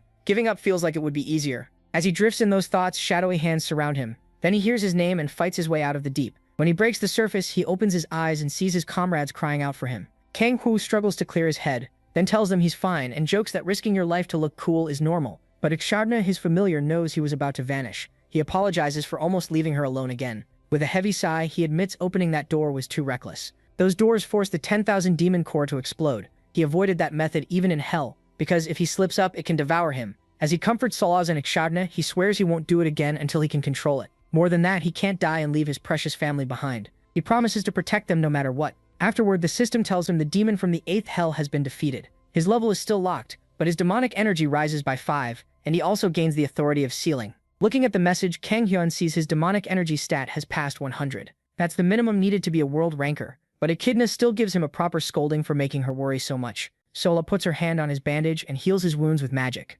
Kang Woo is amazed by how well it works and she tells him she's reached her 5th awakening. 3 days after the ISU station incident, Kang Woo finally gets some well-earned rest. After sleeping for 4 straight days, his body recovers enough. Echidna jumps with joy the moment he walks into the kitchen. Sola and Young also notice him, and she asks if he's okay. He says the sleep did the job, then asks what Young is doing at their house. Sola explains that Young has been coming by every day to check on him. Of course, Young quickly tries to act like she doesn't care that much. After that, Sola tells him he should rest a little longer, but he insists he's fine. Young then tells him the Hanwol Guild was disbanded while he was asleep. She adds that they caught the demon cult members, but they turned into demons before she could stop them. Since then, the demon order has stayed quiet. Reports from other countries say most of the cultists have been wiped out. Young also says Korea took heavy damage, and repairs are still going on. Oh grabs his phone to check the news. The headlines are all about the demon cult, and how Sibi is being praised as a hero. A little later, Young asks if he plans to drop the demon cult matter after what happened. He laughs and says he won't stop until every cult member is buried underground. That answer makes Young glad he's still taking this seriously.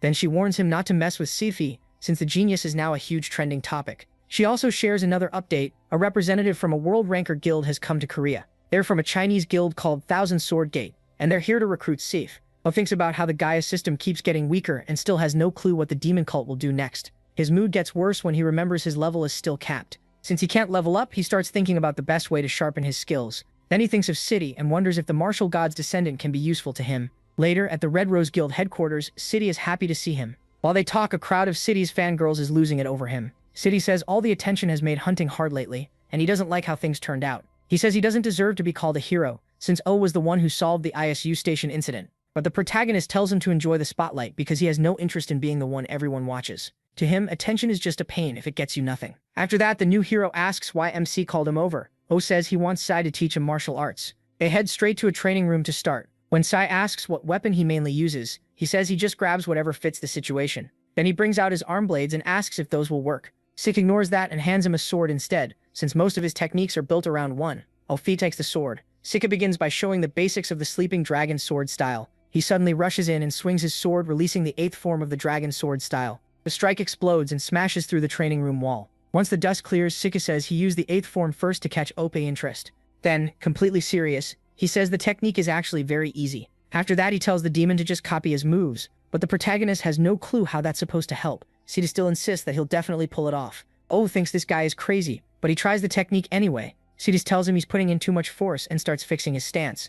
Even so, MC just keeps flailing the sword around. After wearing himself out, he asks if learning this had been easy for C. When Sidis says yes, O realizes how dumb it was to ask a genius for normal advice. Annoyed, he throws the sword down and gives up on martial arts. Sidis grabs him and begs him not to quit, but he can't stand how badly this guy is missing the point. Sidis says he isn't good enough, and the protagonist tells him it's actually the opposite. Since the sword style isn't working, the prodigy offers to teach him the psyche style instead, saying it should be easier. Using his all-seeing eyes, O studies Sita's body and decides to give it a shot. He sits down and meditates, drawing up the demonic energy inside him. As he does, he activates Ruler of Demonic Energy and gains finer control over that power. After a while, the system tells him he has learned the Celestial Dragon's psyche style. During the meditation, he also creates a demonic energy stone and gets a clue about the final condition for the extreme demonic energy body. When O sees that, he turns to C, who has no idea why he's suddenly so excited. Overjoyed, MC blurts out that he loves him. C lights up like an excited puppy. The system window then reveals the last clue. He has to make a demonic stone of a certain size.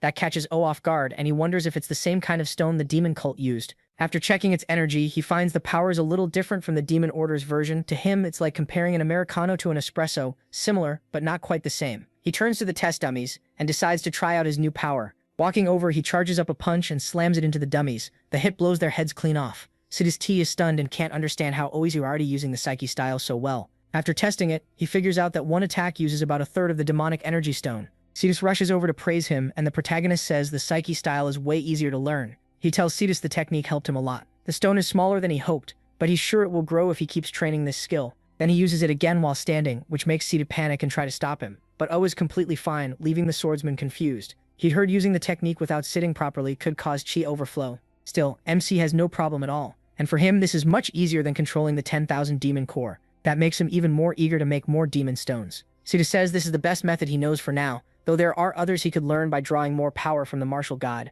OP says, that's enough training for one day, and suggests they hit an S-rank gate next time. After that, they leave the training room and head outside. Sidis tries to take the train, but the demon tells him to get in the car. While they drive away, O offers to buy Sidis a car. Sidis politely refuses, saying he already helps with his mother's hospital bills, but he insists, since having a car would make things easier for both of them. Hearing that, Sidis gets emotional and stares at the protagonist a little too intensely. Then MC senses a strange power outside. He spots two big men standing near a building. He quickly gets out with Sidis, and the swordsman asks who they are. The man with the scarred eye introduces himself as Nam Goong Jin from Thousand Sword Gate. He says the Sword King wants to see Sidis, and orders him to come along. Sidis is shocked and asks if he means Chain on Mujin. The moment Goong Jin hears the Sword King's name, he warns Sidis not to say it so casually. Then he tells the genius to be quiet and follow him. He adds that a plane is already waiting. O immediately stops him and steps in front of the bald brute. He asks Goong Jin where he learned Korean. The big man instantly gets irritated by his attitude, but the protagonist calmly warns him not to talk so casually. Fuming, Goong Jin demands to know who he is. O says he's Sidis's brother. The brute assumes he means Yong, but MC says some bonds are stronger than blood. That hits Sidis right in the heart. Then Goong Jin tells him to move, saying he doesn't care about him. The protagonist pushes him further by saying he doesn't care about the Sword King either. A heavy aura pours out of the brute as he warns O to watch his mouth. Then he tells Sidis come quickly if he doesn't want MC getting hurt. That only makes Sidis angry, and he warns Goong Jin not to talk to his brother like that. Seeing both of them refuse to budge, Goong Jin decides to teach them a lesson. But before he can draw his sword, Oh stops him and warns him not to try it. The protagonist says that if he does, he won't be going back. Still, Gongjin only gets angrier when he feels himself being pushed around. As he steps back, the man yanks out his sword in rage. He mocks Oh as just a player from a small country, but he's about to regret that. The protagonist instantly rushes in and crushes the man's hands. As Gongjin screams, he realizes even he can shake with fear. MC, meanwhile, makes a note of the Thousand Sword Gate name. Then he asks Sia if there's a good place nearby for kimchi stew. He decides to feed Gongjin a proper meal before sending him back peacefully. So they go to a restaurant where Oh orders 10 bowls of kimchi stew. After beating some sense into the Chinese players, he tells them to eat and says he's letting them off because he's in a good mood. But Gongjin feels humiliated being treated like a dog by a Korean player. Then the waitress comes out with a steaming pot. She places the meal in front of them and Gongjin wonders what kind of dish it is. Later, Gongjin crawls back to the Sword King in miserable shape and reports what happened in Korea. The Sword King glares down at him. He points out that Gongjin still picked a fight with Sidosun's group, even after being told to act with respect. Gongjin hurriedly apologizes for failing. Still, he says he never expected Kang Woo to be a real monster. One wrong comment about kimchi stew nearly got him killed. Then a strange girl steps out from behind the throne. Mujin bursts into wild laughter and blasts Gongjin into the wall. Right after that, he throws the brute out of the guild, saying they have no use for someone with no martial manners. The girl is revealed to be Mujin's daughter. She asks if he's heading to South Korea, and he says he should go, since he was invited. Back in Korea, Kang Woo is hunting with Si-hun and the others. After some time off, Si-hun is excited to start hunting again. Yoonbi, though, wants a little more rest. Echidna jumps onto Kang Woo, begging for his attention. She tells him not to push himself too hard and says she's ready to help however she can. Kang Woo smiles at her and says they'll move once they find a target. He searches for a monster separated from the pack and spots one standing alone. With a quick signal, he sends Echidna to lure it. He waits instead of rushing in, not wanting to draw the whole group. Using his power, he muffles her footsteps completely. Echidna slips in behind the monster and strikes with her power, cutting into its body. When the ogre's blood hits the ground, the nearby monsters catch the scent. As the ogre charges to attack, Kang Woo signals the party to move. Taesu leaps forward and catches the ogre's punch with his shield, while Echidna fishes for praise from her master. At the same time, Sola starts buffing Yoonbi. The small mage begins her chant and fires off a lightning spell. Boosted by Sola's support, the hit stuns the ogre in place. Then Si-hun jumps in and finishes it with the 5th form of his dragon sword style. Once it's over, the group is shocked by how hard that fight was. Still, Sola and the others celebrate taking down an S-rank monster. Kang Woo thinks the team needs real battle experience, not just levels. Si-hun, meanwhile, barely looks bothered. Sonal heals Taesu, and the party prepares to find the next target. Then Kang Woo hears monsters nearby. He turns and spots 3 ogres charging at them, drawn by the smell of blood. All 3 at once is too much for the team, so Kang Woo forms his dark spear and decides to handle it himself. But before he moves, a bright beam of light flashes out. It pierces the monsters and kills them instantly. Kang Woo spots 3 people in the distance, and one says they've been searching for him. His face hardens the moment he realizes who they are. The 3 turn out to be Mujin of the Thousand Sword Gate, his daughter, and a terrified-looking assistant. Mujin apologizes for what happened with Gongjin. Se-hun and Solo are stunned to see the Chinese players, and Mujin assumes they don't understand him, so he tells his assistant to translate. But Kang Woo says to keep talking and uses his own power to translate the words. Then he tells the Sword King that anyone can apologize with words alone. Mujin apologizes again for his subordinate's rude behavior. To prove he means it, he bows to Kang Woo. His daughter and assistant are stunned to see the Sword King do that. Even Sela and the others can't believe he went that far. Kang Woo is slightly taken aback when he hears Mujin kick Gongjin out of the guild for what he did. The Sword King promises it will never happen again.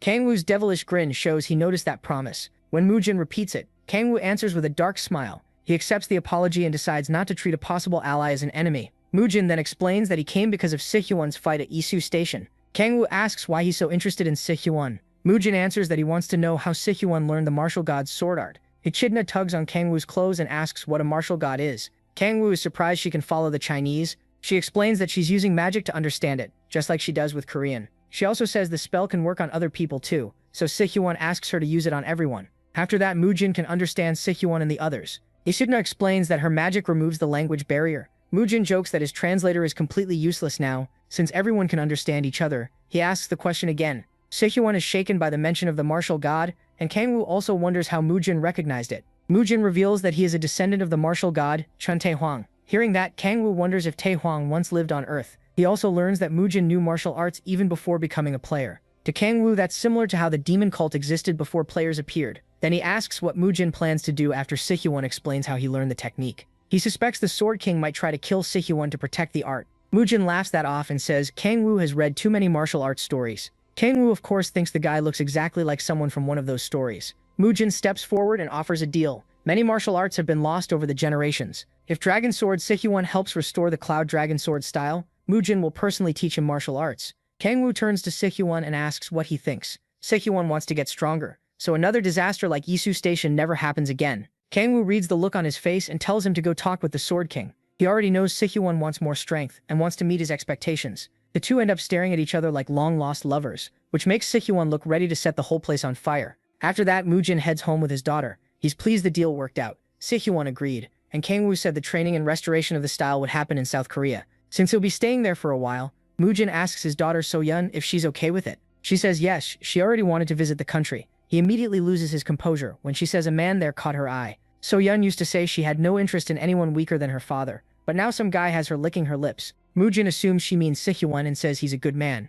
With the martial god's soul inside Dragon Sword, Mujin is amazed at how perfectly Sihyuan uses the Cloud Dragon Sword style. He even thinks Sihyuan may be something called the Sacrum, so he offers to arrange a date between Sihyuan and Sihyuan. But the man she means is Kangwoo. At this rate, Seola is going to need demonic stones to keep everyone away from her man. Mujin is stunned by that answer. She says seeing Kangwoo force her father to apologize awakens something inside her. Unfortunately, Mujin thinks this ruins his plans. He believes Se-hun will surpass Kangwoo in a few years, and by then Sainu may lose her chance to get close to Dragon Sword. That worries him a lot because he wants to see his daughter married before he dies. He tries steering her towards Se-hun, but she cuts him off, reminding him she doesn't like men weaker than him. In the end, he gives in and decides to see how strong Kangwoo really is. The next day at the Red Rose Guild, Kangwoo and Se-hun have their training interrupted. Mujin and Soyeon walk in, and the old man says he wants to spar with the Demon King. When Kangwoo asks why, Mujin says he wants to test his skills. In exchange, he offers Kangwoo a favor from the Thousand Sword Gate. Kangwoo sees it as the perfect chance to try out his new demonic energy stones,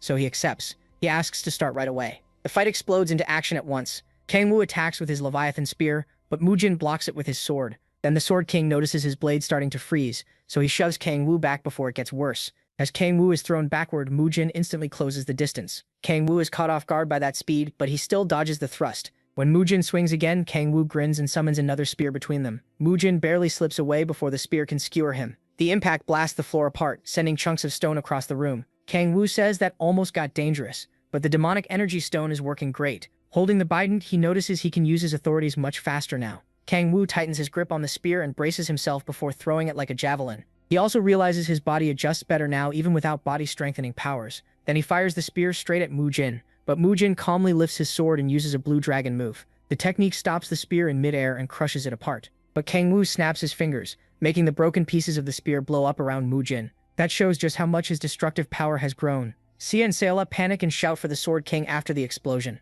Mujin immediately tells them to stay back, then lets out an even heavier aura. Kangwoo feels the old man's killing intent, and it sends a chill through him. Now he finally sees what a true world ranker can do, while Mujin says he's done holding back. That only fires Kangwoo up more. He pulls out his blades and ignites hellfire. Then he adds the authority of slaughter, creating a massive sword called Graham. The air trembles as both of them power up and Mujin asks who Kangwoo really is. Kangwoo says whatever he's heard is probably true, so he should stop talking and come at him. Right when they're about to clash again, Kangwoo's phone rings. He stops when he sees it's Youngju calling. The second he answers, Youngju starts yelling, asking why he didn't wait at the guild entrance and why he's still inside.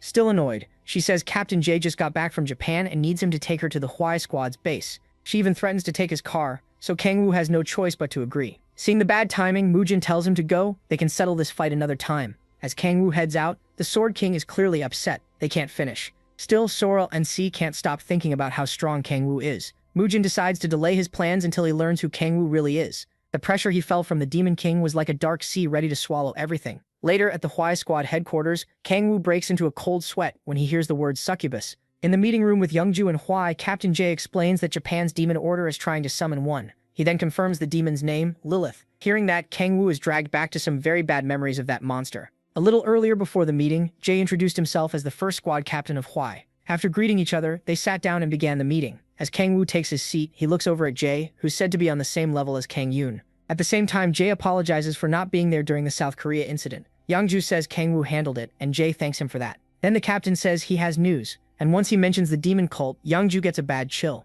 Jay starts explaining the cult's plan in Japan, and Youngju says she'd heard the demon cult there is much bigger. Jay tells Huai that the Japanese government asked for help because things have gotten serious. Youngju wonders why they need outside help when they already have someone like Fujimoto Ryoma. But aside from Ryoma, Japan doesn't have many top players. She's still worn out from the Isu Station incident, and now the cult is summoning another demon. Kangwoo though gets interested and asks what demon they're trying to call. Since his demonic energy hasn't gone up in a while, he sees this as the perfect chance to hunt a demon and eat it. Of course, that excitement vanishes the moment he hears it's Lilith. Kangwoo instantly loses his composure and startles Youngju. He swears he'll stop the summoning no matter what. The last thing he wants is that crazy ghost-like demon back on his back. In hell, Lilith was one of his closest aides, alongside Balrog. While Balrog stood for raw power, Lilith ran the Demon King's army with her sharp mind. She was also his official wife. After his faction was crushed fighting an archduke, Lilith helped him survive the mess, and he ended up marrying her. After that, she kept chasing him every night for tentacle fun, and he had to run from her non-stop. Kangwoo swears he's never going through that again, so he tells everyone they must stop the summoning at all costs, leaving Youngju confused by how weird he's acting. Then the Demon King asks Jay to explain Japan's situation in detail. Jay warns them to keep this secret, then reveals that a girl named Kurosaki Yuri was kidnapped by the demon cult. The girls are stunned and immediately ask if that's really true. Kangwoo meanwhile quietly asks Youngju who Kurosaki Yuri is. She explains that 5 years ago, on the day of the cataclysm, an SS rank gate opened at Sapporo Station. Monsters poured out and killed countless people, nearly bringing Japan down. Then Kurosaki Yuri, the Maiden of the Skies and granddaughter of the Japanese emperor, appeared to help. She boosted Japan's players enough for them to push the monsters back to Hokkaido. Hokkaido is still cut off, but that feat made her Japan's symbol of hope. Youngju adds that Kurosaki Yuri has a special power. She can let Japanese gods descend into her body, and that's how Ryomasu's no eyes were made. Kangwoo figures the cult must have a very important reason for taking someone like her. He remembers that the 7 archdukes are tied to the 7 deadly sins. If he's right, then Yuri's power may be about bringing in a being from another dimension. That would mean the demon cult wants Lilith for her illusion and control abilities. Jay then says they can only send 7 people, since Japan wants the kidnapping kept secret. With Hyunmo included, they already have 5, so only 2 more can join. Jay also says a plane is waiting at the airport to take them, but Kangwoo suggests using Echidna instead. Jay has no idea who that is. Later, Echidna tears through the clouds at incredible speed. A purple barrier covers her back, and Kangwoo's group rides safely inside it. Youngju taps the barrier and asks when he made something like this. Kangwoo says he came up with it so everyone could ride together. Meanwhile, Haimo looks sick from the flight and struggles not to throw up. Kaina warns that if he vomits on her back, she's tossing him off. Sol-Ah, who came with them, gets Kangwoo's attention and asks if it's really okay for her to come instead of Si or Su. He says she'll be more useful than either of them, and she starts blushing hard. His plan is to use her buffs to raise his demonic energy trait. After a while, Echidna tells her master they've arrived. Sola goes pale with fear when she sees what happened to Sapporo Station. The whole area has been wrecked, and all sorts of demonic monsters are wandering through it. At the center stands the SS rank gate that still hasn't been cleared. Kangwoo scans the area and senses demonic energy spread all over the station. He asks Jay if the summoning is happening there, and Jay says that's what the Japanese government believes. Since time is short, Kangwoo decides they should meet up with the Japanese team below. At the Sapporo base, soldiers are guarding a helicopter landing zone. An older man and a younger one look up as Kangwoo and the others land on the pad. The soldiers panic and aim their guns, demanding answers. But the older man quickly recognizes Captain Jay. Jay calls him Prime Minister Yamada and says it's only natural for them to come to Japan's help. Kangwoo then tells Echidna to cast translation magic on everyone. After that, Jay introduces the rest of the team to Yamada and assures him they're strong enough to help crush the demon cult. The younger man then steps forward and asks if he may greet the captain too. He offers a handshake and introduces himself as Ryoma. As he talks with Jai, Kangwoo wonders if this really is Ryoma. He quickly notices Ryoma's Susanoo eye. After that, the ranker comes over to greet him, but Kangwoo skips the small talk and asks about the plan since they still don't know where the summoning will happen. A virtual map appears behind Ryoma, and he starts laying out the strategy. A little later, a swarm of demonic beasts starts tearing through the area. Echidna charges her magic and strikes the monsters, dropping them one by one as they gasp for air. Kangwoo and Sella stand off to the side watching the others fight. Among the beasts, he spots a demon golem from the 2nd hell and a Kerberos from the 3rd. As the battle goes on, he wonders how the cult is controlling them. Youngju then calls out, asking why he's making everyone else do the hard work. At his request, Sella uses her buff magic on him, and his stats jump hard. Kangwoo was right, the buff worked really well. He quickly mixed 2 authorities to try it out. Then he fired a massive blast of flames at the monsters, almost roasting his own teammates too. As the creature burns alive, Hanju throws up a guard against the shockwave from Kangwoo's attack. But instead of relief, she just stares at the couple and asks if they've both gone crazy. Kangwoo ignores that and tells Sella she's perfect for this. She agrees if he keeps hitting this hard, wiping out the monsters should be easy. Even so, something still feels off to him. He thinks back to Ryoma's plan. The team was supposed to split in 2 to handle the demonic beasts, and with the Korean players there to confuse the demon cult, they planned to use that opening to sneak one person into the ritual site. When Hyunju asked if that person would go alone, Ryoma said yes, and made it clear he wouldn't send the captain into that kind of danger. He said he'd do it himself. That made Kangwoo feel like Ryoma was trying too hard to play hero. He was so caught up in that thought he missed Sella warning him that Hyunju was coming over. Then an explosion erupts from a nearby rooftop. Hyunju panics at once, and Kangwoo blames Ryoma for making such a flashy entrance. The Demon King uses his observation power to find Ryoma. Once he spots him, Kangwoo wonders if that's where the ritual is happening. As Ryoma keeps moving around and cutting down monsters, Kangwoo starts finding it odd that none of the demon cult members have shown up in all this chaos. Then it clicks. He figures out where the summoning is really happening. Hyunju and Sulla immediately ask what he means. Kangwoo merges two of his authorities and slams the ground. Hyunju snaps and yells, asking what that lunatic is doing now. As they look down, two shadows appear beneath the cracked ground. Their masks make it obvious they're from the demon cult. They draw their weapons and demand to know how Kangwoo found them. But the moment Kangwoo and the two girls face them, the cultists look more scared than any demon. The next thing left behind is blood and broken masks. They were way too weak, never a real match for the Demon King. After that, Hyunju and Sulla rush over to him for help. Since he found the cult's hiding place, both of them decide to go with him. But he shuts that down right away. He says they need to stay up top and keep the monsters busy. Echidna appears then and reminds him he can't let the same thing happen again. She makes him promise, and Kangwoo gives her his word. He's sure this time he won't need the power of 10,000 demon cores. Then he spreads his wings and speeds toward the ritual site. Some cult members spot him coming and jump in front of him to block the way. Kangwoo brings out his arm blades and cuts through them in an instant. He notices these cultists are much weaker than the ones in Korea. Seeing how desperately they're trying to stop him, he starts wondering why. As he moves through the area, he hears loud chanting coming from a hole in the wall. Inside, the cult's obsession with Lilith is on full display. Their leader is using Yuri's body for the ritual and tells the others that the time to serve their god has come. The whole group chants back, saying their faith will rise beyond this dimension. As demonic energy pours from the crack, one cultist notices someone strange. The second he sees Kangwoo, he warns the cardinal about the intruder. Kangwoo tells them to keep going while he tries to process what he's even looking at. The cultists get ready to attack, but the designs on their robes are so ridiculous. Kangwoo can barely take them seriously. Even their weapons have cute Lilith keychains hanging off them. Still, the cardinal won't just stand there after an intruder barged in. Kangwoo's face turns even darker when the cardinal walks up. Just like a rotten fanboy, Cardinal Ichiro looks like a lazy, out-of-shape slob. The Demon King tries to figure out why they want to summon the succubus queen so badly. Ichiro openly spills his disgusting reason, and claims every man feels the same. Kangwoo's expression hardens when he realizes these idiots only see a succubus as something to satisfy their filthy desires. Before Ichiro can keep talking, Kangwoo lunges at him and drives his knee straight into the man's mask. The cardinal goes flying back, and Kangwoo calls them fools who think with nothing but their lower halves. The other cultists are stunned. Their cardinal went down that easily. Kangwoo warns them not to look down on hell. It's far beyond what their tiny minds can grasp. Even then, the cultists charge him together and try to bring him down. He drops them fast, but they still keep coming while trying to protect their cardinal. Then Ichiro orders them to run, saying they can't beat the Demon King. He says he'll buy time, but his followers refuse to leave him. The cardinal tells them not to worry, their faith and wishes will live on forever. They get emotional over that speech, but Kangwoo only finds them pathetic. He calls their whole act trash because no matter what they believe, they still kidnapped people and used them as sacrifices. Ichiro shouts back, telling him not to mock their faith. As Kangwoo summons his Gramsword, he tells Ichiro that if those beliefs matter so much, then he can die for them. The Demon King hurls the sword straight at the fisher, and Ichiro jumps in to stop it. Instead, the blade pierces the cardinal. That makes him cough up blood. Some followers rush to check on Ichiro, while another tries to stall Kangwoo so the rest can escape. Kangwoo answers with a killing glare that scares them off. As the losers flee, he steps toward the fisher. He'd rather kill every last one of them. But stopping Lilith from appearing matters more. So he combines the demon stone with the authority of divine power to seal the crack. He grabs the fisher and starts forcing it together to close the gap. Everything is going fine until a tentacle suddenly slides out of the crack and grabs his arm.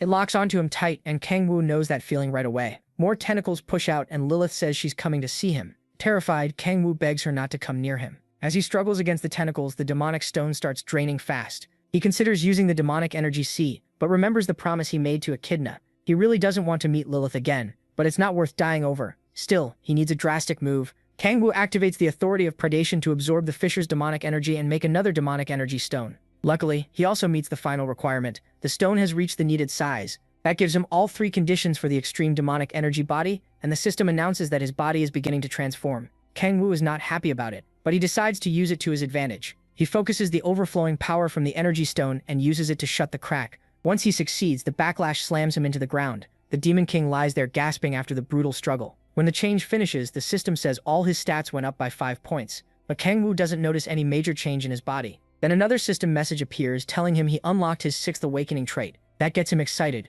because now he can finally check what this 6th trait does. His status window shows an SS rank skill that lets him create gear using the power of an authority. But to make myth rank equipment, he needs material of the same rank. Right now, though, the best thing he has is only legendary rank. Then he looks back at Kurosaki Uriti and starts thinking about a myth rank item. Walking to the table, he wonders if her possession ability could make one. He remembers she created Ryoma Sasano's eyes, so for now he decides to save her and think about the rest later. Suddenly the ceiling explodes and Ryoma drops down through it. He asks Kangwoo what happened and why he's there, since that area wasn't assigned to the Korean team. Holding Kurosaki Yuri in his arms, Kangwoo answers that he came to save the kidnapped maiden. Ryoma takes that as Kangwoo leaving his post without permission, but Kangwoo says this is exactly the kind of chaos Ryoma wanted him to create. Ryoma doesn't like his attitude and says he should have been told before Kangwoo acted on his own. Kangwoo brushes that off. He wasn't going to call Ryoma over a hunch. Then he turns and heads back to the surface. As he leaves, Ryoma hears him wondering how many myth rank items he can demand as payment. Kangwoo suddenly stops when Ryoma starts shouting that this is an emergency. He sees Ryoma speaking through an orb telling his men that Kangwoo is part of the demon cult.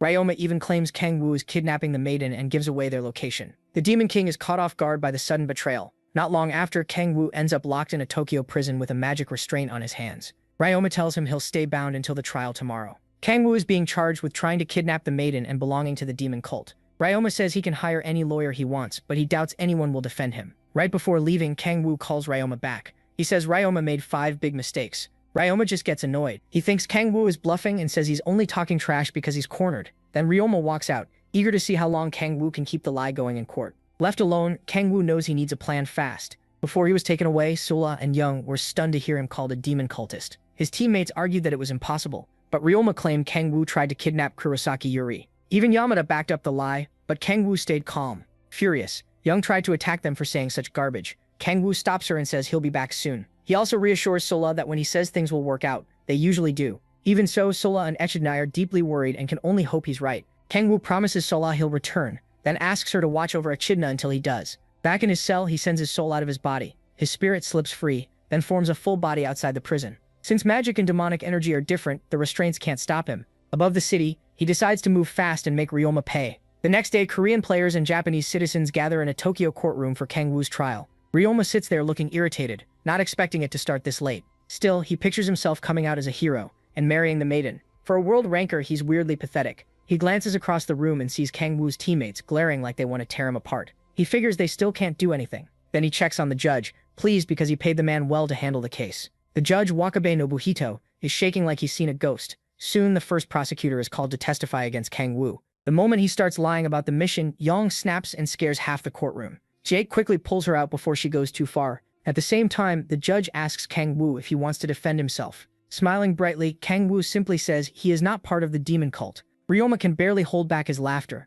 As more witnesses are called, Ryoma smirks, sure he's already won. After what happened underground, he's certain they'll all support his story. The first witness is Prime Minister Yamada, but he's trembling like his life depends on this. Ryoma brushes it off, thinking both Yamada and the judge are just acting weak because they're old. Then Yamada says he's been hiding the truth, and everything flips. He tells the court that Ryoma has been threatening him. The whole room explodes into chaos. Hearing that, Ryoma slams the table and demands to know what Yamada thinks he's saying. Yamada answers by calling Ryoma a demon cultist. The courtroom goes wild with questions, but Yamada keeps going. He says he stayed quiet because Ryoma threatened to sacrifice his family to demons. He also reveals that Kangwoo was the one who actually saved the maiden. Ryoma cuts in at once, shouting that Yamada has no proof. But then he hears there is evidence. Yamada holds up a demonic energy stone and explains what it is. He says it was found in Ryoma's home, and only the demon cult can make or use something like that. Ryoma immediately demands proof that it really came from his house, trying to talk his way out of it. Then Seola suddenly enters the courtroom and says she's been investigating Ryoma's ties to the demon cult.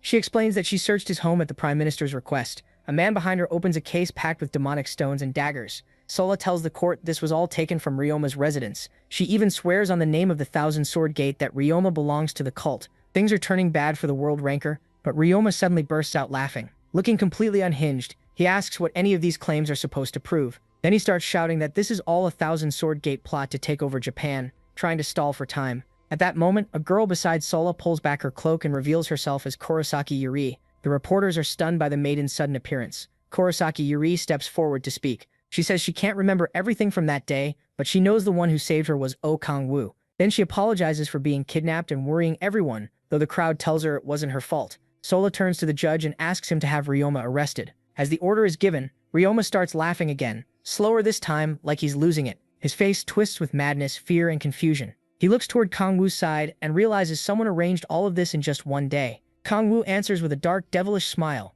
Ryoma slowly rises from his seat and suddenly bolts out of the courtroom. Kangwoo's teammates instantly try to figure out how to stop him before he gets away. Young turns to Kangwoo and says they should go after him, but then she notices his broken handcuffs. Kang Woo's already gone. Meanwhile, Ryoma races through the night sky over the city and curses his ruined plans while thinking about how to escape Japan. Then a bright flame appears beside his face and blasts him out of the sky. Kang Woo watches as he crashes down in flames. When the fire dies, Ryoma looks up, shocked that someone dared attack him. Then he sees Kang Woo standing there with fire in his hand. Kang Woo asks if he finally understands those 5 mistakes. Burning with rage, Ryoma admits his plan may have been rushed, but says there weren't 5 mistakes. Kang Woo starts with the first one, trying to imprison him. Magic restraints don't work on the Demon King. As the fire in his hand fades, he adds that he can make demonic energy stones himself. The third mistake, he says, was using ordinary people as witnesses and judges. They aren't protected from skills, so of course they were terrified. Kang Woo says it was stupid to trust normal people with no power. The fourth mistake was assuming he was some nobody with no backing.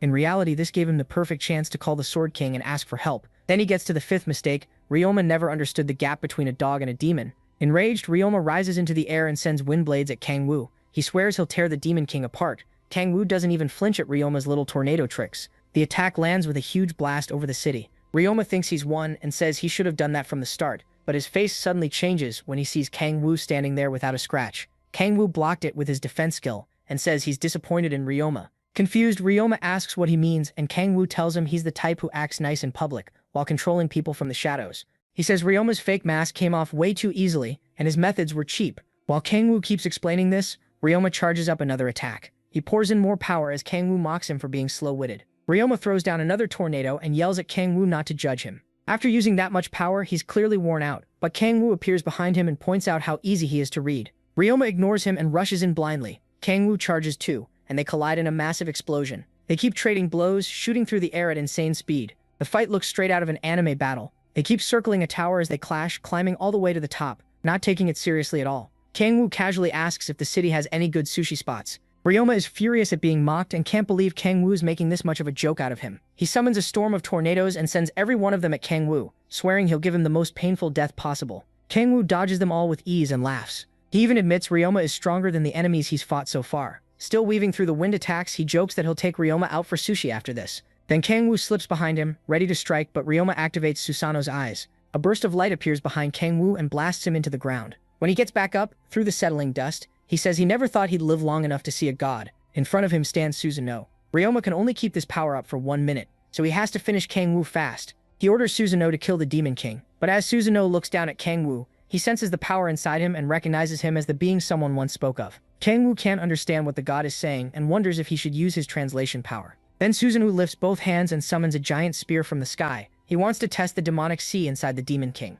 Seeing that, Kang Woo starts making his own weapon. He quickly realizes even Gabe Bulg won't be enough, so he pours in more power to forge something stronger. But Ryoma traps him inside a whirlwind and laughs at him for all that mocking earlier. He vows Kang Woo dies today, then suddenly notices the storm around Kang Woo growing even wilder. Kang Woo mixes that storm power with the other forces he's already using. By combining them all, he creates the mighty spear Gungnir. Susanoo is impressed by Kang Woo's power and attacks with his divine spear. Kang Woo charges straight at the god and their weapons slam together. The clash sets off a huge blast and a light that spreads across the whole city. Kang Woo's girls reach the area and spot the bright glow in the sky. At the same time, Kang Woo is barely holding on against a god's strength, and each second leaves him more injured. As his blood spills out, he notices it's black. That makes him wonder if his demonic energy fused with his blood when he got his extreme demonic energy body. Since the energy is packed so tightly, he decides to blow it up. That move lets him push back the god and crack the divine spear. Susanoo feels fear and says the prophecy was true. Then the Demon King pierces the god and defeats him. After that, Ryoma drops to the ground and cries for help. He suddenly looks like an old man, and his body slowly fades because Susan drained his life in magic power. While he hopes Kurosaki Yuri can restore him, Kang Woo floats above the broken fool. He reminds Ryoma that calling down a god comes with a huge price, then mocks him as he lies there helpless. When Ryoma keeps insulting him, Kang Woo burns off his hand. Then he tells him none of this would have happened if he hadn't tried to kill an innocent person. With that, Kang Woo decides to take Ryoma's myth-ranked item. Ryoma begs to live and promises to have Kurosaki Yuri give Kang Woo a myth item instead. As Kang Woo's hand moves toward his eye, Ryoma swears he'll never stand before the Demon King again if he's spared. Kang Woo ignores the plea and takes the eye. After that, the ranker's body slowly crumbles into dust, and in his final moments, he still calls out the Demon King for mocking him. A system window appears and tells Kang Woo he can't use Susanoo's eye. He thinks about the god and wonders if more will show up as Gaia's system keeps weakening. While he considers how to deal with future gods, another system message appears. It shows 2 unknown conditions and says they're the second step to becoming a demon god. That makes Kang Woo wonder if he has to become a god to fight gods. As he leaps off the tower, he leaves the cleanup to Mujin and Soya. The Sword King starts wondering if Kang Wu held back the last time they fought.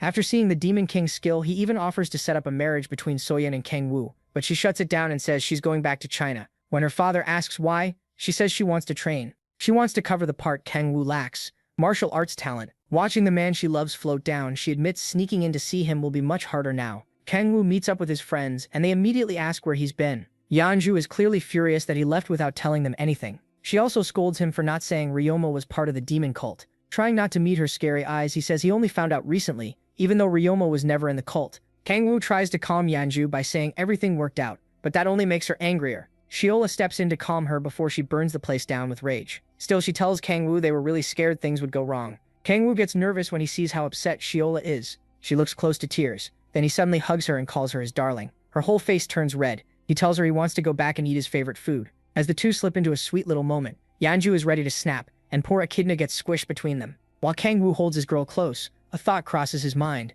He can't figure out why Kurosaki Yuri helped him when he never used his power on her. It also makes no sense that she said she regained consciousness. He would have noticed that. His thoughts get cut off when Yeonju pinches his cheeks. She tells him to come with her because she knows a good sushi place. While Kang Wu struggles through the pain, she drags him along and tells the others to follow. Meanwhile, Kurosaki Yuri watches from a distance until her assistant arrives to escort her home. As she leaves, she says she'll keep watching Kang Wu from afar and visit him herself soon. As she walks away, her shadow takes the shape of a certain demon obsessed with Kang Wu. A week later, Kang Wu returns home with his family and friends. He and Echidna are excited, but Yeonju is desperate to finally rest after everything that happened in Japan. Yahello tells her to get home safe, though Yeonju can barely walk straight. Both she and Kang Wu are worried about the Red Rose Guild master. Kang Wu feels bad for her after all they went through in Japan. Japan lost its hero after he and Mujin were announced as the ones who defeated Ryoma. Because of that, a lot of hate got aimed at Korea, and Yeonju took all of it instead of Kang Wu. While he's thinking about that, Yahello calls him so they can head back together. But instead of going home with her, he says she should go first because he has something to do.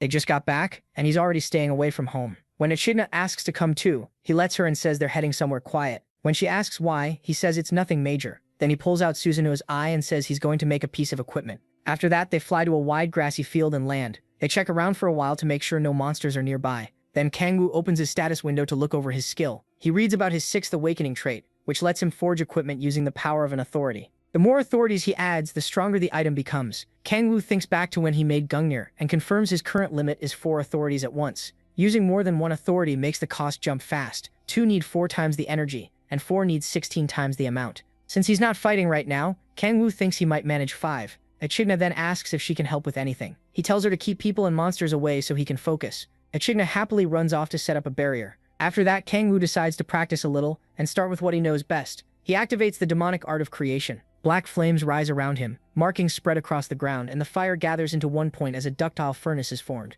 With no materials at all, Kang Wu tries making equipment from his powers alone. Using the power of 3 authorities, he creates a Gaebolg spear, but this version is only unique rank. Kang Wu quickly sees it's weaker than the spear he directly makes with his authorities. He tests it on a nearby boulder. After smashing the rock, he figures the spear only holds about 20% of the original power. Even so, he says he can make up for the missing strength with his body-enhancing authorities. Echidna comes back and asks what kind of equipment he wants to make, but he still hasn't decided. He considers crafting a main weapon like Sai Hun's, but that would keep him from swapping styles and attacks. Then Echidna gets an idea and suggests a weapon that can change shape. As Kang Wu thinks it over, night falls. Sayola is now there with him, and he gives her the signal to begin. She uses graceful light to buff him, and he stacks it with Kraken's rage. Then he activates creation again, and uses Suzunu's eye as the material. As he adds the authority of storms, he remembers Echidna saying a shape-changing weapon would let him attack in many different ways.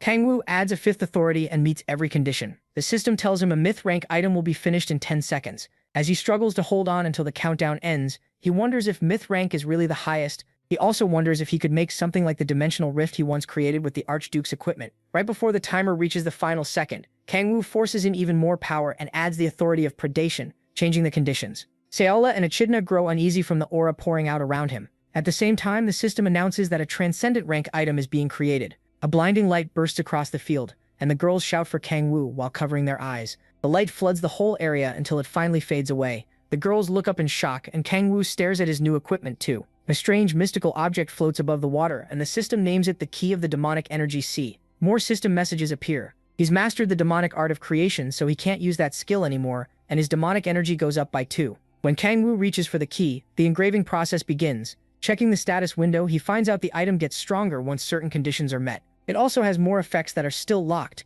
Kang Wu is blown away by what it can do. Its first effect, indomitable, means no attack can break it. The second, transformation, lets it become any weapon saved as a skill and use up to 34% of that weapon's power. One look at his face says it all. He already loves it. Then Kangwoo activates the item's transformation and turns it into a bident. It turns out well, and its power is close to the gay bulk he made before. Next, he changes it into the magic sword, Gram. The switch is almost as fast as using the demonic energy stone. Finally, he tries to turn it into Gungnir, but nothing happens. The system explains that the key can only copy weapons made with 4 authorities or less. That disappoints Kangwoo, but he's already eager to see how it'll develop. After that, Seola gets his attention and asks if the weapon came out right. He says it did, then changes the key into a ring so she can see it. He figures that'll make it easier to carry. Seola, though, looks ready to kill him over the ring. Once everything is done, they go home. A week later, back at the apartment, Kangwoo is still stuck because of his level cap. Even after getting the key of the demonic energy C, the restriction hasn't gone away. He sighs in frustration. Staring at the ring, he wonders how he's supposed to level up and gain another trait to weaken the seal on the demonic energy C. He thinks it over and starts asking if he should just give up and find another way to grow stronger. One idea is visiting the demon cult in Russia and devouring demons there, but tracking them down won't be easy. Then his stomach growls, reminding him he hasn't been eating right. He goes to make his favorite kimchi stew, but suddenly spots Lilith's tentacles in the pot. Kangwoo nearly jumps out of his skin at that, only to realize it's his imagination. The stew really does have octopus tentacles, though. He feels bad for even thinking an angel like Seola would serve him something that awful. Looking around, he notices Seola's gone and sees luggage by the sofa. Echidna says she left to hunt an A-rank gate with her party. She adds that the octopus and the luggage were brought over by Young the night before. The night before, Seola and Echidna met Young at the door. The guildmaster said Kurosaki Yuri had sent supplies along with $30 million. According to Yuri, it was an apology for what happened in Japan, and she wanted to help Kangwoo however she could. Young is surprised the maiden likes him, but Seola's reaction shocks her even more. Even Echidna is stunned by the scary look on Seola's face. Kangwoo, meanwhile, thinks that much money is way too much for simply saving the maiden. Even so, the octopus is still bothering him and making his skin crawl. Then a news report catches his eye. World ranker Alec Osborne, the Sword of Justice, is visiting South Korea. The report says Osborne is here to meet Kim Si-hoon after seeing what he did during the ISU station incident. Kangwoo checks his phone for more details. Alec Osborne is a famous hero known for protecting the weak. 2 months after the ISU station incident, he revealed that he'd also been fighting the demon cult. A month ago, demon cult activity was found in Europe, and he stopped it. Somehow, not a single person died. Kangwoo figures this is exactly the kind of guy Kim Si-hoon would admire. Then his mind starts taking that thought in a very weird direction. After that, he puts on his jacket, asks Echidna where Sola is, and says he's going to hunt with Golden Sun. Echidna happily asks to come too. Later at a cafe, Tae-sol waves Kangwoo over to the table.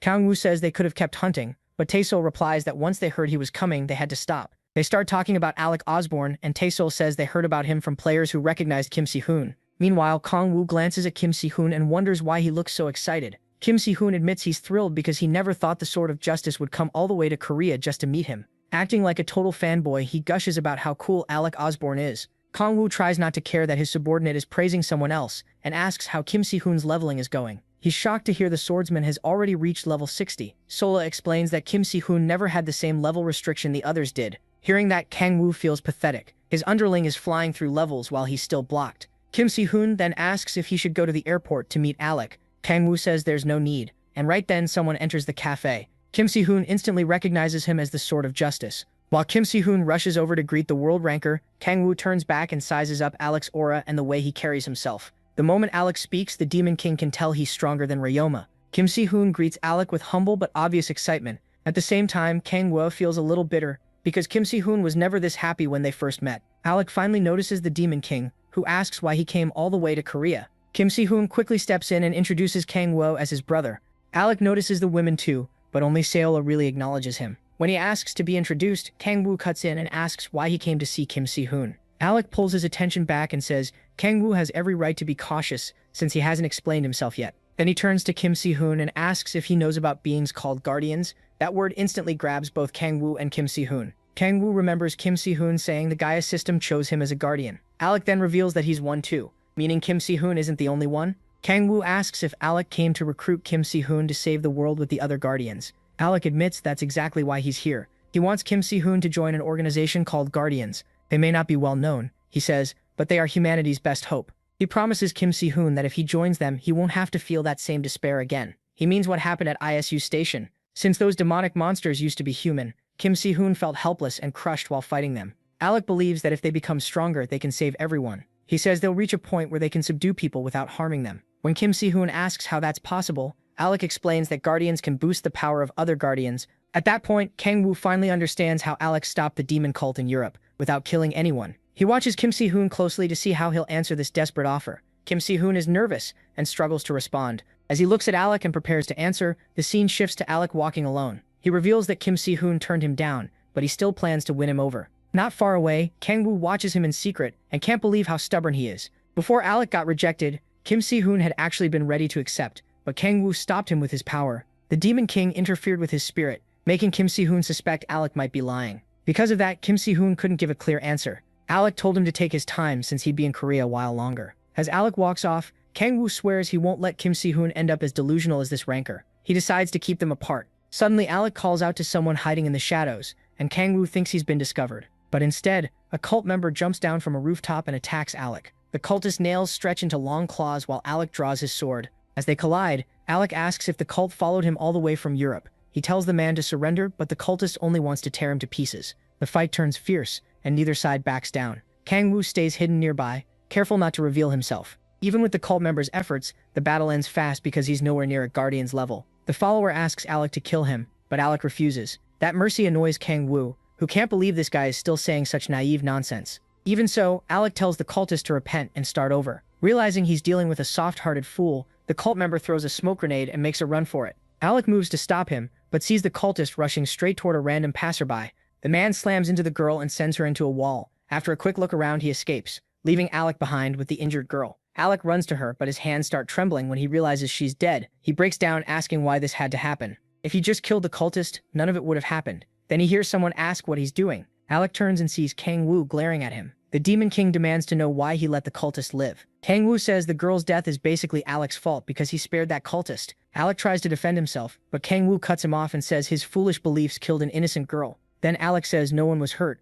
and that catches Kang-woo off guard. Right then, the girl's body starts fading away. Soon, only her clothes are left in Alec's arms. At that moment, Kang-woo realizes Alec is completely out of his mind. Even so, the Guardian keeps acting like nothing happened. Kang-woo calls out to him, then fixes him with a cold stare, and asks if he's finally gonna stop chasing Sai-hun. Alec flatly says no, he has no intention of giving up on the swordsman. He insists Sai-hun is meant for something greater, and Kang-woo just laughs. Alec excitedly goes on, saying Sai-hun was born to protect many people. With that, he turns to leave. Before going, he tells Kang-woo to help persuade Sai-hun to join the Guardians. But Kang-woo knows it's nonsense. Alec just wants Sai-hun to end up as twisted as he is. He also knows he can't keep stopping his subordinate forever. Not when Sai-hun admires the Sword of Justice so much. Then an idea hits Kang-woo. He remembers Alec saying Sai-hun needs to grow stronger, and starts cooking up a dark plan. Later that night, Alec sits alone in his room, deep in thought. Kang-woo's words keep bothering him, and he starts feeling uneasy. Still, he tells himself Kang-woo just wouldn't get it, because he isn't a guardian. Alec believes the Demon King will understand one day.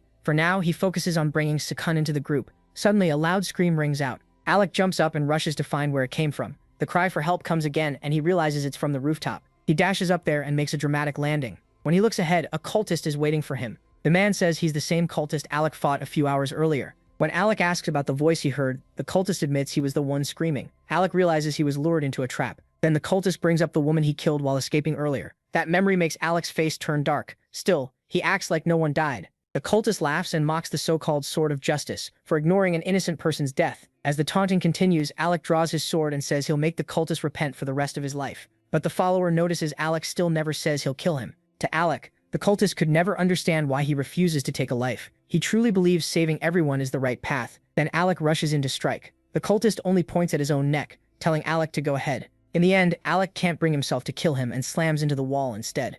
While trying to redirect his blow, he injures his arm. The cultist pretends Alec simply missed, then cocks back a heavy punch. The hit buries itself in Alec's stomach and sends him flying for being so naive. Before he can even hit the ground, more fireballs slam into him too. The whole rooftop erupts in flames, but Alec somehow survives. As he wonders how this enemy got so much stronger in less than a day, the cultist comes down at him with an axe. Alec raises his sword to block, but the weapon suddenly vanishes. Before Alec can adjust, the enemy smashes him across the face. Alec goes tumbling across the roof, clutching his bruised face. He starts to think this may not be the same cultist. Maybe it's someone else. Then he remembers that cultists can suddenly grow much stronger, and guesses his foe is actually a demon. The masked cultist says nothing, and just stares back. The fight keeps going, and every clash sends bright flashes across the rooftop. They move at incredible speed while Alec tries to overpower his enemy. He tells the demon to give up, but the cultist is already tired of this pointless fight. Just as he thought, Alec isn't fit to be a guardian. Earlier, before this fight, the cultist had been resting alone while planning another ambush on Alec.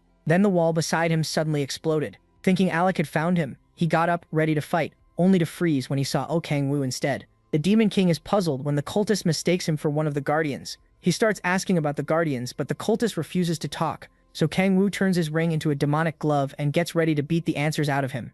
Kang-woo lunges forward and drives his hand straight through the man's chest. Even then, the cultist thinks the protagonist Kang-woo is stupid for stepping into his range. But when he tries to use his claws, his hands return to normal, and he feels his demonic power draining away. Looking down, he sees Kang-woo's claws sucking out that energy. Then Kang-woo asks if he's ready to talk. The cultist stays stubborn, so the Demon King jams a hand into his mouth and uses subordination on him. Even so, the cultist somehow resists. Left with no other choice, Kang-woo burns him from the inside with hellfire. Then he pulls his hand from the cultist's torn mouth. The man collapses, screaming in pain. At last, he agrees to talk. Kang-woo orders him to share everything he knows about the Guardians, but the cultist says Kang-woo should already know more. That only earns him another threat from the Demon King. The cultist finally says the group is called Guardian and has fewer than 10 members. He also reveals their leader is a woman whose power lets her locate guardians around the world. So that's how Alec found Kim Si-hoon. When Kang-woo asks about the rest, the cultist admits Alec is the only guardian he knows. After giving up that information, he begs to be spared. MC says he might return the man's life for something else. Trembling, the cultist looks up as Kang-woo asks what he can offer. Terrified, he decides to tell him everything he knows and starts spilling every detail while Kang-woo listens. After a while, Kang-woo says none of it is new, but thanks him anyway. The cultist asks if that means he'll be spared, only for Kang-woo to say there's no reason for that. As panic takes over, the cultist realizes this was the plan from the start. The last thing he sees is the Demon King burning him alive.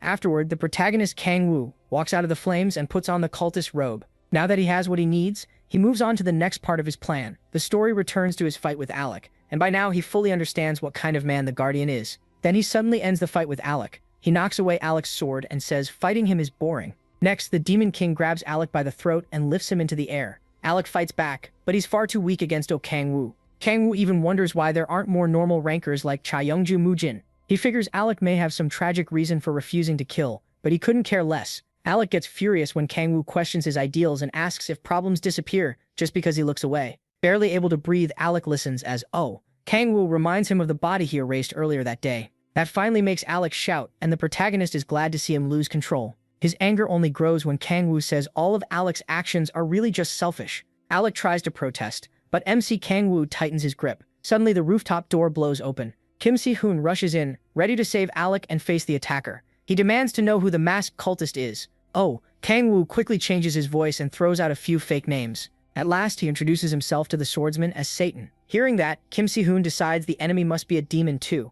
Kang-woo squeezes Alec's throat even harder and reminds the boy he has bigger problems right now. He watches Kim Si-hoon start to sweat, even as he tries to stay calm. The boy grips his sword and refuses to answer the Demon King's taunts. He remembers the call from Kang-woo, warning him that Alec was under attack by the demonic order. Kang-woo had pretended to be injured, then cut the call, leaving the swordsman in a panic. Kim Si-hoon doubts he can beat someone strong enough to crush even Alec. Still, he charges in to prove himself, and unleashes his dragon sword technique as he closes the distance, but the Demon King blocks it all with ease. Kim Si-hoon grits his teeth when the enemy mocks how weak he is, yet he pushes forward and starts another dragon sword skill. Before he can even finish saying its name, Kang-woo punches him and sends him crashing into the wall. A dark purple aura wraps around the Demon King's body, and he glares at the swordsman, wondering why the boy still can't feel the gap between them. But Kim Si-hoon refuses to quit and attacks again.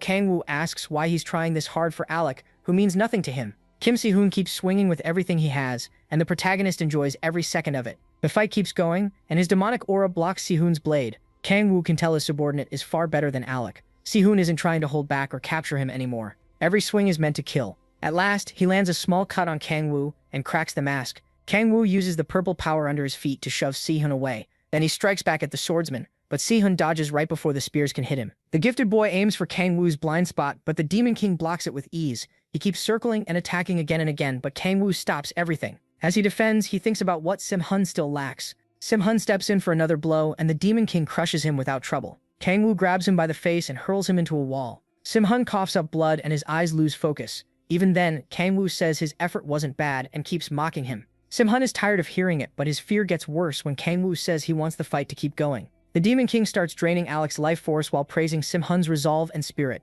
Alec barely whispers Simhun's name and tells him to run, then he's destroyed right in front of him. Watching that finally breaks something inside Simhun. His voice shakes as he charges at the one calling himself Satan, desperate to avenge his ally. He attacks with pure killing intent, but his body gives out and he drops to the floor. All he can do is grit his teeth and glare while Kang Wu tells him to keep struggling and remember him. As Simhun slips out of consciousness, Kang Wu tells him to use that anger and hatred to grow stronger. Once Simhun passes out, he removes the mask. Then he nearly throws up from how embarrassing his whole Satan act was. Still, he hopes this pushes Simhun past his limits and helps him grow. Ever since Young and Jae went to jail, Simhun hasn't had much driving him. At the same time, Kang Wu still doesn't know if the Guardians are friends or enemies. If the others are like Alec, he may have to kill them himself. While thinking about getting stronger, a system message appears. Because he killed a Guardian, his level cap is lifted and reset to 69. His level also jumps by 10, bringing him to his 7th awakening. Kang Wu realizes killing a Guardian is the key to removing the restriction, but the new cap at 69 shocks him. Normally the next one shouldn't come until level 89.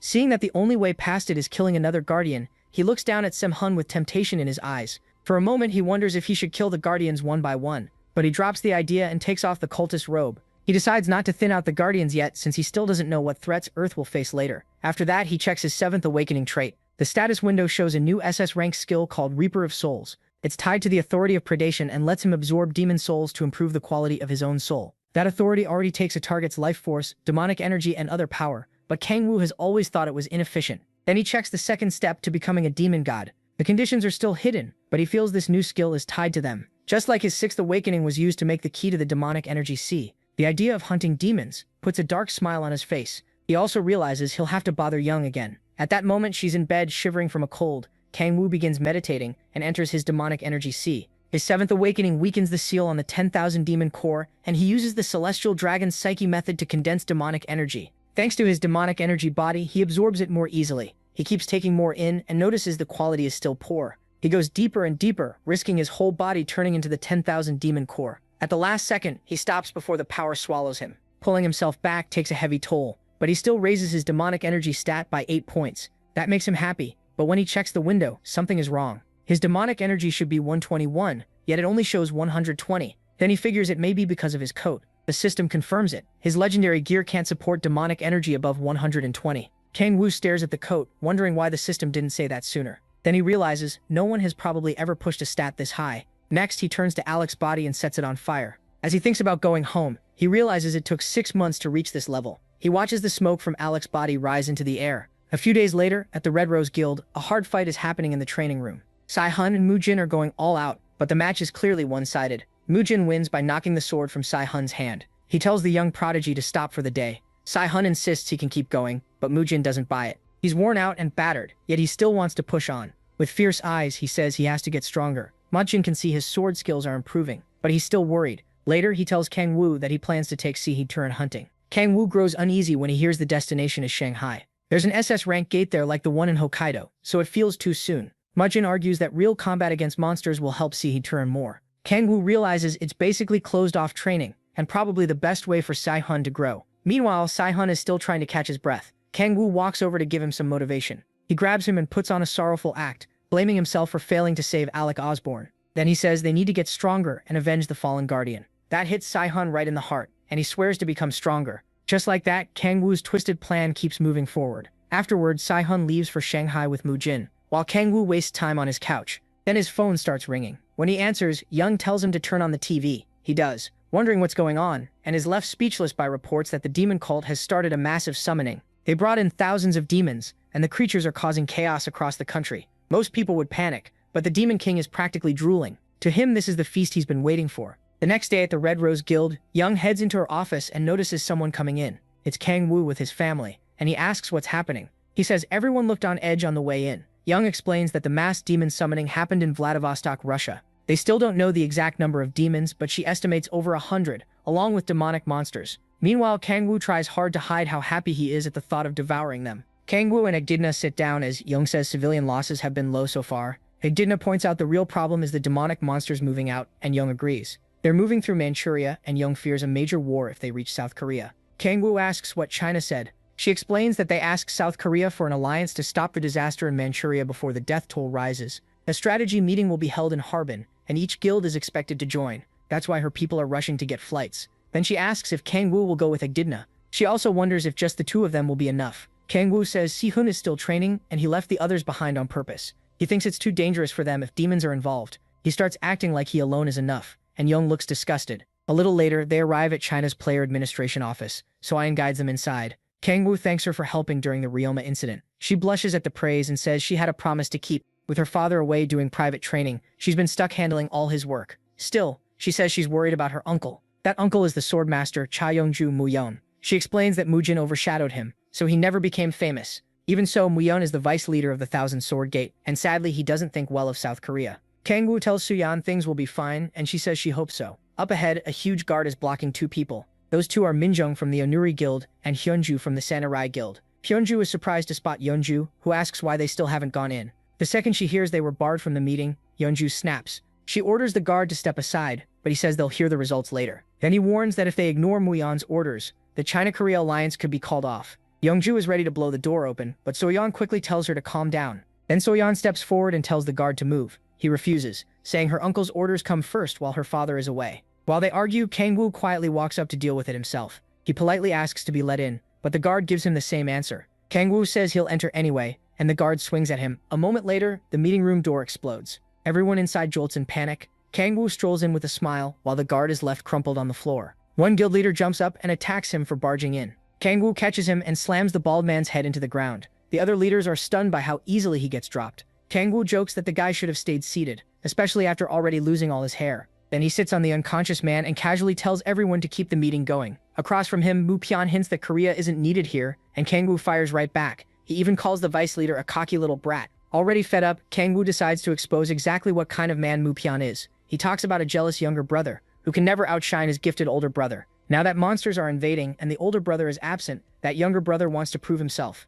As he says it, Kang Woo flicks a pen into the mat behind Mu Hyun, barely cutting his cheek. Then he adds that this little brother is pushing other forces to the back so they can't earn any credit. Kang Woo calls Mu Hyun a fool, trying to escape his brother's shadow. That hits Mu Hyun right where it hurts. He insists Kang Woo knows nothing, but Kang Woo says he had him figured out the moment he opened his mouth and people like him are boring. By then it's obvious the vice leader is furious and barely holding himself back. Kang Woo tells him to continue the meeting and stop wasting everyone's time. A little later, troops are gathered outside. Yeonju is about to speak to them, and Kang Woo wonders why she's so tense. She snaps that it's all because of him. Earlier, after he provoked Mu Hyun, the vice leader lunged at him, swearing to shut him up for good. He tried to kill Kang Woo, but before his sword landed, Kang Woo threw a pen into his face and sent him crashing across the table. Since working together was clearly impossible, Kang Woo said both sides should fight separately and go their own way. Mu Hyun ended up unconscious on the floor, unable to argue back. Yeonju complains because she thinks he should have finished what he started. Now she's stuck leading a huge force and doesn't know how to handle it. Meanwhile, Minjung is trying to lift his guild's spirits, while Hyunju is already tired of Yunju's complaining. Even the Hwarang squad leader is sick of hearing them bicker like siblings. Kang Woo tells Yunju he has something else to do, and she asks what could matter more than this. He just says it's a secret, hiding that he really wants to devour demons. Then they all stop when someone shouts that the demons are here. A massive wave of monsters is charging straight at them. Hundreds of crazed beasts rush forward, ready to tear through everything. Their numbers shake the players, and no one knows what to do. Luckily, Yeonju takes control fast and snaps them out of it. She reminds them they can beat these monsters. She orders the mages to ready their spells while the tanks brace for the charge. But her directions get too complicated, and the players start losing focus again. Embarrassed, she falters, but Kang Woo cheers her on. Even so, she admits leading like this isn't her thing, and hands command over to Hyunjae. Once that weight is off her shoulders, Yeonju gives the players one more message. Don't overthink this fight. Just treat it like a chance to earn as much experience as possible. That fires everyone up, and the panic disappears. In the end, Hyunjae doesn't even need to say anything. A few words from Yeonju were enough to rally them. She draws her blood chains and tells everyone to remember 3 things. First, no one gets hurt. Second, no one dies. And third, every bit of experience belongs to her. With that, they charge the monsters. Just as both sides are about to collide, a mark appears in a giant demon's eyes, letting a cultist watch through it. The one behind all this is finally revealed, the Apostle of Evil, Anton Sidorovich. Anton says the weakening Gaia system has made demons stronger. While he thinks a demon walks up to him, and Anton tells him it still isn't time to show himself. That demon is from the 5th hell, Utar. He says his followers want to fight and hates hiding, wanting to prove humans are no threat. Anton tells him to wait.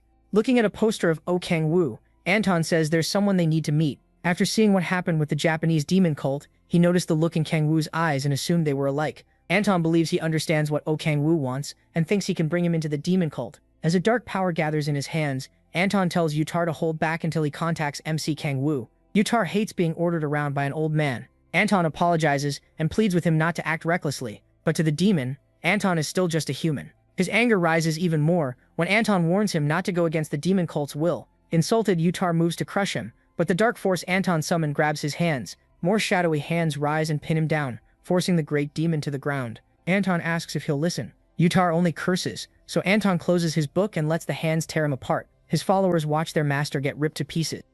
They turn to the old man in fear, and he tells them to listen carefully. Back on the battlefield, the demon assault keeps coming. Yeonju cuts through them with ease and keeps pressing forward with her blood chains. One demon tries to attack her from behind, but Baekwai Yong slices it down and saves her. She says she and Hyunmo came to help, so Yeonju shouldn't be too upset. Hyunmo is worried because the demon horde seems endless. Baekwai Yong says this would be easier with Oh Kang-woo, but Yeonju refuses to admit she needs his help. Still, he is already there, just invisible to everyone else. He can tell the players are holding up well. Sigola and the Samurai Guild are giving solid support, and the others are managing the demonic monsters well enough. Kang-woo thinks they'll win at this rate, but one thing bothers him. The hundreds of demons they reported still haven't shown up. He wonders what they're after and why they're still hiding. Then something catches his eye. He calls Echidna and tells her to guard Sigola with the Samurai Guild. The little girl promises no one will touch her master's babe. Kang-woo says his plans have changed when a burst of demonic energy erupts from the ground. A hand rises up and writes a message. Someone wants to speak with Oh Kang-woo. That excites him. He thinks his feast invitation has finally arrived. Anton confirms that the protagonist saw the message and tells the demon beside him not to worry. They'll likely meet him after the battle. The demon gets angry, not wanting to sit around and wait. Anton glares at him and makes it clear who's in charge. The frightened demon hurriedly apologizes. Anton forgives him, then asks if any other demon wants to step up. None of them do. With the demons under control, Anton thinks about the best way to draw Oh Kang-woo out. He decides kidnapping Skyella would work best if only he knew how badly that choice would backfire. For now, he decides to end things here, but then he notices something troubling. Looking into the distance, he sees Oh Kang-woo coming straight toward him. When the Demon King lands, Anton thinks he can kill him if he rejects the offer. Brushing off the dust, Anton asks if MC speaks Russian. Kang-woo has no trouble understanding him, but first he looks over the lower-ranked demons. Most are from the 5th Hell, while the stronger ones are from the 6th. After confirming none of them recognize him, he asks Anton what he wants. Anton starts talking about the privileges of being that talk about demon perks catches O's attention. Anton says humans die, but demons don't. The old man keeps pushing, saying demons don't need food or water and aren't limited by age. He tells him to stop dragging it out and get to the point. Anton finally says the demon cult can turn humans into demons, and he offers the protagonist eternal life. Like a fool, he tries tempting the Demon King with immortality, saying he'd never have to decay like a human. Then he holds out his hand and asks Oh to join the cult. Anton says he understands people like MC and claims he's the only one who can. That's when he finally loses it. He bursts out laughing at the old man and his pathetic offer. The other demons are stunned as the protagonist openly insults Anton and mocks everything he said. Anton is left speechless when he sees Oh laughing at him. Once he's had his fun, MC's face turns cold. He tells Anton not to pretend he knows him because he has no idea who he's dealing with. Then he releases his power, and the ground beneath him starts breaking apart. The demons try to flee as the earth splits open, but they only end up dropping into the cracks below. As huge pillars rise from the ground, terror spreads through the demons, and Anton too. Shaken, the old man can't understand what's happening. Young and the others feel the battlefield quake hard, and they're shocked too. When she notices the eerie structure Oh made, her frustration only grows. Even so, she's worried about the protagonist and hopes he's safe. Anton watches MC turn the area into something like hell, then stares in disbelief and asks if this is really the power of a mere human.